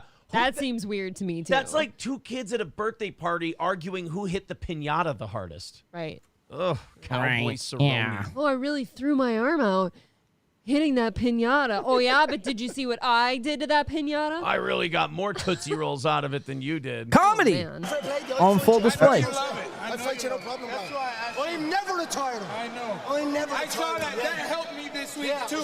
Because shout out Michael Milnerstadt. My brother died boxing. So thank you so much. Not you good. know what you should do then? You should bare knuckle fight well past your prime. That's a really What good she's idea. thinking. That is something I don't like about fighters, boxing especially, but people Yeah. just keep going. Right. After they've had it physically. These two, like, Conor shouldn't fight, not only because he's gotten his ass kicked too much, but also Wow. he's even lost his shit-talking ability. Yeah, he's not saying anything. Yeah, his shit-talking Oh, ability that's coming even from sucks. He's had you. his- That's pretty rich. He's had his ankle split too, hasn't he? And his leg that broken. was him, yeah. Yep. Ugh, stop it. Connor, you made it out here to BKFC. Stay right here, Platinum. Just Drink, let April. us know what you think, man. You were front row. I saw you shadow boxing. I saw you into every one of these fights. Let the people know what you think about this bare knuckle fighting championship. I think it's a bunch of bullshit, and y'all shall be ashamed of yourselves. That would be great if you just shit on the whole thing. Incredible setup here, incredible matchmaking, incredible storytelling. Oh, you had to come here. Why does she always have a frown on her face? Like her lips never go up; they always go down. He looks old. Yeah. Warriors, He looks all tired. have my respect, and I'm into this game, yeah. I'll be into this, yeah. Me and your man now, but I've already the belt. How am I at the showing up here already, and I've already got the belt? Come get it, baby. Come get the strap, baby. How even does he s- have? Why does he have the belt? He even sucks at shit-talking now. I know that used to be the best part of him. Conor McGregor's that was a bummer. That was the Please just worst. stay a businessman. Yeah, that was like the worst stare down I've ever seen in my life. He's got whiskey, proper 12 whiskey, right? And then he's got like health supplement companies and, And then stuff. a lawsuit one. by an old man in a bar. Fuck it. Good one. Dub says man. meth will age you. I don't think Conor does meth. I don't think we're gonna do math. No, I don't think so. AI. We did the AI pizza commercial thing a while back. Oh my God. Pizza Hug. They're so Pizza fucking Hug. That's what it was. bunch It's of like duds. family, but with more cheese. Yeah. So the AI is continuing to create video content, and it's starting to. People Look, like this it's shouldn't way be talking to you about AI I'm not and going to video pretend content. it's not. But in the short amount of time that AI has been around, it is getting kind of frightening how quickly it's able just to develop Okay, shit. so out this of is nothing. another take. Yeah, and I haven't heard this yet, but TMZ was circulating something the other day saying that they made an entire AI song. Hold on, we got a $2 from Fat Diff, the Lactator, coming in $2 with a super sticker. Shout out for the $2 super sticker. But We appreciate the the donation without the message. It's a it alleviates a lot for me. I don't have to do as much. I don't have to read the message and then react. So and we appreciate all the diffs, whether they be corn or car or onion. All the diffs, we love you. there was one diff. The one diff. Not that I don't know about love softcast. I don't like to use the word love. Okay, is there an Aaron diff? There's not an Aaron diff. There should be though. But there's King of All Diffs. Now, although King of All Diffs is good on the K-Cuck show, I found out the reason why King of All Diffs is a little hostile towards us is because he's a Steel Toe fan. He was in that premiere earlier. Aaron posted a best of this week. And he's in that premiere and he's posting before the premiere even started. He's like, yeah, thank you, King. And he's giving the fucking, the rock horns over there. I'm like, wow, it makes sense, man. It makes sense. Why you I think I saw that as well, and I think Onion Diff put him in his place. Onion Diff Ooh. said something like, he's not the king of me, I'm an independent diff, or something like that. Onion Diff wasn't having it, so I don't think he's really the king of the diffs. Girth Brooks says, April is Aaron's yes man, always agreeing. Well, 100%. I mean, again, Aaron is somebody who on the radio just a few short years ago was claiming how all females don't deserve radio spots. They don't deserve to be on the radio. And that's because he got beat out by a, female in Iowa. But, for the job he wanted, yeah. For a job he wanted, right. You fast forward 2 years later, now he's got his wife on camera. For what? And the answer is what Girth Brooks just said, because she's his yes man. She doesn't disagree. She doesn't push back. She only agrees with what he is saying. And that's the only reason, man. That is the only, and a little bit probably because he saw Red Bar do it, so he wanted to do it. Red Bar had Jules on, so he was like, yeah, it's a good idea. I'll bring April on my show. Doesn't work. April adds nothing to the conversation. Nothing. Me. She actually takes away from the conversation. Like I'd almost, I'm not saying I would. I almost enjoy Steel Toe if it was just Aaron, because I feel like he would be himself more, right? You know what I mean? It sounds. I was just getting ready to say that. Like it's almost better before she joins on the morning show, right? When it's just him. It's just him. Yeah, because he's free to do and say what he wants. Now, that's not to say he wouldn't still be lying and wouldn't still be gaslighting his audience, but at the same time, it's like, you know, he almost has to like give her time to talk, and she takes away from the conversation.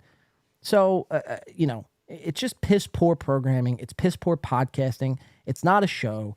Again, it's not even a studio. They're in their crawl space. Like, you know, so that's just where we are. And Aaron owns a chihuahua. So what a bitch, you know. Adonis Paul will be guest hosting you Steel bitch. Toe Wednesday, May 17th. All right, so how much time we got on this? Adonis Paul. 4 minutes left on their members-only show that we're stream We've got sniping. Stevie Lou on Wednesday. Stevie Lou. I've got some ideas for the Wednesday, maybe a Tuesday. Our guest host might be on a Tuesday because it's someone that can't do Wednesday, but it's someone we'd really like to do a show with. So we're trying to get him to do Tuesday of the following week. Yeah. And then we've got Adonis Paul for the 17th. So Adonis Paul. It should be a great time. Some guy was really mad. I saw this on Twitter. Some guy was really mad at Dr. Till, Medicine Woman, for doing Steel Toe. And he was like, I don't know if he was bitter or what. No, Dr. Till sucked. Like, oh, yeah, and you did it for the Corey Adam rate? And the guy's like, I don't know what that is. But funny, he's like, was it like $50? And the guy's like, no, actually, quite a bit more than that. And the guy was like mad. This is what I mean about people like falling in love with their own bullshit and then getting mad at me or mad at someone else when their bullshit turns out not to be true. Yeah. I see that a lot now that like this new wave of people who hate us kind of fell apart. They're mad. We're still here, you like, fucking bitch. We're hitting goals because they're like, I told people you weren't. I'm like, well, I'm sorry. You lied to them. I can't help you. They didn't make one goal this week. Yeah, it's like we haven't missed a week in years. That's insane. Wow. That is a lie, they dude. wanted Corey to like. We haven't missed a goal in years. Holy shit. This is why we stream till the end. He missed a goal like last week. Well, he said he tried to frame it like for a week, but we've documented for like 4 of the 5 days they didn't make the goal, so we know they didn't make a week. Grasped at straws. Hold on, there's only like 2 minutes left. Let them, you know, do the show, and then we'll comment after. But wow, that's a huge fucking lie right there. And then when you turn out not to be, they're like, yeah, well, fuck you. It's like, I didn't make you do that, dude. Sorry. Sorry we made you mad. I will say... And you make me mad because you gaslight and lie. That's why you make me mad. It's not because you hit goals or don't hit goals. Focusing, it'll go very soft and blurry and figure it out. Look, he's looking at us. So the lens covering is starting to come a little loose. That was a little weird. He was like, we either have to take that off or we have to there is no refasten lens it. covering. There's something on the corner. Hey, how about you buy a better camera? $5 says I had a heated conversation about cheeseburgers with E-Rock this afternoon. Don't get into an argument with E-Rock about cheeseburgers. That's obviously not serious. E-Rock is fat. That's a fat joke. Speaking of which, compoundmedia.com. Check out the latest episode. Oh, we will. Up there. It's our 3rd one. It sucked. 4th if you count the In Hot Water show we did. It's actually your 5th. And then so you don't even know your own compound specials. Memorial Day? Is that the May one? Memorial Day? I think it's Memorial Day. And then Memorial Day, we're going to be doing a show as well for Compound. So monthly, twice a month. $10 scam train, Egg Picker says. Yeah. Steel Toe on Compound going forward. Aaron argue with himself again, Sam V says. Yeah. And for the life of yelling me, at ghosts. Remember. Oh, yeah. Somebody asked a question about Corey that I wanted to get to. Oh. Derek Chauvinist says Corey's inflated sense of self-worth really came back to bite him in the ass. Wow. Bite him in the ass? Because I think he's doing what he wants to do. I mean, for 20 people. He's not doing anything on YouTube. So I don't know if he just prefers Twitch. And no, he does. That's how much you know. So you don't know what you're talking about. So stop talking about it. Don't say anything. You don't know shit. He hasn't done anything on YouTube for a while. We covered K-Cuck, the first 5. Check it out on by 2 Radio. Yeah. You know. But it's like, he's doing some other if you don't know nothing, don't man, I would speak just say, on it. check that Social Blade, buddy. That ain't happening. But yeah, as far as Corey goes, I haven't heard back from him. I texted him a couple times last week. He didn't text me anything back. I offered him a Wednesday spot. He didn't say anything, so I don't know what's going on there. And he hasn't put anything up on YouTube for a really, really long time. Like I can't with this fucking guy, dude. I can't. Just be more of and his audience is like, no, Corey, what did he say? let's He put likes that on his YouTube. alt accounts, or not alt accounts, his spare tires, he said. Okay. Maybe he has more fun with it, and maybe he's doing some comedy stuff. I don't know. Yeah, and that could No, be he it, too. He could just be streams busy on with YouTube, comedy. pulls it off for 5 Somebody people said, on check out Patreon. In Hot Water from last Wednesday. Absolutely disgusting. I don't know what happened last Wednesday. In Hot Water from Wednesday. Dr. Yes 79, welcome to the Stub Toe Must have been program good. here. We appreciate that. Sandy Thank you. Scott Thank says, you. I Thank you. watched Corey one late night. Someone in chat was trying to say how bad your show was doing, not meeting goals. I corrected them. No one listens to me. That's because people have lied so hard and it didn't come true. So they either have to confront the fact that they were wrong. Projection. And that they This were is all beaten by a projection. show that they think is stupid, or they just have to go, nope, I've got to live in my fantasy world. And I get that. It's like we were watching a Law and Order episode about that. We're like, the psychopath and the schizophrenic would rather live in the crazy world that they live in than be medicated and face reality. Yeah. So I kind of... It's more comfortable for them there. Wow, this is Cope People don't fucking like stepping central. out of their comfort zone. This is insane. I think that's it. Woods Girl knows amazing facts. Citizen Yeah, M she knows says, everything. where'd it go? K-Cuck rules check the K-Cuck. airwaves, I Chris was says. checking Yep, for it. I best don't show see on the it. internet. So I just want Drunk April said Aaron beats her. Yeah. All right, guys, that's Jay it for the Etheridge members only show. with the Thank you Chad very and the much for coach. So joining that's us their tonight. We members only appreciate show. it. Got some things covered. If you're not a member, become one, because in No, about don't 5 become one. minutes, Become one to this channel. This whole thing is going to turn members only. And if you're Steel Toe Bro or higher, you will get it. Wow. If you're on the smaller one, you got to bump that up. That's the difference between the two levels. April, thank you very much. Thank you. And I will be back with Johnny again tomorrow at 6 a.m. Central Time. See you then. So Aaron just spent the better part of the last 5 minutes coping his way out of that show. You are coping and seething. You just can't accept what you're seeing. Yes, you're coping. Yeah, you fucking coping piece of shit. So, I mean, there's so many copes in the last 5 minutes of that. I mean, there was too many for me to like keep count. But one of the copes we heard was that, they haven't missed a goal in, get this one, in years. Years. They haven't missed a goal. This one, it cracks me up because my association with the subreddit, I don't even have to worry about it. People tell me every time they miss a goal. Every time. Bro. Yeah, I just get someone will DM me on Twitter or somewhere else. They missed the goal today. I know how much they miss it. They probably at least miss one goal a week. I'm like willing to say they average missing one goal a week. So, I mean, that was an insane fucking lie, Cope. We see a Tom Chilstrom from Jay. Yeah, so for all our new members tonight, you guys have access, obviously, to members-only content as well as members-only emojis, such as Tom Chilstrom, Corey Adam, Chad Zumach, Ric Flair, Yak Yak, and Megamind, and so much more. Check it out. Become a member today. It's the best way to support this channel. But it's the only plug I'm going to give. Then on the way out, he goes, he says a lot of just other wild shit. So he says he hasn't missed a goal in years, which we all know to be a lie.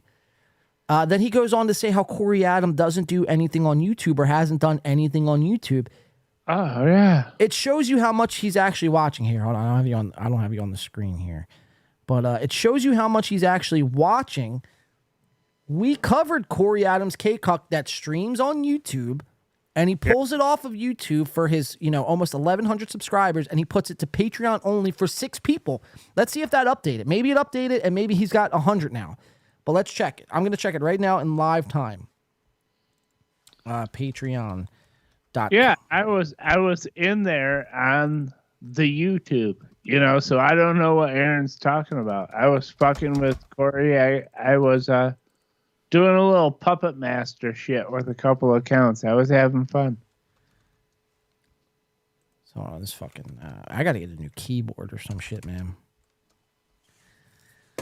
What the fuck? All right, here we go. Patreon.com. I'll just do Patreon. This is insane. I think Corey realized I don't know, just after he flipped out on our show, I think he walked away and he kind of understood what was happening. But Tom is such a big fat dummy, dude. He's very funny. I like fucking with him. He might be a very nice guy, but I like fucking with him. He's so stupid. Dude, Tom is our new favorite fucking lolcow, man. Yeah, he's awesome. I don't even know. How can I fucking... Hold on. If anyone has that Corey Adam Patreon link, send it over. My keyboard's just not working right now for some odd reason. But yeah, just go to Corey Adam Comedy fucking on YouTube, and now it decides to work. I don't know. What the fuck is going on, man? YouTube.com. I can probably find it and share my screen, right? Yeah. You can share your screen. Here, I'm K-Cuck. All right, so if you go to Corey Adams' YouTube page, his last video was 9 days ago that he's actually left up. But let's see, if you go to About and you go to Patreon, where's it at? Patreon.com/Corey Adam. So Corey Adam, again, has 1,070 subs. And he pulls his K-Cuck episodes down for... Sorry, this is a long way to get to a payoff here.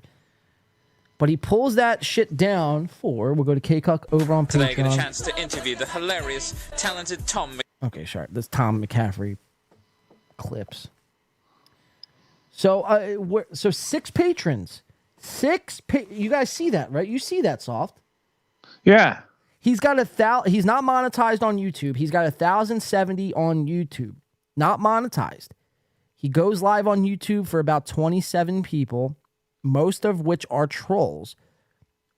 Afterwards, he pulls the episode down and puts it over on his Patreon for 6 people at $30 a month. $30. So insane. So, but again, it just shows you how much Aaron, just doesn't know anything about anything and just is willing to speak, out of context, speak from the side of his mouth. It's just... Well, I would think, I've talked to you about this. What you should do is for those 6 Patreons, you let them see the live recording as bonus content, and then you post it. Yeah, but it's a joke. It's a joke. It's 6 people. You know what I mean? It's 6 fucking people. You go live on... This is what you do. You go live on YouTube. You work your way to monetization status. And you keep your shit on YouTube. There's 1,000 people there. I mean, I'm not I'm not good at math in any sense of the fucking, fashion or anything like that. But I know I could play averages, and I know 1,000 people are better than 6. Right. Yeah. When I had a Patreon, I had 3, and I was just kicking around doing nothing. 6. So you have 3, Corey has 6, and the great Earl Skakel is in the chat tonight. Fan of the show says, "Hey, I have 10 on Patreon. I feel better right about now." Yeah, I mean, look, it's not hard to get over 6 patrons. I mean, it's a very low bar to set.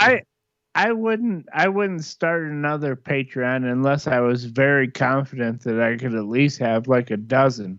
Otherwise it's embarrassing. It's embarrassing, man. And at the same time, Corey is like so close to getting monetized on YouTube. And it's like, you don't need Patreon anymore, man. YouTube, you could do a members only thing, set your tiers, and you've now, brought Patreon over to YouTube. People don't want to go to a third party to watch videos. They just don't. They want to stay on YouTube, and that's what it is. So you can have a Patreon, but I wouldn't even promote it. Like, it's almost pointless at this point. We're in 2023. YouTube is the best thing anybody could use for creators. It's very user-friendly. You can make money on it. So I get a Patreon probably pays you more, But the reach that YouTube has is, it's the best. It's the best. Yeah, and the point I'd like to make is this channel is monetized, right? I sure hope so. If not, we're getting chats illegally.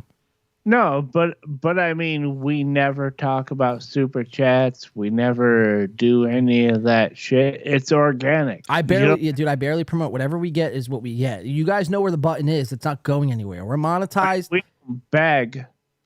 It's insane. A lot of these people, like, they make fun of Aaron, and I was trying to make this comparison the other night, and it's like, we make fun of Aaron for begging.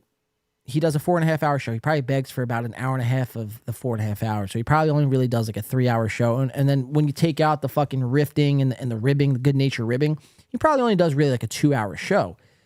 But, we make fun of him for doing that. Chad has been doing the same thing.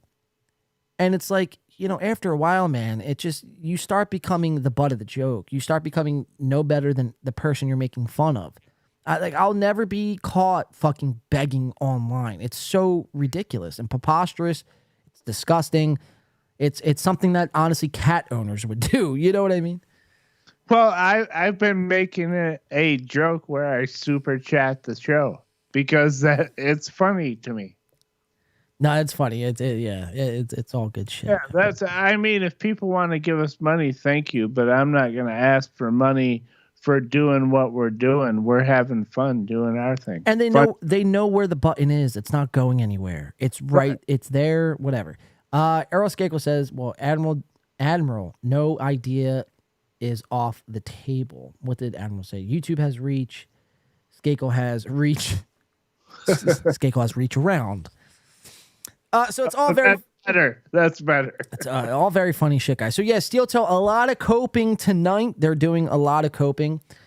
They claim to know Corey Adam isn't on YouTube. Apparently, so we heard Aaron, at the end of that say Corey, was offered to do a Wednesday show, but didn't, respond to Aaron. That's good. That's something I like to see from Corey, leaving Aaron on red. But again, just a lot of coping. The coffee was in the beginning. I even forget what they said about that coffee. I could just imagine it's all bullshit.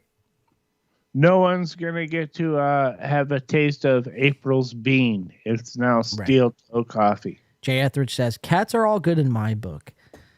Guru One says, Paige Levi, would you, Earl Skakel? Jesus. Yeah, I think her name's Paige Neiman. So... let's get one thing clear. It's not Paige Levy. It's Paige or what's her name? Neiman? Neiman. It's Neiman. Neiman, yeah. All right, so we have more to get into. I want to get into this Chad stuff. I want to get into fucking Tom Chilstrom, our fucking new favorite person on the internet. He's the best. He is. He really is. So let's start with Tom, and we'll work our way backwards here. We'll do Tom, we'll do Gino, we'll do Chad, and if we have time to kind of put this thing all into a bow, we'll do Mersh's cat fucking YouTube at the end of this. I'm surprised I've seen nobody cover this. Like, nobody's covering Mert's cats. It's kind of bizarre. Maybe Jesse PS, but like Jesse covers everything Mersh does. Outside of Jesse, I've seen nobody cover Mersh's cat. Yeah. Jesse PS, I got to mention that someone once said you were a Jesse PS wannabe. So. They say a lot of things about me. I know. I'm busting your balls there. Yeah, I know. Let's get into it. This is Tom Chilstrom. This is a video I wanted to play the other night. Now, this is at an event. The YouTube title is titled "The Referee of the Year Awards." Now, I can guarantee you guys, none of you have seen it. And why can I guarantee that? Well, because it only has 2 likes on YouTube and 95 views from 3 years ago. And in reality, it was May 28th, 2019. So this May 28th will actually be 4 years ago. So in 4 years, Tom Chilstrom's videos have accumulated 95 views. So this was Tom Chilstrom, and it's all very funny. He's going to be performing comedy for us here tonight. And at the very end of his set, he gets cucked into, wrapping his set up early. So let's take a look into Tom. Oh, yeah, bury it deep, Daddy. Whoa. So sorry. That's a video I wanted to play from Egg Picker. Go check out Egg Picker over on YouTube. He just put out a really good video. Aaron M. Holtz, mini lie and cope about Mersh. 155 views, doing really well, doing better than this video. Deitois in the comments. So go check out Egg Picker on YouTube. Puts out some good steel toe content, which I love to see, and sometimes we do play here on the show if we have time. But this is Tom Chilstrom. Now, again, guys, Tom Chilstrom is our new favorite guy, our new favorite lolcow. He doesn't know how to shit talk. He is very standoffish when it comes to, the chat. You could get in this guy's head and call him a racist, and, he'll start freaking out. Just for all the right reasons.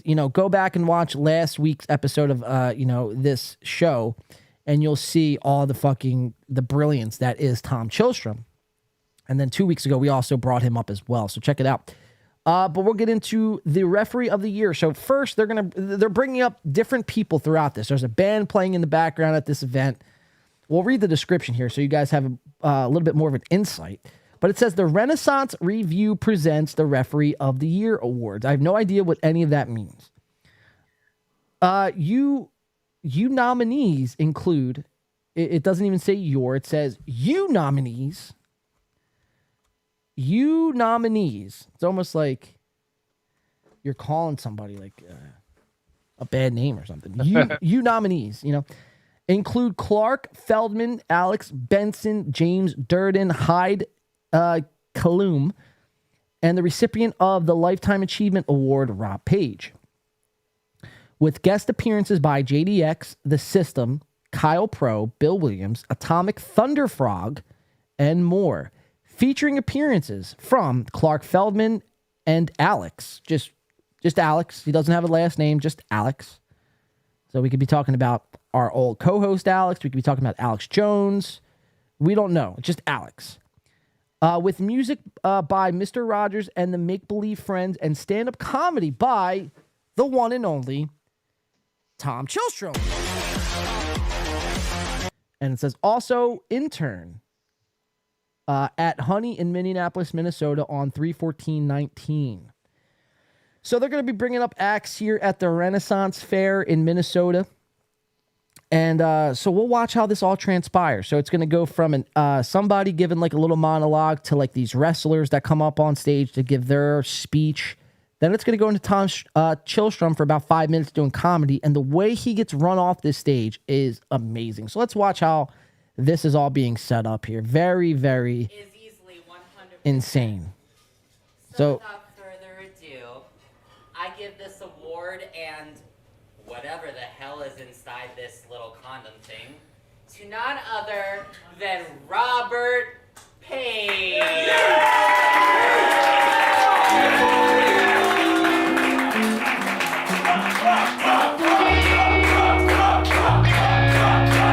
So, I mean, you guys could kind of see how this event, like what kind of event this actually is. Pretty,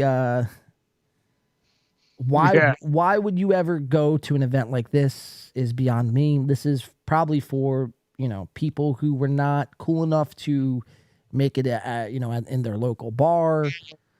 Whatever the case is, they all find themselves here tonight, as well as Tom Chilstrom.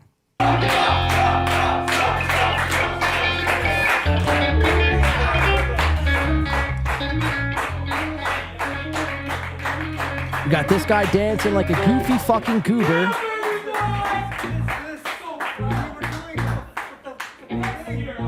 was that?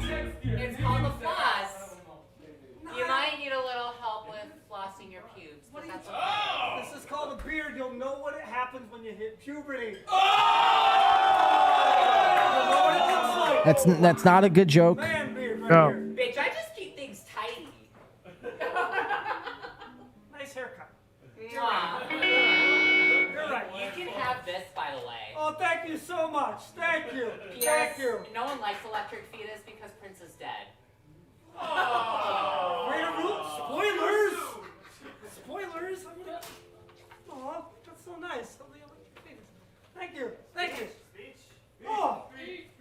Speech. So, just right off the bat, very awkward very, stiff behavior. They're trying to like go back and forth and good nature ribbing, as Kevin Brennan would say, but just very tacky, awkward, fucking, trash. This is like the Minnesota's trash all in one place.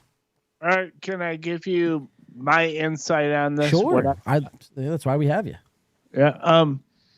First of all, this reminds me in the clown video and all that other shit plays it out. This is a bunch of theater kids trying to act and develop characters, and they're fucking nerds. Right. And Tom is totally included in that. But he fits right in. Yeah, the other takeaway is that guy, Mr. Rogers, that leads the band. That guy can play, dude. He's fucking pretty good. Well, it's like, what the fuck is he doing here? He's just doing background music, but if you watch the intro at the beginning, he's fucking getting down. That guy can rock. Detroit says, what the fuck is happening? Detroit, again, I've watched this video maybe 3 times. I still don't really know what the hell is going on here. It's just a bunch of randomness. I've watched it twice too, and I don't know everything that's going on yet. This reeks of lots of drug usage. There's a lot of people fucking just out of their minds here. I mean, why would you be here in the first place? I don't know. But Tom Chilstrom, our new favorite character, found himself at these awards, the Referee Award of the Year, the Renaissance Fair of Minnesota.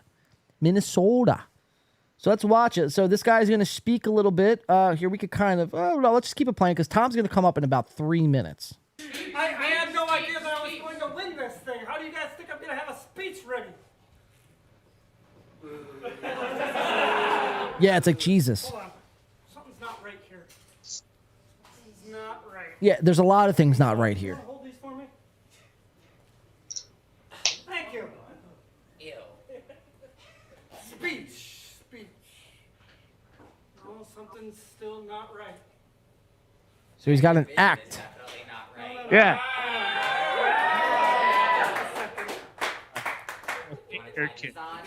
You could use some Versace glasses instead of these generic Walmart brand. Those are Ray-Bans, by the way. Thank you very much. Versace.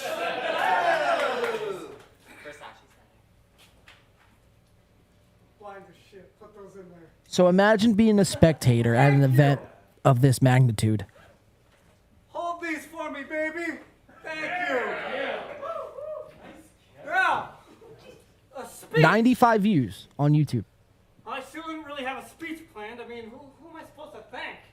Am I supposed to thank Terry Fox? Am I supposed to thank Eddie Sharkey? Am I supposed to thank Austin Aries? Big Daddy Hoofer, Chris Jordan, Pete Huge? Or am I supposed to thank all the... Hold on, wait, no, I do have something here. Hold on. All right, so this guy goes into his speech. I want to fast forward here. I just wanted to set you up with the tone of the event and how the vibe is all set up. We're going to go to right before Tom Chilstrom comes on. This guy is going to introduce these, what I can only describe to be as wrestlers. And then these guys are going to set up Tom Chilstrom to do some comedy. So that's what we're here for, Tom Chilstrom. So let's check it out.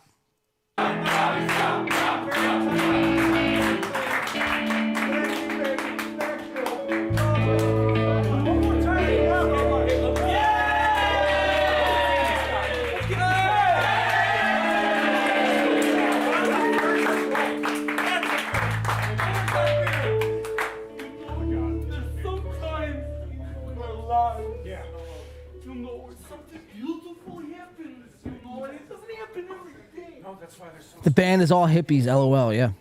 Yeah, dude, the guy, if you listen to the lead song... Hold on. The lead song? Yeah, when the episode first starts, the band plays the lead-in song, and that guy's very good, dude. That band is cool as fuck. Maybe on another show. We just don't have time to do that tonight. But yeah, no, we don't have good. to go back to it, Yeah. but I want to give him credit. He's the best part of the show. 16 years on the job. Holy moly. You guys like comedy? So they're setting up Tom Chilstrom. Do you like comedy? They're getting everyone prepped, everyone ready. Really good joke and then the bad jokes. No, just kidding. Here's a good joke though. Give it up for Tom. Quack, quack. What makes a quack quack? Anybody? I don't know. I don't know. Tell us. It's my knees when I bend over after I count 1, 2, 3. Here's the comedian. Go ahead. God damn it. Give it up for Tom Chilstrom. Tom Chilstrom. Yeah. Woo! Let's go. Where is he? Where is he?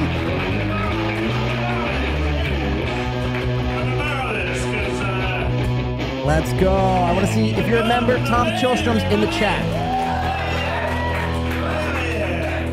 Ladies and gentlemen, Stand behind me as I do my set. Tom Chilstrom. Hopefully I don't get stabbed. Wow. Good job, fellas. Good job. I'm going to talk into a microphone because I'm not Detroit says, wait, hold on, this is funny.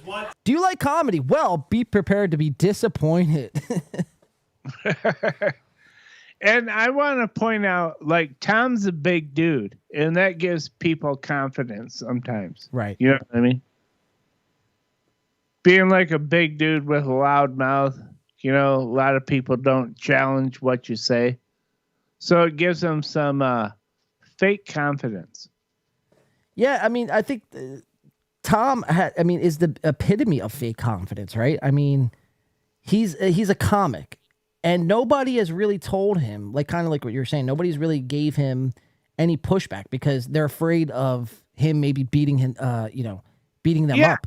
Yeah, he's not used to being in a scenario where someone can tell him he sucks, and he can't just like go up and point his finger in their chest and, right. So it's very crazy to him until he's found his way on K-Cock and he's met the likes of a lot of you in live chats. Right now he's like fucking folding like a little bitch. Yeah, he can't handle it. He's a pussy. So Tom Chilstrom, the man tits are flopping out. That gut is looking, just super enlarged. I don't know why my fucking zoom in isn't working tonight. It says, fuck you. We're not working. Let me see if I can't get this working.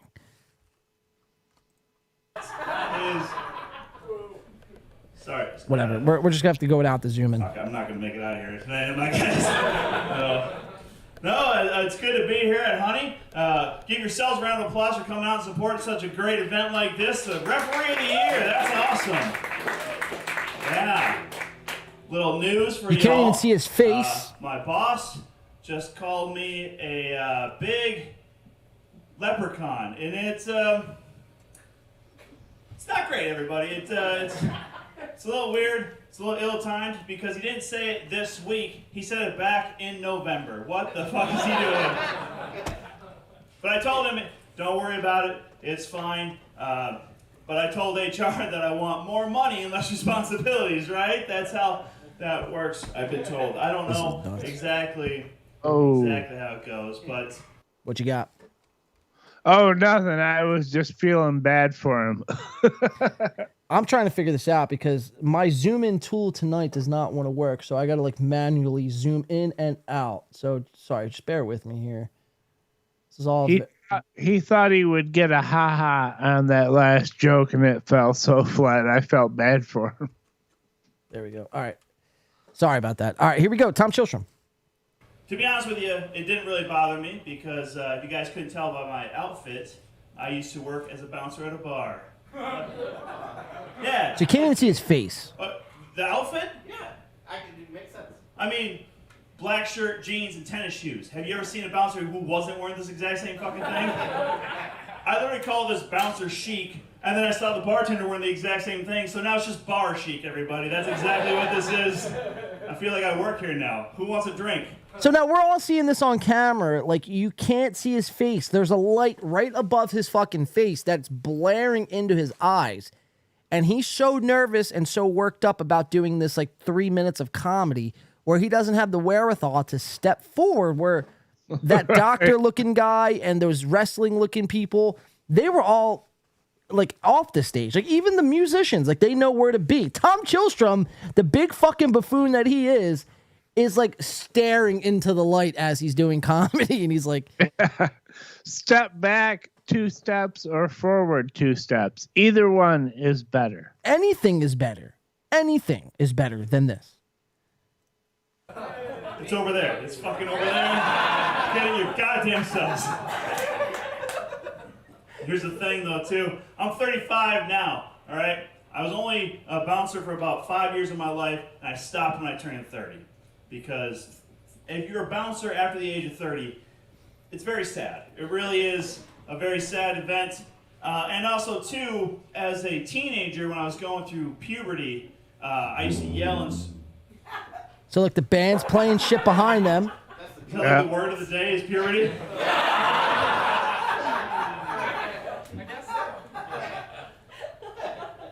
Good times, man. Again, don't stab me, all right? No, I used to yell and scream like a big idiot, like a teenage guy would. Hey, Tom, we can't see you. Damage to my vocal cords. So, yeah, you get it.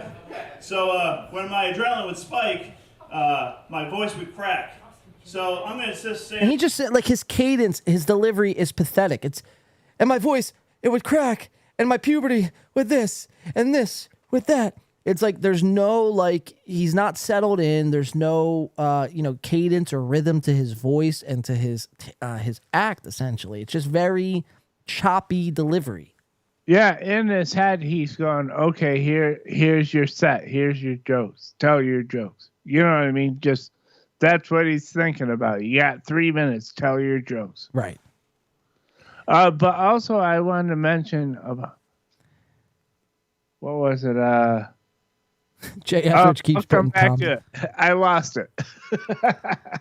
Admiral Dewey says, you think sunglasses would help? Yeah, I mean, it's like, you should have fucking been prepared. You should have had sunglasses or, you don't even need sunglasses, though. Just step forward to the side. I mean, the light is directly in his face, but he's so nervous and he's thinking, like, you kind of just what you were saying, Soft. Like, he's just trying to think of how he's going to deliver his jokes. He's not thinking about anything else.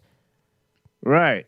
He's worked hard on this. You know what I mean? Right. He's got 3 minutes of material and he's trying to bang it out. That's what I see. Right now. Well, I see somebody who stepped right into the light, who's wearing a shirt 2 sizes too small, and his gut is overexposed even on this TV screen. That's what I see. Wait, I remembered what I was going to say. Yes, say it. Because I don't want to lose this. You know how he said he quit being a bouncer? Yes.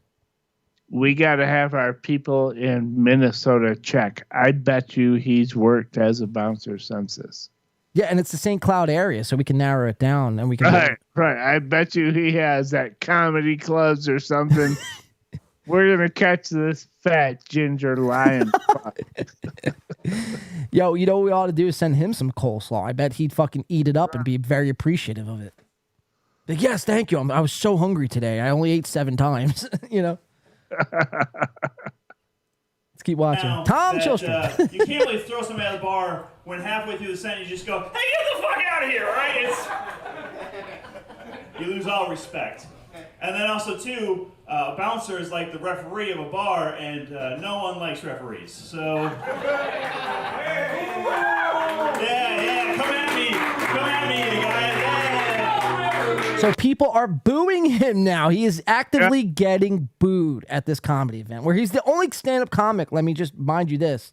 In an 1 and 3 minute video of this award ceremony, whatever the fuck that it is that they do in Minnesota, he is the only comic that, and is the only person that is getting booed tonight. And it's worth noting that he's involved in a podcast about this wrestling community. Yeah, so we'll get to that. Yeah, okay. We will get to that. It's just been, this is like the, the introduction to Tom. So it's like all his past videos first, and then we catch up on his new shit, Let's keep watching, though. Thomas L. Chilstrom. You don't think I'm going to make it out of here? All right, call the wrestlers and the Neanderthals, you fucks. I'll do whatever the fuck I want. No, here's a...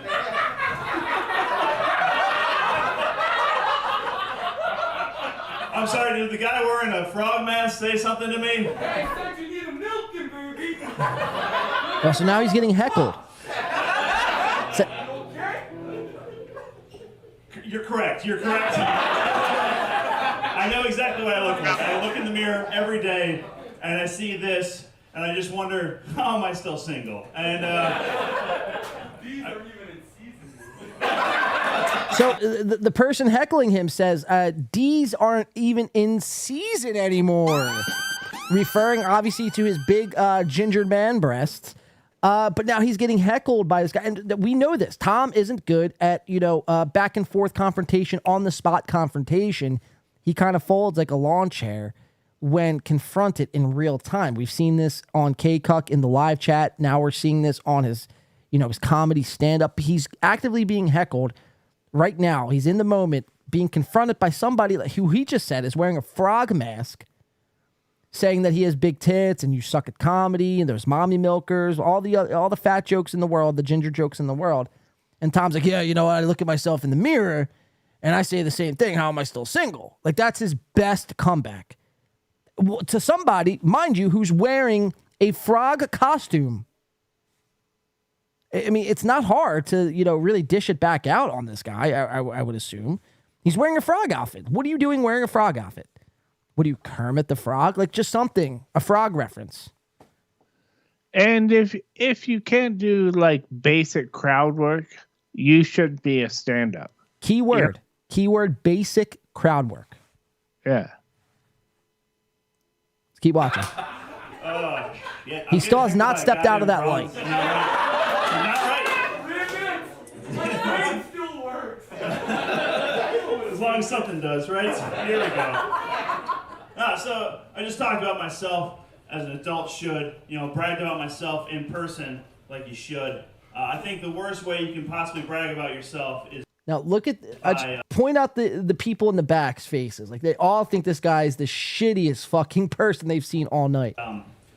Bumper stickers. You're the fucking worst if you do that. And you probably use, probably all of you know exactly what I'm talking about. It's those 26.2 bumper stickers. And so they finally switched to another camera. Very important things about those people. You completed that marathon, and then you're also boring as shit, right? Yeah, because you got to train for a marathon. That literally means hours upon hours after mile of just running. Holy shit. Do anything else with your life.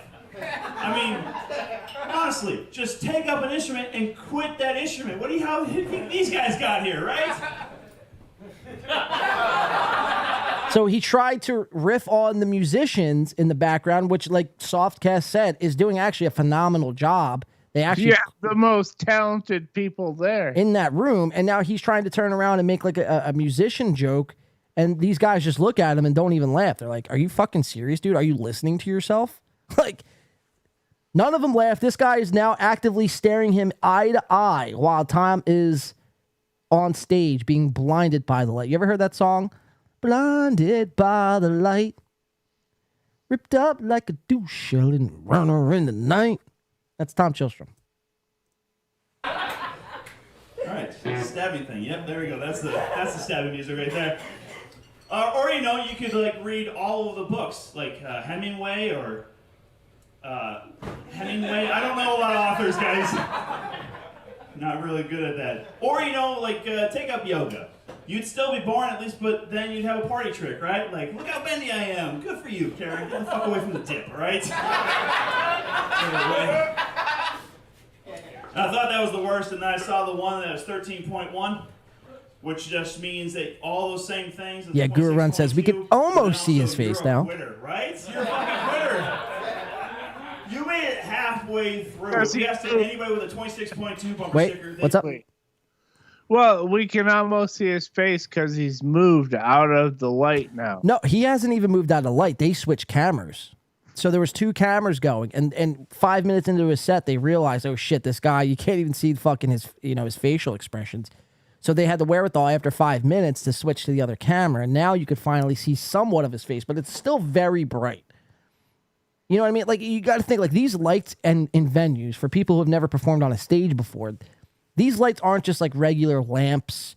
They're not regular lights. Like, they're hot. Like, they'll make you sweat if you're too close to it. Oh, yeah. So, Tom Chilstrom is maybe 5 feet away from this light. Like, you got to think about, like, this guy's probably sweating. He's probably got swamp ass, swamp fucking Sweating pits. his balls off. Sweating is, yeah, dude, it's bad. Everything that could go wrong on this set did go wrong. Again, I'm curious to see how much he got paid because I'd venture to guess probably 0 to nothing. But the way this shit ends, the way he walks off this stage is why we're watching this in the first place. All this is fine and good. All this build up, the way he leaves the stage is phenomenal. Let's watch. They tell you that was the easy part of it, right? Get a fucking life. And I literally, again, I thought those were the two I was going to have the biggest complaints about. But then I saw this little gem on the way to work where it said, I heart my wife. Oh, that's fantastic. Mostly because I know that guy did not buy that bumper sticker at all, did he? He probably got that as part of a Christmas present or a birthday card or something like that. Got home. Oh, hey, honey, it's been a long day, but now we can celebrate my birthday, right? Oh, the card? Cool. Oh, to my darling husband, I love you. Oh, it's a bumper sticker. I heart my wife. Yeah, I sure do, honey. I sure do. I'm going to go ahead and put this up in my cubicle on Monday. What's that? He's nervously bombing right You now. going on the car right now? Oh. Honey, I drive a 2016 Cadillac Escalade. It's already depreciating value 65. You know what? Hold on. I'm just going to go out to the garage and put this fucking white bumper sticker on that black car. Oh. He's bombing it's right weird now. Once you get stuck in traffic and people give her the weird look, you have no idea why, right? That's how that works. Good? Or you just No, he is bombing. It's funny because you realize this joke is not going how he thought it would. No, this is running into a brick wall, as they say. Yeah. But finally, I'll tell you guys this little bit about myself. I can't remember what I wanted to finish with. Oh, yeah, that's right. So he just forgot his joke. He's bombing so hard. Now, that happens quick, and if you're not paying attention, you're going to miss that. He forgets his last joke. I forgot about this. I watched this 3 times, and I forgot about this. He forgets his last joke. He pulls out his index card in his back pocket and goes to a quick reference point of what he should say next because he forgets. Hey guys, this little bit about myself. I can't remember what I wanted. I can't remember what I wanted to say at the end, so I don't even know if I could get it in frame here because it's at the bottom of the screen. But you see him looking down, looking at his index card. Tom Chilstrom forgets his jokes.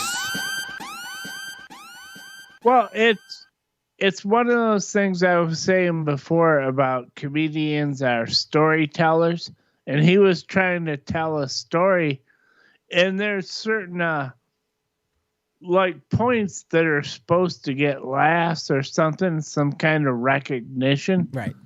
And he was looking for those where he thought they would come, but no one gave him any recognition. There was no laughs. It was not even sympathy laughs. Like Blue Mosaic says, Ray's comedy is filled with sympathy laughs. Yeah. Tom couldn't even get that. Guru Run says, we be scrimping. Turn off autoplay, you weirdo. All right, so will that work? I don't think that does anything. I think you just wanted me to turn off autoplay. I don't even know why I did have that on. Detroit by Dark says. Oh, God. Hold on. I don't even know if that guy's really from Detroit. Hold on. I forgot what I was going to say. Let me go to my index card real quick. Like, imagine that shit, dude. Let's finish with, oh, yeah, that's right. That's right. That's what I was going to finish with. Real bold on this one, too. I hate karaoke. I do. I hate karaoke. Yeah, let me feel that. Let me feel that hate, everybody. Boo! The band's booing them. The fans are booing them. It happens at bars, and comedy could exist at those bars. And then 2, it's because a friend of mine once told me after night of singing karaoke that he has been discovered. Yeah. Look, he's still in that light. Hasn't moved. Maybe not. He said that to me. The light then he followed up by saying is right there. He was discovered by a cover band and is now their lead singer. Which I told him, that's not being discovered. That's going from slightly mediocre to even more slightly mediocre. You know, it's more level than up or down. But then he doubled down on it and told me that him being the lead singer of a cover band and me being a stand-up comic makes us the same. Yeah. You guys get it. That guy's a fucking idiot. He went through all these like long things as far as like why I just want to make one thing clear. Sorry, I know I'm pausing a lot, but it's going to get to the payoff, I promise. But when these people are laughing, they're not laughing because what he's saying is funny. After a certain point in time, there's actually been studies about this. After a certain period of time when there's a crowd gathered in the room and everyone is told that they're going to laugh and there's nothing funny being said, well, people don't, people laugh out of awkwardness. Like they feel the tension in the room, so they have to lash out and do something. You know what I mean? It's only, you can't go radio silent if you're an audience for that long. You know what I mean?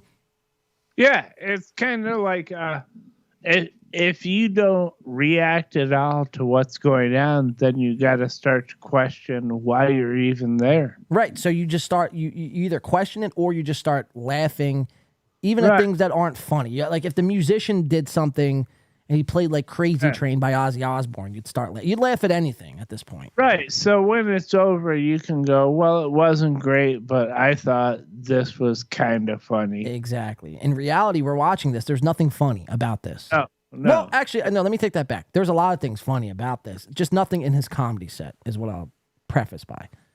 But let's watch. The payoff is coming, guys. And all this other shit. And finally, I got really pissed off. I go, listen, man, here's one thing you don't So he's doing his final joke. There's just not a single place on God's green earth that I can go do just 30 minutes of George Carlin or Richard Pryor jokes without some of the audience want to kick my ass. Yet you can go anywhere and do fucking 2 hours, 3 hours, 4 hours, whatever, of Journey or Stick songs and play with your pants and expect to get laid. That's fucking bullshit. He got like right up in my face and he tells me, he goes, you know what, man?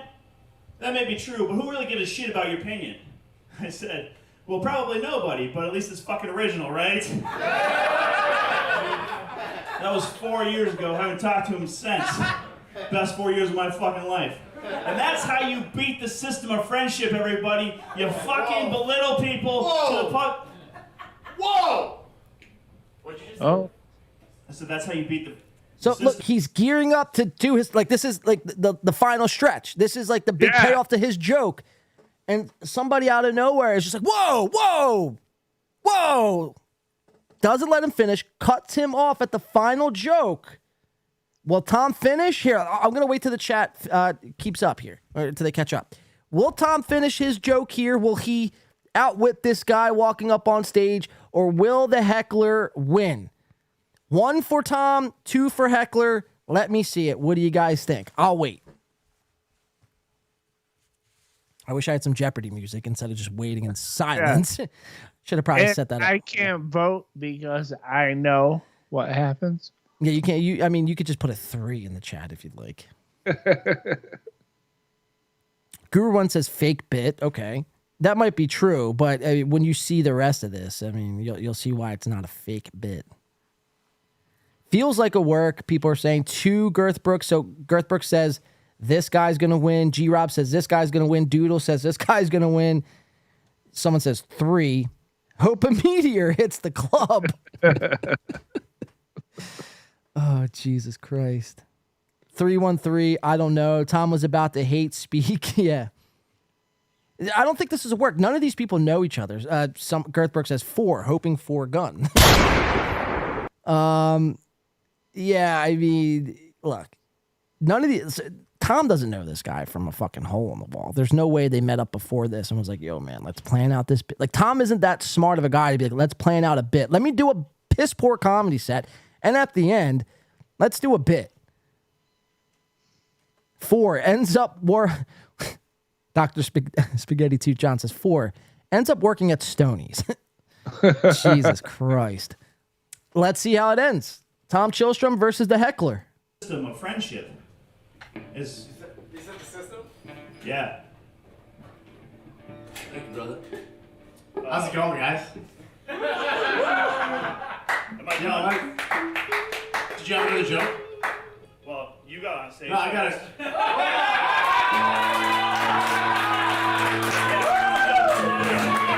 Wow. Guys, I don't care what you say. It might feel like a bit. That's not a bit. You know what I mean? You see the fucking anger in Tom's eyes as he's walking off the stage there.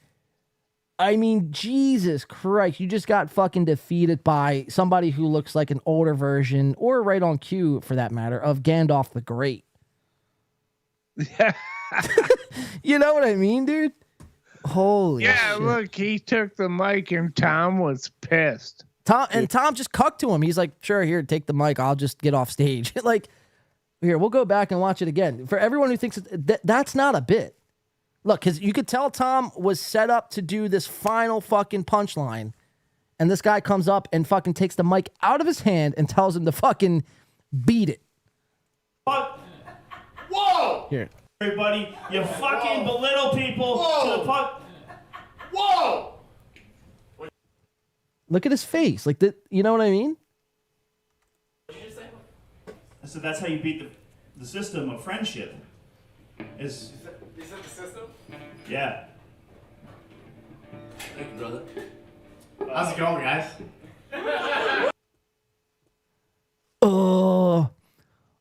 Is this Tom, he doesn't know what's going on right there. Am I done? Did you have another joke? Well, you got on stage. No, I got it.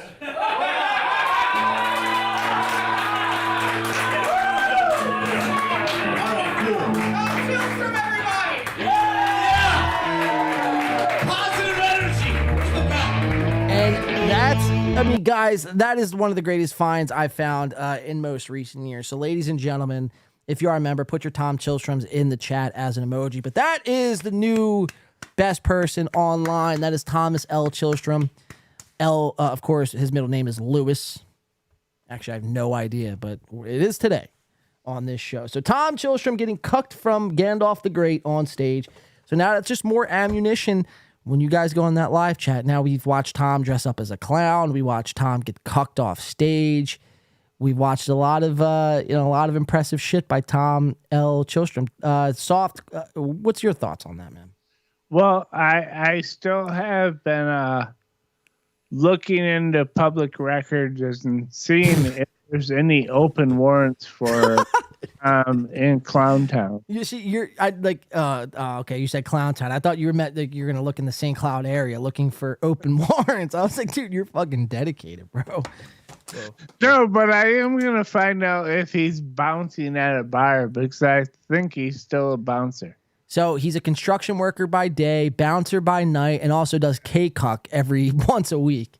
I think he's a big dude that wants to make it in the comedy world. So he's a big dude in every sense of the imagination, Soft. But you know what I mean? Like, yeah.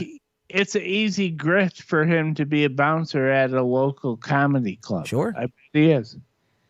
When I find that dude, I find everything. I'm a dabbler, Tom. Fuck you. I'm coming for you. Jay Etheridge says that old guy is a saint. Best nickname, Top Shelf. Orange eyelashes for the win. You shall not get passed at the club. A lot of LOLs. Gandalf bounce says no. Bobby ba ba ba. It's so weird when people you don't even think about it, and then people say some stuff where you just go, "Wait a minute, that doesn't sound right." Yeah. And then you start looking, and people call you a creeper or whatever, but it's like, no, you said something, and I wanted to find out if it was true. Or you did something like dress up as a clown on YouTube, you know? Right. Like, I mean, how bizarre does it get? So that is our Tom Chilstrom coverage. Obviously, we'll be watching K-Cuck this week. They air usually on Wednesdays. This past week, it was on Thursday. So we'll be tuning into that and be watching it back on our next show. Now, K-Cuck both loves me and hates me, depending on which account I tweet with. That is true. I comment with. They love and hate you at the same time. Yes. It's pretty impressive. Dr. Spaghetti 2 says, Corey likes to bounce during pig and play. Guru 1 says, a bouncer's life is so fascinating. Corey, let's see, Beloved Chatter says, Corey is busy with his splice job. Oh, it's so fucking funny, dude. I got a splice job coming for you, Patrick. That's the funniest part. It's like, where is it, dude? Is it? Oh, it's behind your Patreon for 6 people, bro. Sorry. Like, oh, so good, man. Where's Corey's splice job on Melton? Yeah, we're still waiting. NOL plus mud. Army for life. Salute. K-Cuck is still a thing. Wow, Dr. Spaghetti.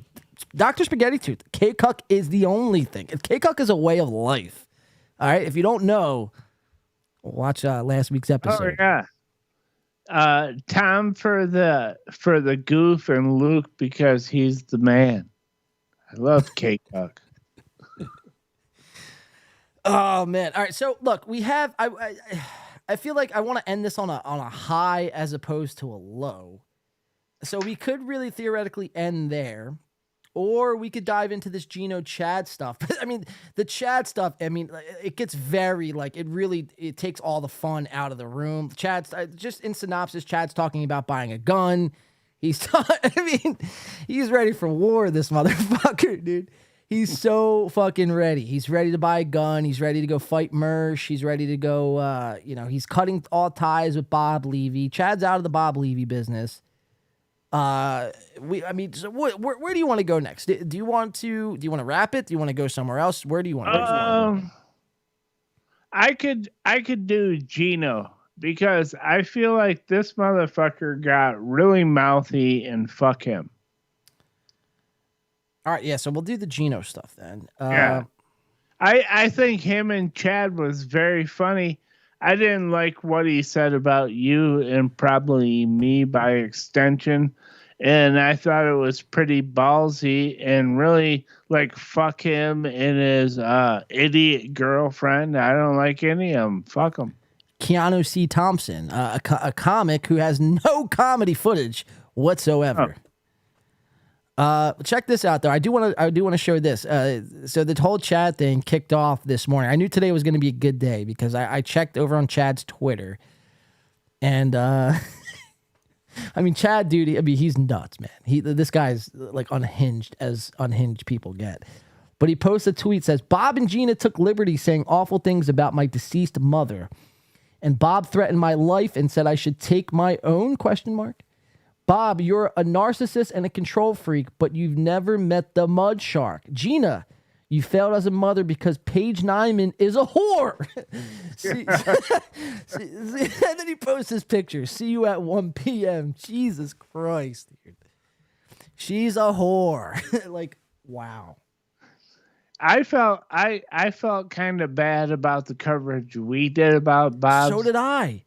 Right, but compared to this, dude, we handled it very well. I think we kept it above the belt, if you catch my drift. Right. Yeah, this is fucking crazy. This is nuts, man. I mean, he's got this picture. Imagine what else he's doing, There's somebody in the chat named Cardiff's Kids. Wow. But yeah, so this is what set it off earlier. We love Cardiff's Kids, one of us. This is the first time I'm seeing Cardiff's Kids over here, so welcome, Cardiff's Kids. Blue Mosaic coming in with $1.99. Yo, wait, where's that? $1.99 from Blue Mosaic says, Gino said Mac Miller John was good. He hating on soft. Really? I didn't see that. Soft just walked off. He said, fuck this. I'm tired of this shit, man. Right, no. Yeah. I just like to play. Wait, Gino likes you and hates me? That's sweet. Yeah, but I didn't see that. We appreciate the $1.99 Blue Mosaic. I'll do a battle of wits, nobody against nobody with Gino anytime. Fuck that loser. Fuck him. Let's get into the Gino stuff, man. So Gino is doing live streams on YouTube now. He is taking a page out of Kumia's book. He's taking a page out of Shuli's book. But Gino, just like Corey Adam Comedy, is not monetized. So he's working his way to monetization status. And now he claims when he does get monetized, finally, when that day finally does come, he's not going to be worried about the money, man. He's just going to be doing it for the fun of it. But if you want to help support Gino, he says, go over to his Patreon, Gum Fridays. Do you know how much that Gum Fridays fucking Patreon subscription is? How much is it? $25 a month. So you're paying nearly what $300 a year for Gino Piscanti content? That's insane. So let's kick it over to Gino Piscanti. Doesn't have a show title. I really need to go to a shut doctor. up, Gino. Shut up. Doesn't have a title of his show. He just boots up live streams. Titles the streams, but he doesn't have a name of his show. It's just the Gino Piscanti live stream on YouTube. The episode name of this Gino live stream is called Your Weekly Correction to All of Kevin's Lies. I don't have to leave my house. Kevin Brennan, of course. What you got, Soft? Oh, this was good. This episode made me laugh. So let's get into it. Gino's going to talk about us a little bit. Let's see what he had to say, and we'll kind of address it here. And, we'll kind of take it from there. So let me go to my Gino notes. We'll go to 410 right off the bat, Gino's stream. Gino claims we know nothing, then claims Aaron and Carl know more than us, which is very laughable, I think. That's very laughable to me. I'm friends with Carl, as you know. No, you friends with Carl? No, I couldn't. That's very funny. No, look, none of us know anything. You know, at the end of the day, it's like, let's stop playing this imaginary game. It's not a game. We cover fucking idiots on the screen. People like Gino who fucking claim that those win by 2 guys, they don't know what they're doing. Blah, blah, blah, blah. It's like, I've never claimed to like know what I'm doing. I cover you guys making asses out of yourselves. That's what I do. Not claiming to be like fucking Nostradamus and predicting the future. You know what I mean? Yeah, well, we do know what we're doing, but we're not claiming that we're going to be the next Howard Stern or whatever. Anything. We know what we're doing. We're covering dumb shits on the internet. It's fine. Right? Yeah, right. No, you're absolutely right. But it's just the way he phrases it is like they don't know what they're talking about. And it's like whether we do or we don't, I'm not sitting here saying, look, what I say is gospel. You guys should leave this stream and not really fucking take everything I say with a grain of salt. Really, at the end of the day, this is all made for entertainment purposes. Like this shouldn't be taken anything else more than that. You know what I mean? But it's like, people like Gino, he'll say the same thing one day, and then the next day he'll be like, oh, man, fucking, you should listen to everything I say because I work for Anthony Kumia, and he's the boss, and I have a, In Hot Water show that's done 1,000 episodes. It's like nobody watches you, Gino. Gino, I have more people right now watching me than you do. So what does that say? I don't know what it says. I don't know. I'm just ranting. Let's watch Gino Piscanti, though. Let's watch what he has to say. Gino. Oh, wait, hold on. It went backwards. And by the way, he's got the same microphone I do, and somehow, like, I don't know how these people buy the same mics I do, and somehow it sounds worse. Because they don't really care. I think he buys like that mic because someone told him to buy it, but he doesn't really care about the sound quality or how to make it work right. Blue Mosaic says Ray's live, FYI. Maybe after this Gino stuff, we'll just check in with Ray, see what he's doing. But let's get there's only like 3 clips I want to play from this Gino fucking stream. Or Jackie the Joke Man, Artie Lang, and to this day, Bob Levy. Those are the only 3. But now he's caught up in this drama of I've got to dance. And I don't even mean this in a mean way anymore, but shout out to the echo chamber that is splintering the 1,000 people, and feel free to weigh in on this and tell me I'm wrong, but we know I'm not. You're wrong. Feel free to weigh in on this and tell me I'm wrong, but the echo chamber, like I put that, the echo chamber is winning. And I shouldn't even say winning. I'm not winning. Fucking Kevin and Bob aren't winning. Chad is not winning. I agree with that. And I'll get that was in fact me who reached out to Chad in his stream yesterday. If you were watching that during the Vanderpump Housewives of YouTube, as I'm going to start to call this. All right, get to us. Come on. And by the way, who the fuck is the Win by 2 podcast? There it is. We infiltrated your brain, Gino.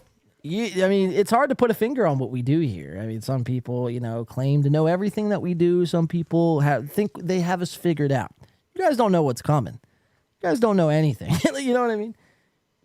So very, very funny show. By the way, Who the fuck are these wind bites, you guys? I love it, man. I love it. Thank you for watching, dumbass. Yes, I'll take my victory lap there. Get me wrong, they're Philly boys, so I respect them. But who the fuck are they? There are these guys that just came out of nowhere and they want to weigh in on it. They know nothing. We know nothing. They know nothing. They know no more than you guys do. They know no more than you guys do. Right. When Aaron weighs in on it, when Carl from WATP weighs in on it, when and that's the issue I have right there. When Aaron weighs in on it and when Carl from WATP weighs on it, that means something because somehow they know more than we do. It just doesn't make any fucking sense. Like you're not speaking any sense, Gino. You know? Right. Hey, Gino, just a heads up. I was on WATP way before you were. So some people listen to me. I don't think I'm a super smart guy, but don't try and pull that game, dude. I've been around longer than you fucking idiot. Softcast really hates Gino, man. Here, Softcast, I'm going to do this. Let me close out Gino. Why don't you give a little message to Gino? Because we all know he's probably going to watch this and see this. So your message to Gino Piscanti right now. Gino, anytime you want to talk about it, I'll talk about it. Don't call me a nobody, dude. Our show is comparable to your show. We get the views you do. We got the subscribers you do. You're a nobody in my eyes. I'm a nobody, and I'll tell you it to your face anytime, you fucking piece of shit. Fuck you. Damn. I love it, dude. I love it. David Skywalker says New Jersey equals Philly. Yeah, I guess now at this point. But I guess it's South Jersey equals Philly, North Jersey equals New York. Well, Gino's going to get a taste of Detroit. Fuck him. He's going to get, the Midwest. But yeah, so claiming we don't know anything, but somehow Aaron, and this is my biggest issue with Gino, right? Well, there's actually a couple issues now. Now that this whole Chad stream happened today where he jumped on Chad stream, and I forget who it was. I think it was Dislabeled, sent in a super chat and wanting to know why Gino thinks it's okay not to call out Anthony Kumia sending a laptop or whatever he sent to a 14-year-old girl, and the fact that Gino refused. Here, we'll just play that real fast. Hold on, let's just go to my fucking thing here, because this is one of my issues with Gino. It's this. Hold on, where's it at? Let's open it up. So this was from today. Chad and Gino, they were on. Chad had Gino on. So this is one of my big issues with Gino right now. How long ago was that? And Dislabeled says Gino's okay with Kumi sending a laptop to a dude pretending to be a 14-year-old girl. Address it. Okay, this is why. How long ago was that? And who the fuck cares? And you can send anything in the mail to anyone, and God bless you. But this is why you're better off without guys like this, because all Dislabeled does is, like, let me tell you something. Dislabeled says I mean, talk about deflection. Talk about deflection. So that's one of my biggest issues with Gino. And my other biggest issue with Gino is that he goes to bat for people like Steel Toe. You shouldn't go to... You could like Steel Toe all you want. I think you're fucking weird and probably a little bit fucking insane. But you could like Steel Toe if you want. The second you start going to bat for them and you start, white knighting, as they say, that's the second I question the kind of person you are, Gino. So those are my two big... And we don't have to... the Kumia stuff is obvious, of course. But... So that's Gino saying, who are these guys? I respect them because they're from Philly, but who the fuck are they? They know nothing. They're nobodies. Aaron and Carl, if they say something, that's worthy. But this guy over here, he don't know shit. It's like, all right. All right, Gino. Because, I'm so sick of this. All these guys in the New York comedy scene think they control podcasting. No one cares about you outside of that little tri-state area. Fucking grow up. Yeah, Gino, why don't you go do a comedy set somewhere? Oh, that's right, you can't. Nobody wants you. 2820. We'll go to Gino thinks we're crazy for the thoughts on this way. So Gino thinks we're crazy for the thoughts that I had on the way this whole thing ends. This podcasting wars of 2023. Oh, yeah. So again, this was yesterday, and I think I really proved my point here because fast forward 24 hours later, Chad is now ready to buy a gun. We have people ready to accept $50,000 to go beat Chad up. Like, I mean, so yeah, go ahead, call me crazy. I think I'm pretty spot the fuck on. I think you're nuts. I think you're living in delusion. And again, like we said earlier, Soft, this is somebody who got their jaw broken by Pat Dixon over internet drama. So to think that couldn't happen again in a more severe form is completely fucking delusional. Let's watch. In that voice, only Brennan can stop Brennan. Brennan should not stop Brennan. The only way this stops, and by the way, hey Google, pause. The only way this stops, and it's not the way, I'm going to start writing down my fucking thoughts, and it's not the way fucking my boy Leo told me. Cut it out, can't you? Hold on. Dr. Spaghetti says, Chatty has a gun. Great Aerosmith tune, by the way. Let's watch. Hey, Google, stop. Like, these guys that live on the fucking drama, and I'm sure they'll hear about this. Yes. And don't take it the wrong way. They're my Philly boys. Shout out, go Sixers. No. Still waiting for the fucking first round of the playoffs to play out. No, fuck you. They love the drama, and you know what? Let me put it a different way. If you love, watch this. I'm sorry. Shout out to the fucking Win by 2 podcast. Appreciate you, Gino. If you love the drama of this, then you need to watch that. Is that better? Because they make it so dramatic. They're like, I think, and this is according to Leo Gunn. So Win by 2 podcast. If I'm misquoting this, yell at me. But Leo Gunn said. They said it only ends with someone's demise, like someone kills themselves or someone dies. It's not how it ends. It's not. To quote fucking E.E. Cummings, it ends with a whimper, not with a bang. I don't know. Chad is getting a gun. That's a bang for me, man. Bang, bang. Guns go bang. You know, it's like, how else does this end? Chad's getting a gun. Gino's had his jaw broke. No, but this doesn't end with anyone's demise. I'm not fucking, you know, I'm just crazy. I don't know anything, right, Gino? So why are you even bringing my point up? If I know nothing, then why are you even like validating my point? Pretty wild shit, though. So yeah, we're nuts. We live for the drama, of course, which we do. I love this shit, man. Yeah, I like to watch it, but. Yeah, Gino doesn't get that there's tons of it out there. We're just looking at his little world right now. Right. Let's go to, I think we're going to do one more clip. Let's do Gino's message to Bob, Kevin, Pat Dixon, and myself, and the Win by 2 podcast overall. 153-20. And I think that we're going to sign off on this clip here. All right. I got to get up early for work. Check it out. Gino has a message for all four of us. Cannot get enough drinking. Real quick, $1.99 coming in for beloved chatter. Where's it at? There it is. Oh, that guy's a good dude. T.S. Eliot said the quote, Gino, not E.E. Cummings. Okay, so he's saying Gino even got the quote wrong. It wasn't E.E. Cummings, Gino. It was T.S. Eliot. Thank you, beloved chatter. We appreciate that. $1.99. I'm going to be eating good tomorrow, guys. My Wawa bacon, egg, and cheese sizzly is provided by you guys. And I do appreciate that. Jesus Christ. Let's get into this. Gino has a message for all four of us. Let's check it out. What's he got to say? Cannot get enough drinking. But when I'm sober, Daddy likes being sober too. How long did it take you to think of that? That's good, Marauder. That's good. Can I tell Kiki to go to the sportsbook Cubs-Marlins game? You pick the over-under? No. I mean, you can, but you pick the over-under. You just want me to blame if it loses. Okay, Buddy the Turtle. That's the gallbladder? How big is my gallbladder? Whatever it is, the less I drink, the better I feel. So let's give it another week. And it's easy to be dry without Keanu here. Not that she makes me drink, but when I'm... Sorry, I was at the wrong spot. Here, but it's right here. It was worth it. And I'll say it again right here. Before I go shave with Occam's razor. Pat Dixon is a lying psycho. And every moment you spend in his company, Bob Levy, it lessens the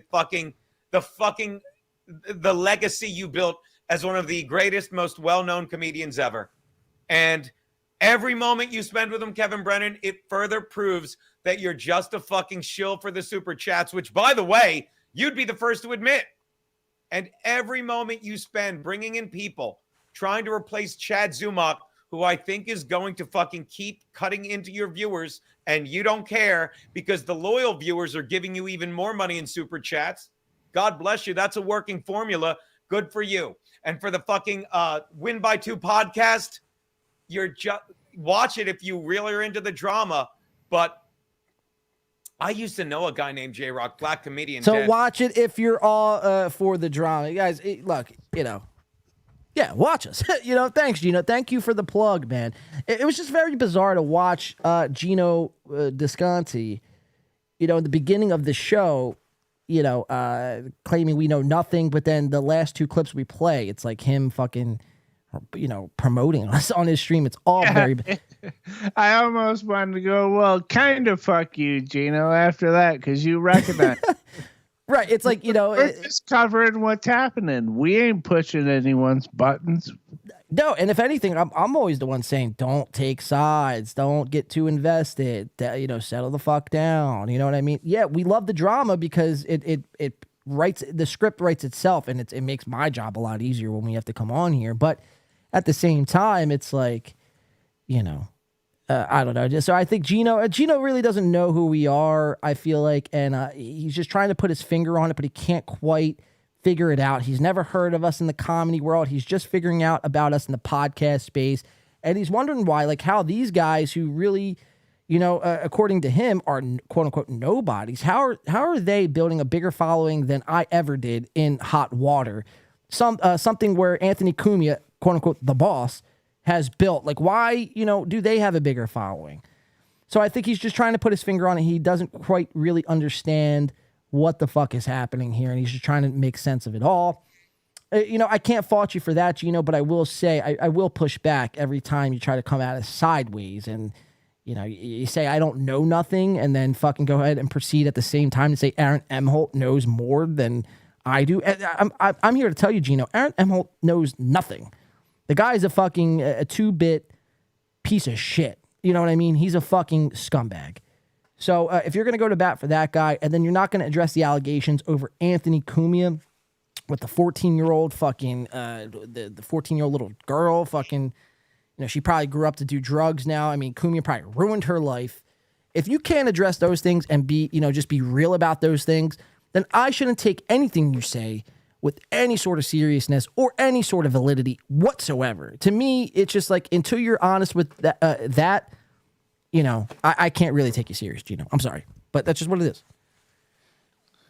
I feel like Gino, he was trying to punch down. He was trying to find someone to hit. Right. And I don't think he realized, because he really didn't know, he's like, who are these nobodies? And we are. I'm fine with that, but we're the same level nobody he is. I'm not scared of Gino. No. Nor you shouldn't be scared of Gino, man. Just look at Gino, man. It's really, you should feel bad for somebody like Gino. I'm looking over here at my YouTube right now. I'm happy to report Rock Bottom Podcast with Teamster Tim and the amazing Vito are live currently. They're at 40 watchers, and we are at 77, so we are beating the Rock Bottom Podcast. That's pretty cool shit. Let's tune into Ray. We'll leave it off on a Ray DeVito. I feel like Ray DeVito kind of ties this whole thing together. He's a very wholesome guy. Wait, is he having Vito from the Dick Show on? I don't know. It just says going. So these are Ray's descriptions of his titles of his podcast. It says going live 9:50 p.m. W/ means with, but you can't even be bothered to spell out the word with Teamster Tim and amazing Vito. All right, let's see what happens here. Check it out. Ray DeVito. Leave us off on a good note, man. Don't make me regret this decision. When was the last time you had a girlfriend, a serious girlfriend, Ray? I'm serious. Oh, years, man. It's been years. Maybe like 5-6 years ago. It's been a while. So you haven't been laid in like 5-6 years. No. What a loser. What a fuck. So that's pretty interesting right off the bat. When's the last time you had a girlfriend, Ray? 5 or 6 years ago? Because if you know what I mean, like if you got, I'm married. Broadway dancer and a NFL cheerleader. Redskins cheerleader. Redskins cheerleader. I've done all right. If you look at my resume, if you look at the girls that I've courted and every one of them, I would have been in a relationship if they would have wanted it. Dave Skywalker says, I wonder how long it takes for Ray to piss me off. Like how many seconds? Let's find out. Did you hear Ray said every one of those girls he would have been in a relationship with? You know, like a total cock. Ray's under the delusion that everybody is supposed to get along. You know what I mean? Like everybody's supposed to be friendly. You know what I mean? It's just like, Ray, that's not how the world works, Ray. It's like people are going to hate each other. People are going to talk shit on each other. It's just like he doesn't have what's the word I'm looking for? Like social awareness. He doesn't have any social awareness. He doesn't get it's okay to not like people. Right. Not pudding. You mean ice cream? I like pistachio ice cream, but not Hey, pistachio. Vito, his dad used to take a shit while he was taking a shower. Leave him alone. Comedy hacks. Ray is a playboy. Leave him alone. Comedy hack. He's not a playboy. Look at him. Vito. Ray's father used to take a shit. No one when he was believes this, taking a Ray. shower. Blue Can you Mosaic. imagine a dump when he was eating fucking pistachio ice cream? Barry Watson says, Ray don't get no pussy. DJ, if you ever get a chance, try pistachio ice cream. Not pudding. No, I've had it. No, my dad used to love pistachio pudding. I remember that. It was green. Right, your dad's dead. Nobody like that point is irrelevant. They're green, like if you crush them. So they're talking about. I mean, this is almost worse than Steel Toe. Guys. They're talking about pistachio ice cream. Pistachio pudding. My dad was a good guy. Topics. He hit me and then I wrote a paper about it, not knowing that you weren't allowed to hit kids. And social worker came Justice over, for Jay, and then no he hate quit speech. hitting me. He quit hitting me. He's like, I didn't know I wasn't allowed to hit him. I don't know what you want me to say. I didn't know I wasn't allowed to hit him. It wasn't in the handbook. Yeah. Wait a minute, not allowed to hit these kids? I didn't know that. I had no idea. Yeah, and the thing is, like, I wrote. Kicked me in the ass so hard one time he ripped my underwear, man. I told you when my dad gave me when I came home. Oh yeah. My dad beat the living shit out of pistachio. Somebody wrote something. Somebody wrote. That's Blue Mosaic. He's a good guy sometimes. Pistachio pudding doesn't exist. Exactly, Ray. There's no such thing as. Yes, it does exist. No, it does exist. It does exist. It's like I want to raid Ray's chat because I feel like we really could derail this conversation and get them to stop talking about pistachio ice cream. But at the same time, it's like you almost feel bad for Ray. You know, it's like this is what his life has become. Right. And who is the guy with the crazy white guy afro? I've seen him on a couple shows. I don't know who he is. So I don't know who he is other than his name is Teamster Tim. And then we have obviously the amazing Vito. Which is not the Vito from the Dick Show. Not him. Jello. It's a Jello. Jello, I think, makes it. Jello. Garth Brooks says everyone's a good guy according to Ray. So disgusting, and it even looks disgusting. You see that? Yeah, I used to eat it when I was a kid. It was one of my favorite puddings. Maybe because that reminded me of good times with my dad. Maybe that's what that was. What, when you used to shower with your dad? Had fun times together. In when the he wasn't shower? punching me. In the shower? Good times. Good times. I used to jerk my daddy off.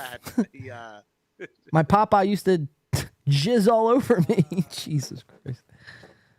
Aries gonna be here. Vito, yeah. Tell us about the time you were telling me when you did the magic trick.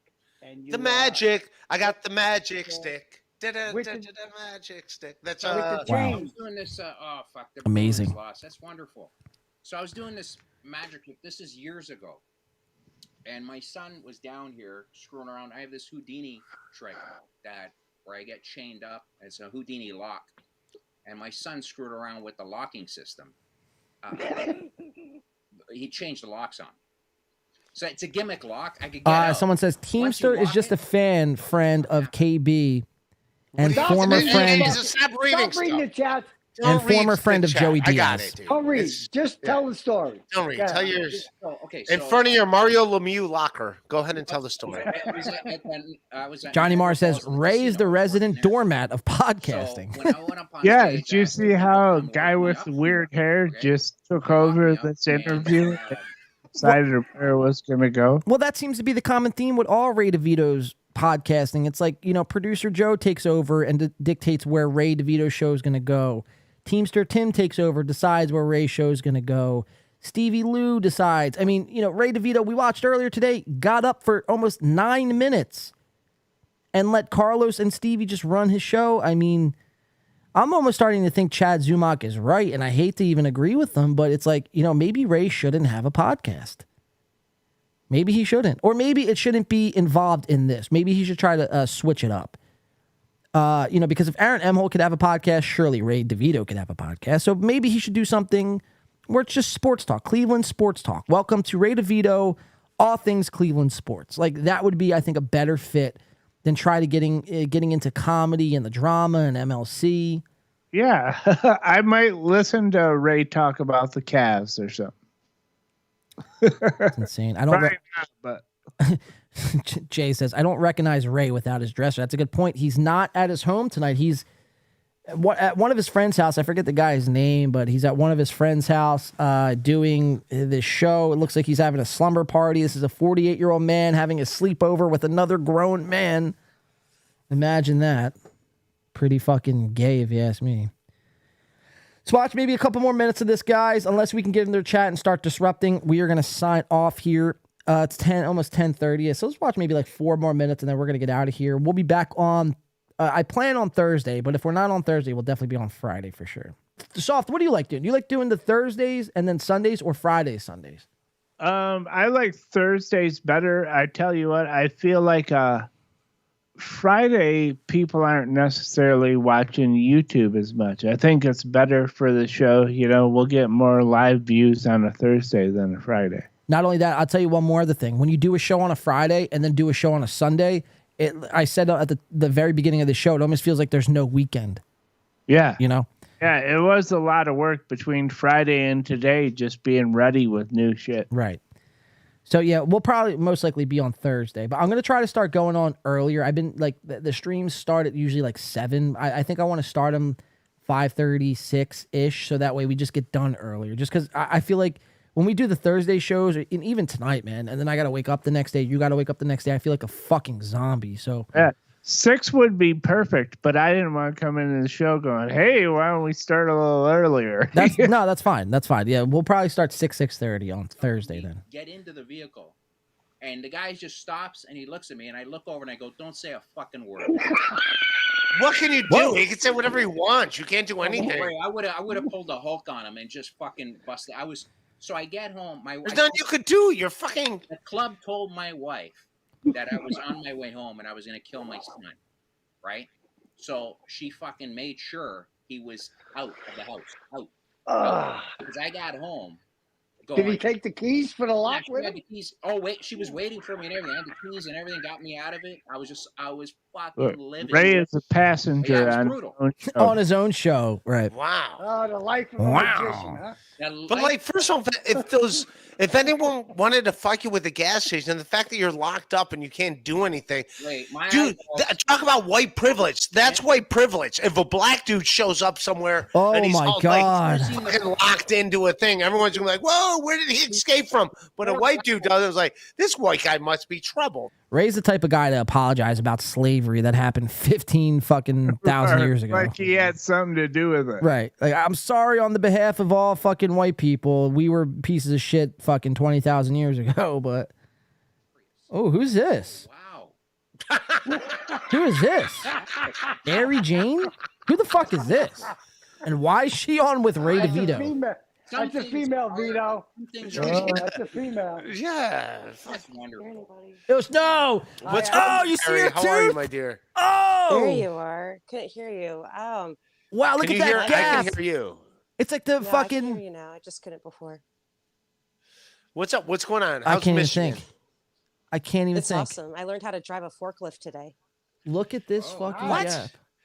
So you got a job at Home Depot? What's going on? No, Why are you in a forklift? I didn't say it was a job. I just said I Wow. situation today. That is some like the What Panama happened to you in a Canal forklift? is Why did that happen? right between her teeth. Just some things needed moved. That's all. So if ever. you Oh need my something God, moved, I'm almost disgusted at myself thinking that she was okay. You shouldn't be smiling. Yeah, cover your mouth. Cover your mouth when you smile, please. so What's the matter, Vito? Yeah. Taking the score here. Sorry. Why did you have no? This is scary This guy shit. here, he's a famous. Holy magician. smokes, dude! I thought she was from far back too. That's awesome. This is fucked up, Soft. This is fucked up. My name is Ari, and basically, I just lay in bed naked, looking up sleep hypnosis videos, and I come across this instead. Yeah, I was looking up. I was trying to fall asleep. God, and this is looking up nuts. sleep hypnosis This videos. is nuts. And it showed that you were live. This'll do it. It's Soap Girl. You'll be out soon. You're What is you're happening? in good company. Although that was a good story Mac by Valley. Vito. I He's a love this. magician who locked himself. Would you say he went hard in the paint? Comedian magician. Okay, that's I'm a a truck dangerous. driver. Guys, this is a sitcom. But he locked himself. He does, I guess, a trick where he was doing a comedy show. He locked himself. Ray, are you like on a fucking loop? Yeah, I told the. He's three filling times. me in. I'm telling it for Ari. I couldn't hear. I was trying to get close. What happened? Whoa! What happened? Lightning Thunder and and thunder. lightning. Thunder and lightning just struck down. Hold on. The end is near, Ray. The end. The end. This is the end, my only friend. The end. Ray, where are you? Like, are you? He's in my. He's I'm in my at living room. Tim's place. Oh, that's in my living room downstairs. So he's at Teamster Tim's place. Somebody says Michael Strahan has straighter teeth. Chris has snaggletooth. Ari Jane play. Oh, that's actually perfect. That's actually perfect. We will play that. We will play that. None of that. I was Check like, this shit out. Come on, dude. You got to be respectful. You got to be respectful. No, those are his posts. Check this shit out. Wonderful. So are you guys like in the same room? Or... We got to lower this. Make sure I don't get a flag here. Let's see if we get... Oh, I'm going to get a fucking copyright strike. Let me see. Hold on. This is going to be funny if I can pull this off. Sorry, we're just sitting in silence, but I gotta make this work. I'm just laughing. I've seen really big gaps in teeth, and that shit happens. But hers is so big, like you could put another tooth in there. Put that third tooth. It would look perfect. Oh shit! So check it out. Let's see if this is the right thing. Oh no, that's not it. That's definitely not it. Hold on. We got to do this, guys. Hold on. I just seen something good in the chat. I want to see if we can't make this happen. I think this might work.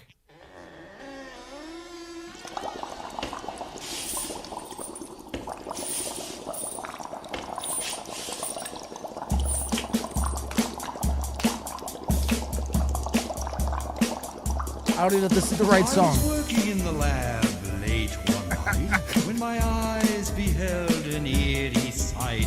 For my monster from his slab began to rise, and suddenly, to my surprise, he did the monster mash. He did the mash. It was a graveyard smash. It caught on in a flash. He did the monster mash. Shout out to where is it at? Magic Marlin for the Monster Mash idea. This is great. Happy Halloween, everyone. We can fit 5 teeth in between this chick's gap. Look, that's going to do it for us, guys. I mean, that's a great way to end the show. Thank you for everyone showing up and showing out. Ari Jane, we might have to look into her moving forward. This has been a Monster Mash edition of this In the Pain podcast. Gino Piscanti, we're coming after you next, motherfucker, and your crazy looking hairline. Aaron M. Holtz Coffee. Will it sell? Will it not sell? I don't know. We'll get to Merch's Cats on Thursday. This one, however, don't fucking go to sleep at night. She'll haunt you in your dreams. like Freddy Krueger, ladies and gentlemen. Thank you so much. Have a great week.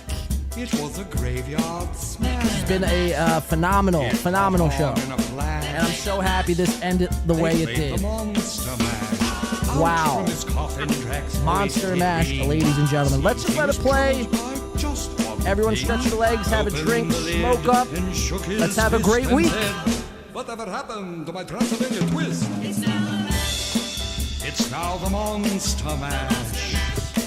And it's a graveyard smash. It's caught on in a flash. It's now the Monster Mash. Now everything's cool, Drax a part of the band. And my Monster Mash is the hit of the land. For you, the living, this mash was meant to. When you get to my door, tell them Boris sent you. Then you can Monster Mash. Snaggletooth, she puts a new name in Snaggletooth, well, let me tell you. Yeah, I'm catch on in a flash. Then you This has been fun. Fun.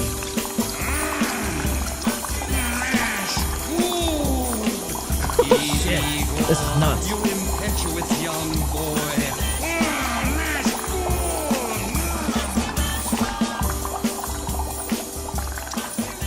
Wow. Guys, thank you again for showing up and showing out. You guys were great tonight. Thank you for all the super chatters. Thank you for everyone who became a new member on tonight's show. Shout out to Ari Jane. Hit me up. If you're ever laying naked and you're feeling alone, I will come surely. I'll let your imagination do all the wandering that it needs to do. Imagine when Ray Devito watches this one back. He'll feel like I really crossed the line on that. That's going to do it for us, guys. Thank you so much. We got to get up early tomorrow. This has been a fun fucking show. This has been a very fun show. Very fun show. Very fun week. That's going to do it for us. Soft, thank you as always, man. Holding it down on that second mic. We couldn't do it without you. I appreciate it. You're never hard. You're always soft. That's going to do it for Softcast. For myself, John. Here I said that. Wow, I said that with such like a thick Philly accent. John. For myself, John, that is Softcast. We will see you on Thursday. Ladies and gentlemen, be safe. Have a great work week. We'll see you next time.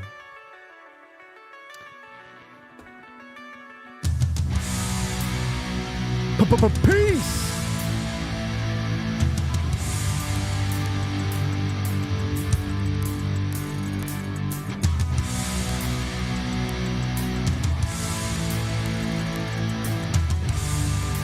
Gap supermodel. Yeah. Every sense of the imagination.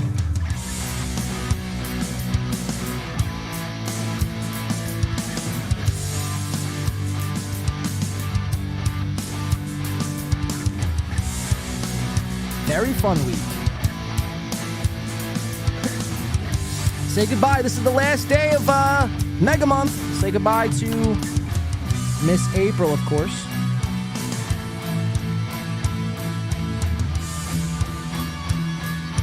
Bye, April. Thank you for the month. We love you. Mwah. Put you right there. Right there on the lips.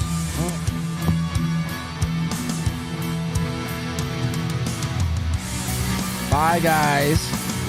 Thursday night, we'll see you.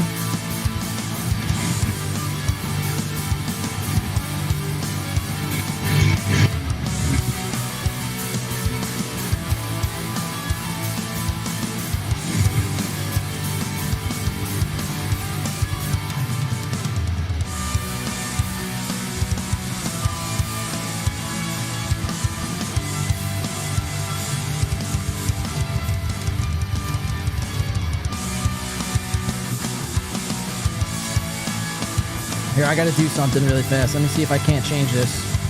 All right. Check this out. See if I can do it in time.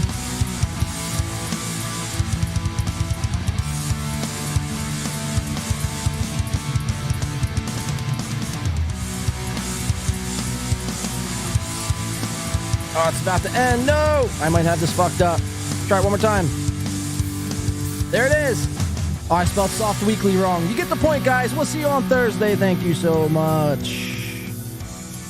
I definitely spelled fucking...